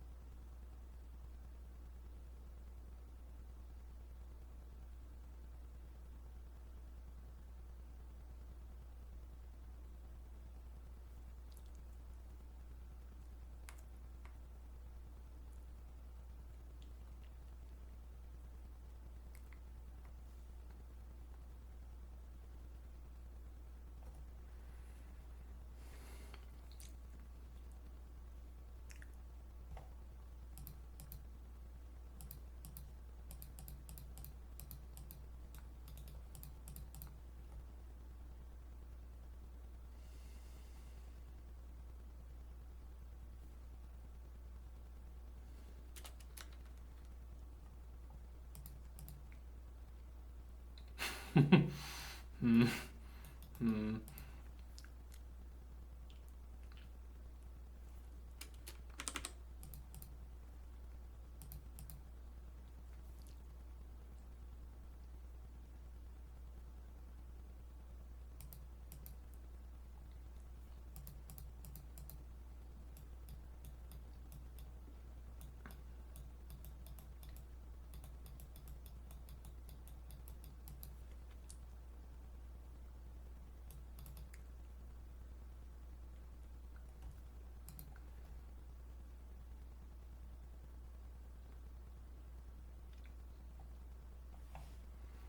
I am nearly 100% certain that white would win this.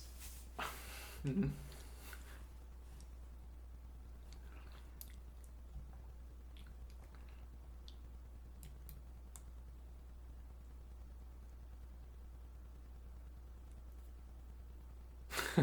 could even we could put a black pawn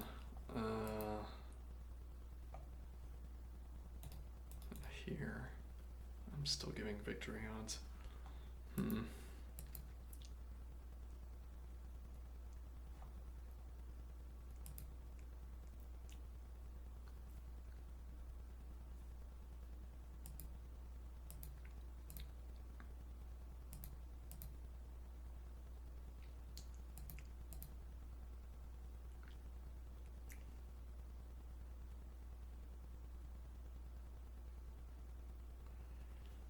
I mean, I think this has to be 100%. Maybe there'd be a problem here.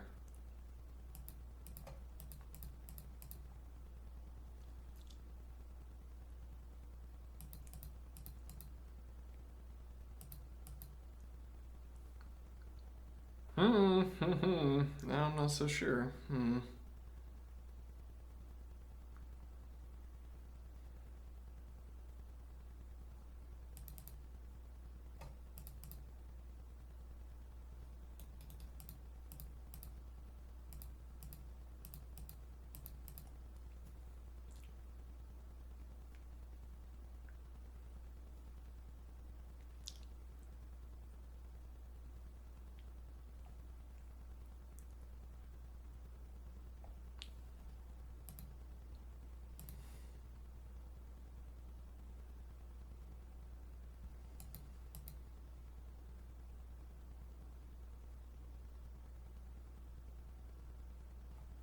Or actually, no, if you go back, like, actually, you don't need to choose either of these, you lose. Because of the fork.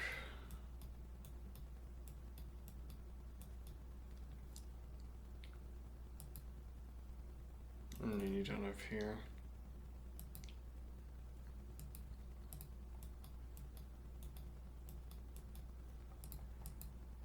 I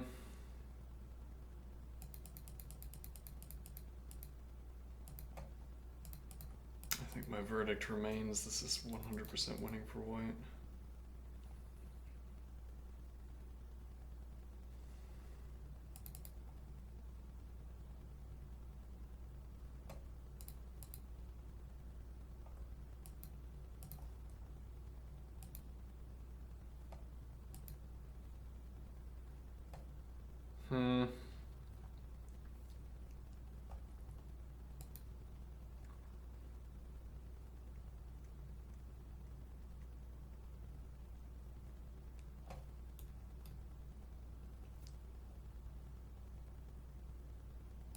Yeah, and if you take, pinning the queen.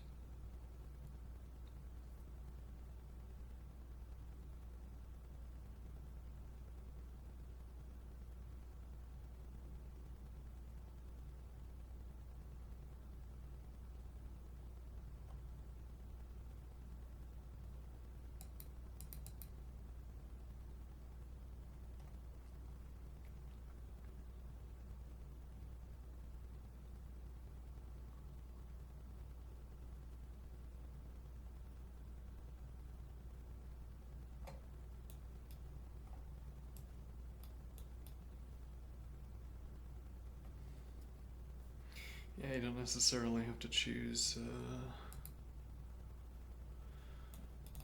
You don't have to choose going for the queen trade. You don't have to go for the queen trade. You don't have to choose going for. Oh no. You don't have to trade queens.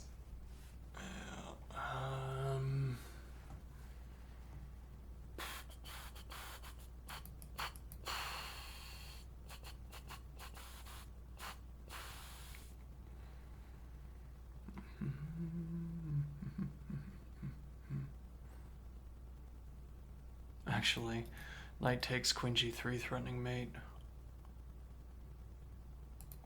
Or knight takes with knight and bishop looking at g7, and then queen g3, queen is pinned to mate. Yeah, not quite, but close. f4.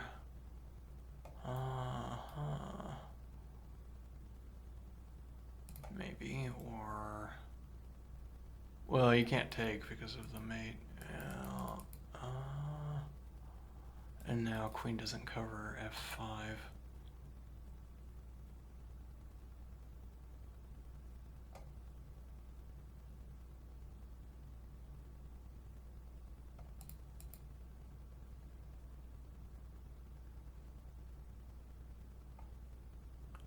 Always the bailout here, but yeah, that's kind of annoying. Deny this routing. Well, actually, I could do that anyway, but...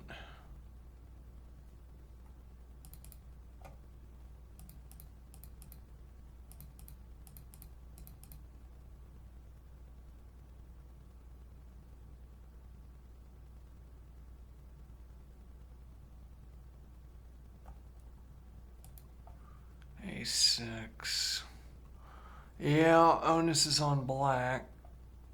If you take.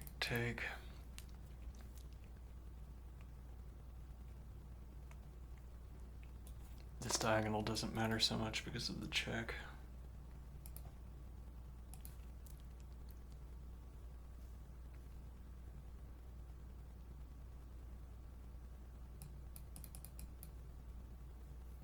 Interesting.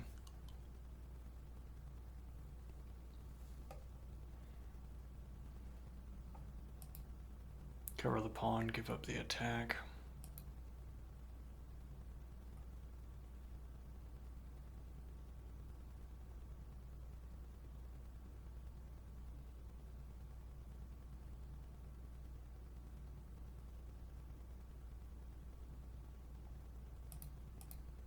Mm-hmm.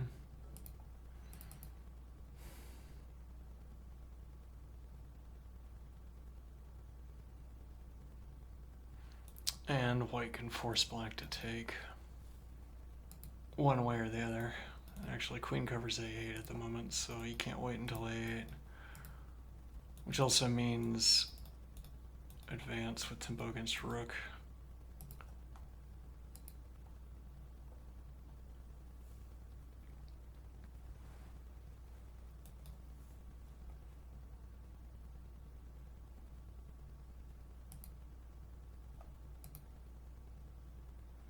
Yeah, it's not any better if you go off the diagonal.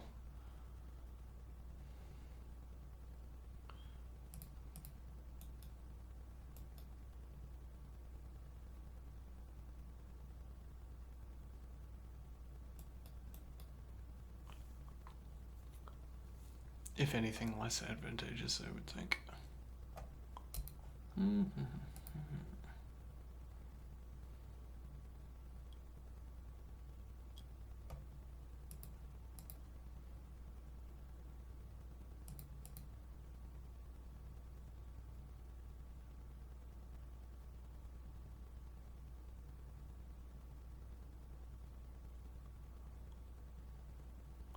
Though this just seems like a transformation then. If you go back to f3, queen is pinned to mate.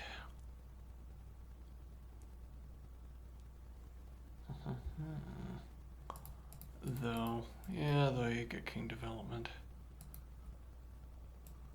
Pawn defends knight.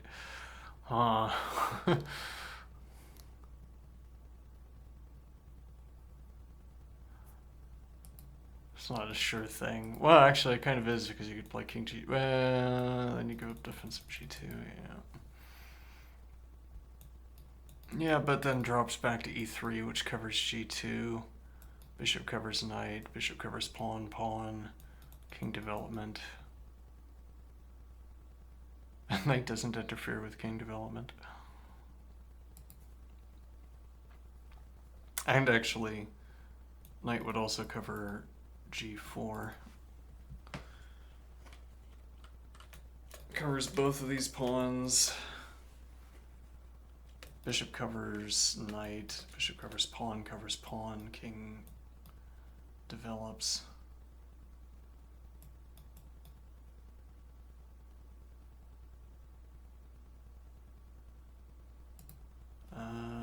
Though actually, let's see.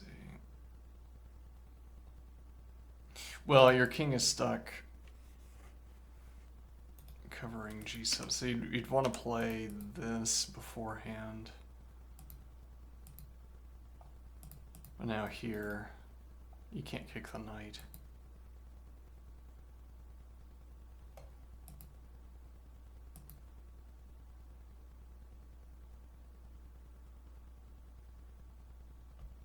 And here, maybe. Here, and I still have king f3 as my routing.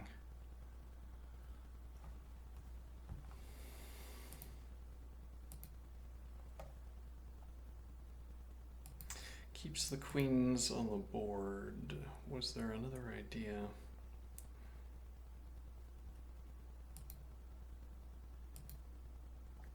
Well, you're threatening to play queen g3 instead now. So I guess you don't really have to rush into g4, giving up the double pawns. Though I'm not sure giving up the double pawns is a problem. It gives up another way of making progress. Yeah.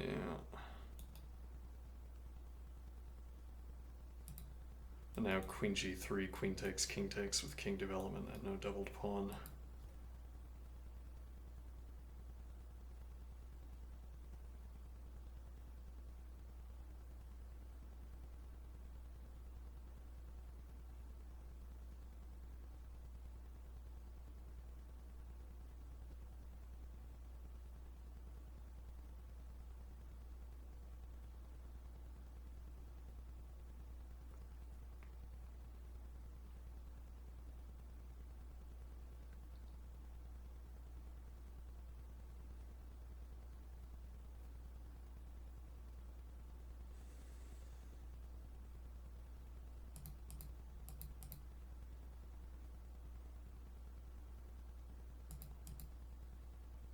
Hmm.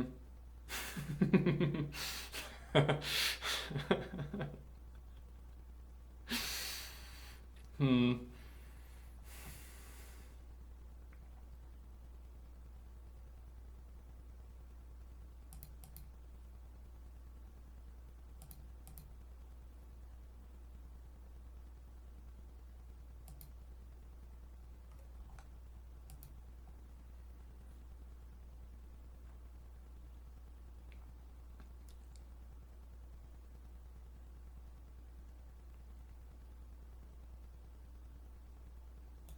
You could still claim this with mating threat and eyes on d7.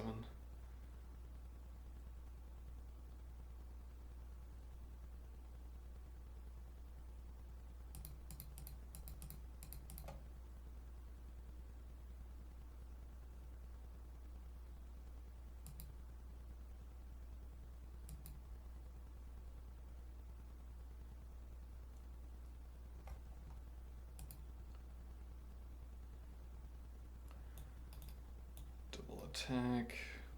Defended, defended.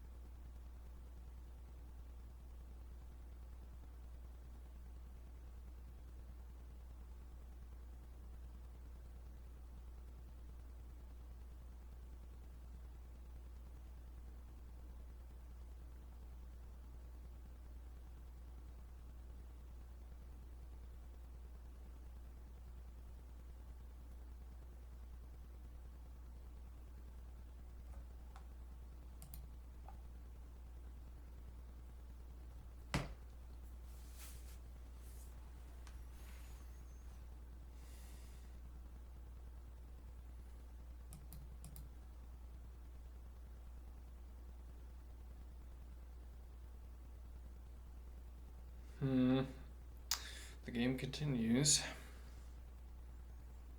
Though now knight drops back. Another way of keeping the pawn structure.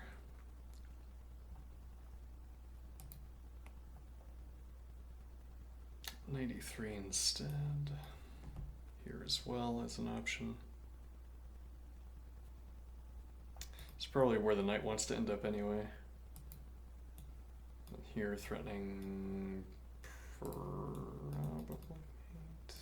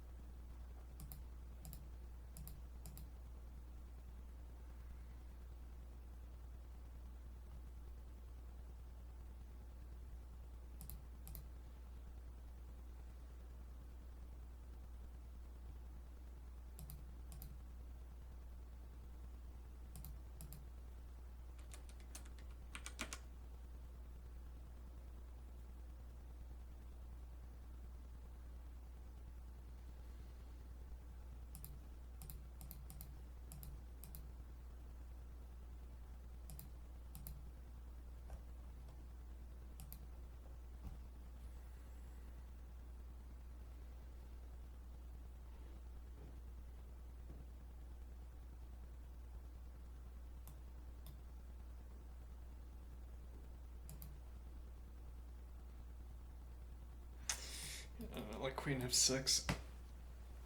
Almost Zook swung.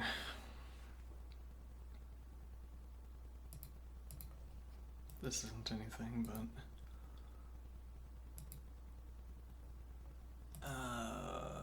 this is also threatening.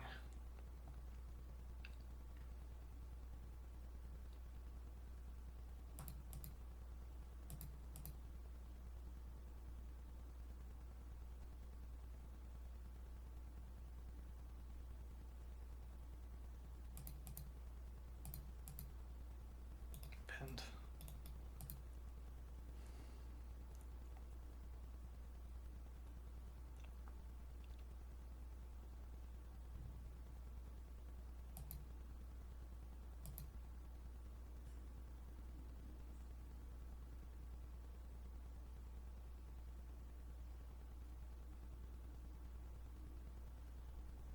I'm less sure than I was, but I'm pretty sure this still doesn't go perpetual.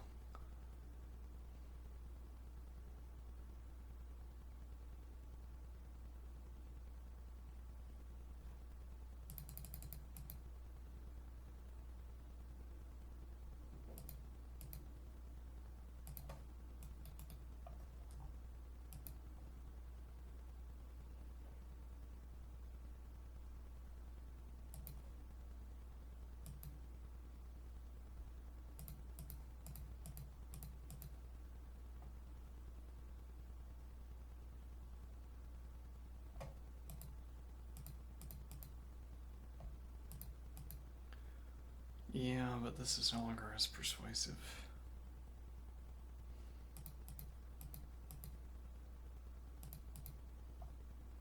No, I think it's exactly as persuasive.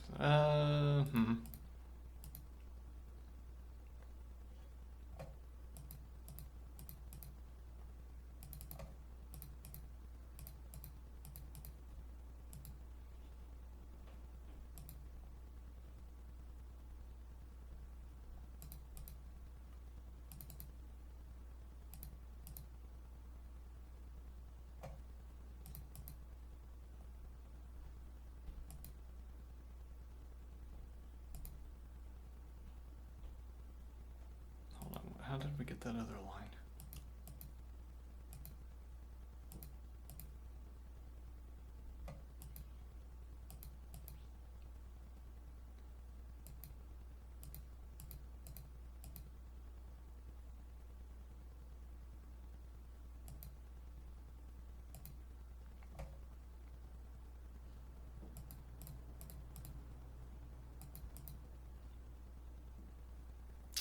It's a little concerning, but no.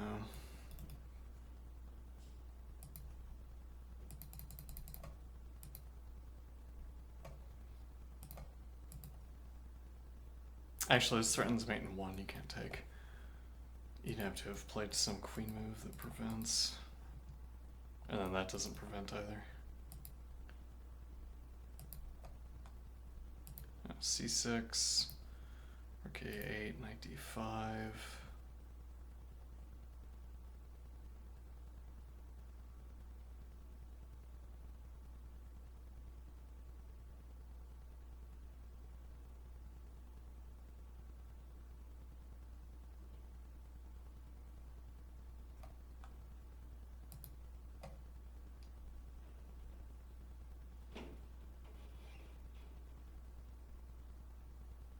Now, naturally, you want to play C7.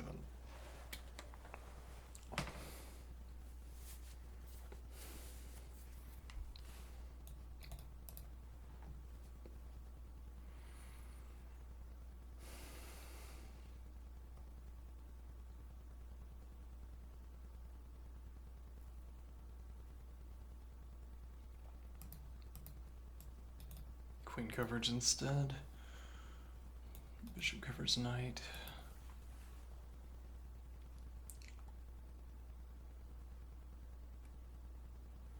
I'm not sure what this check is doing.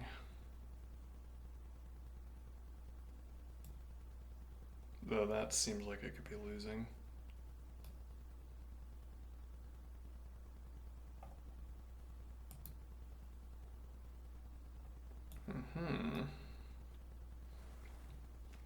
Rook's too far away from white's king.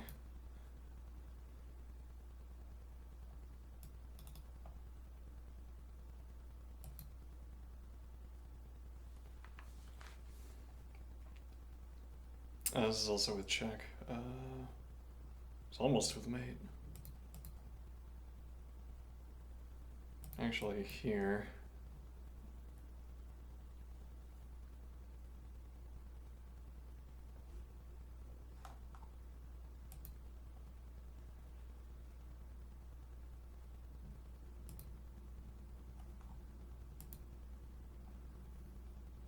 Knight e7 check.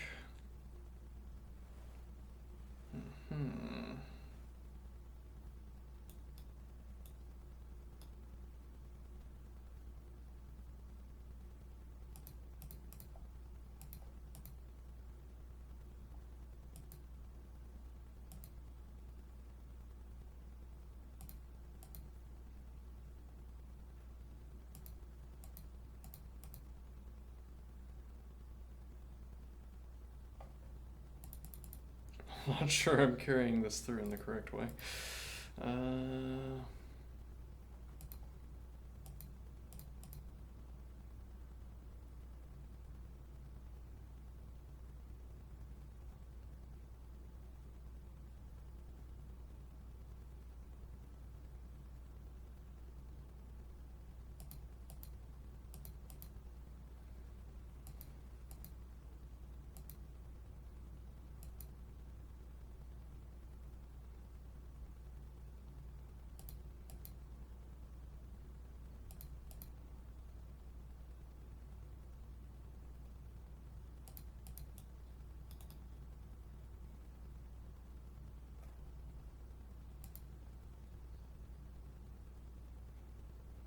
Alright, time is it.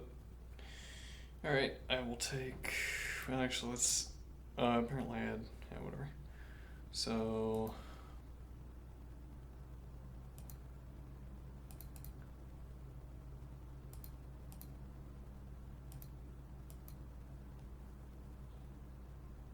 Queen f5. Apparently takes h6 and the game is back on with king e8. Yeah. Then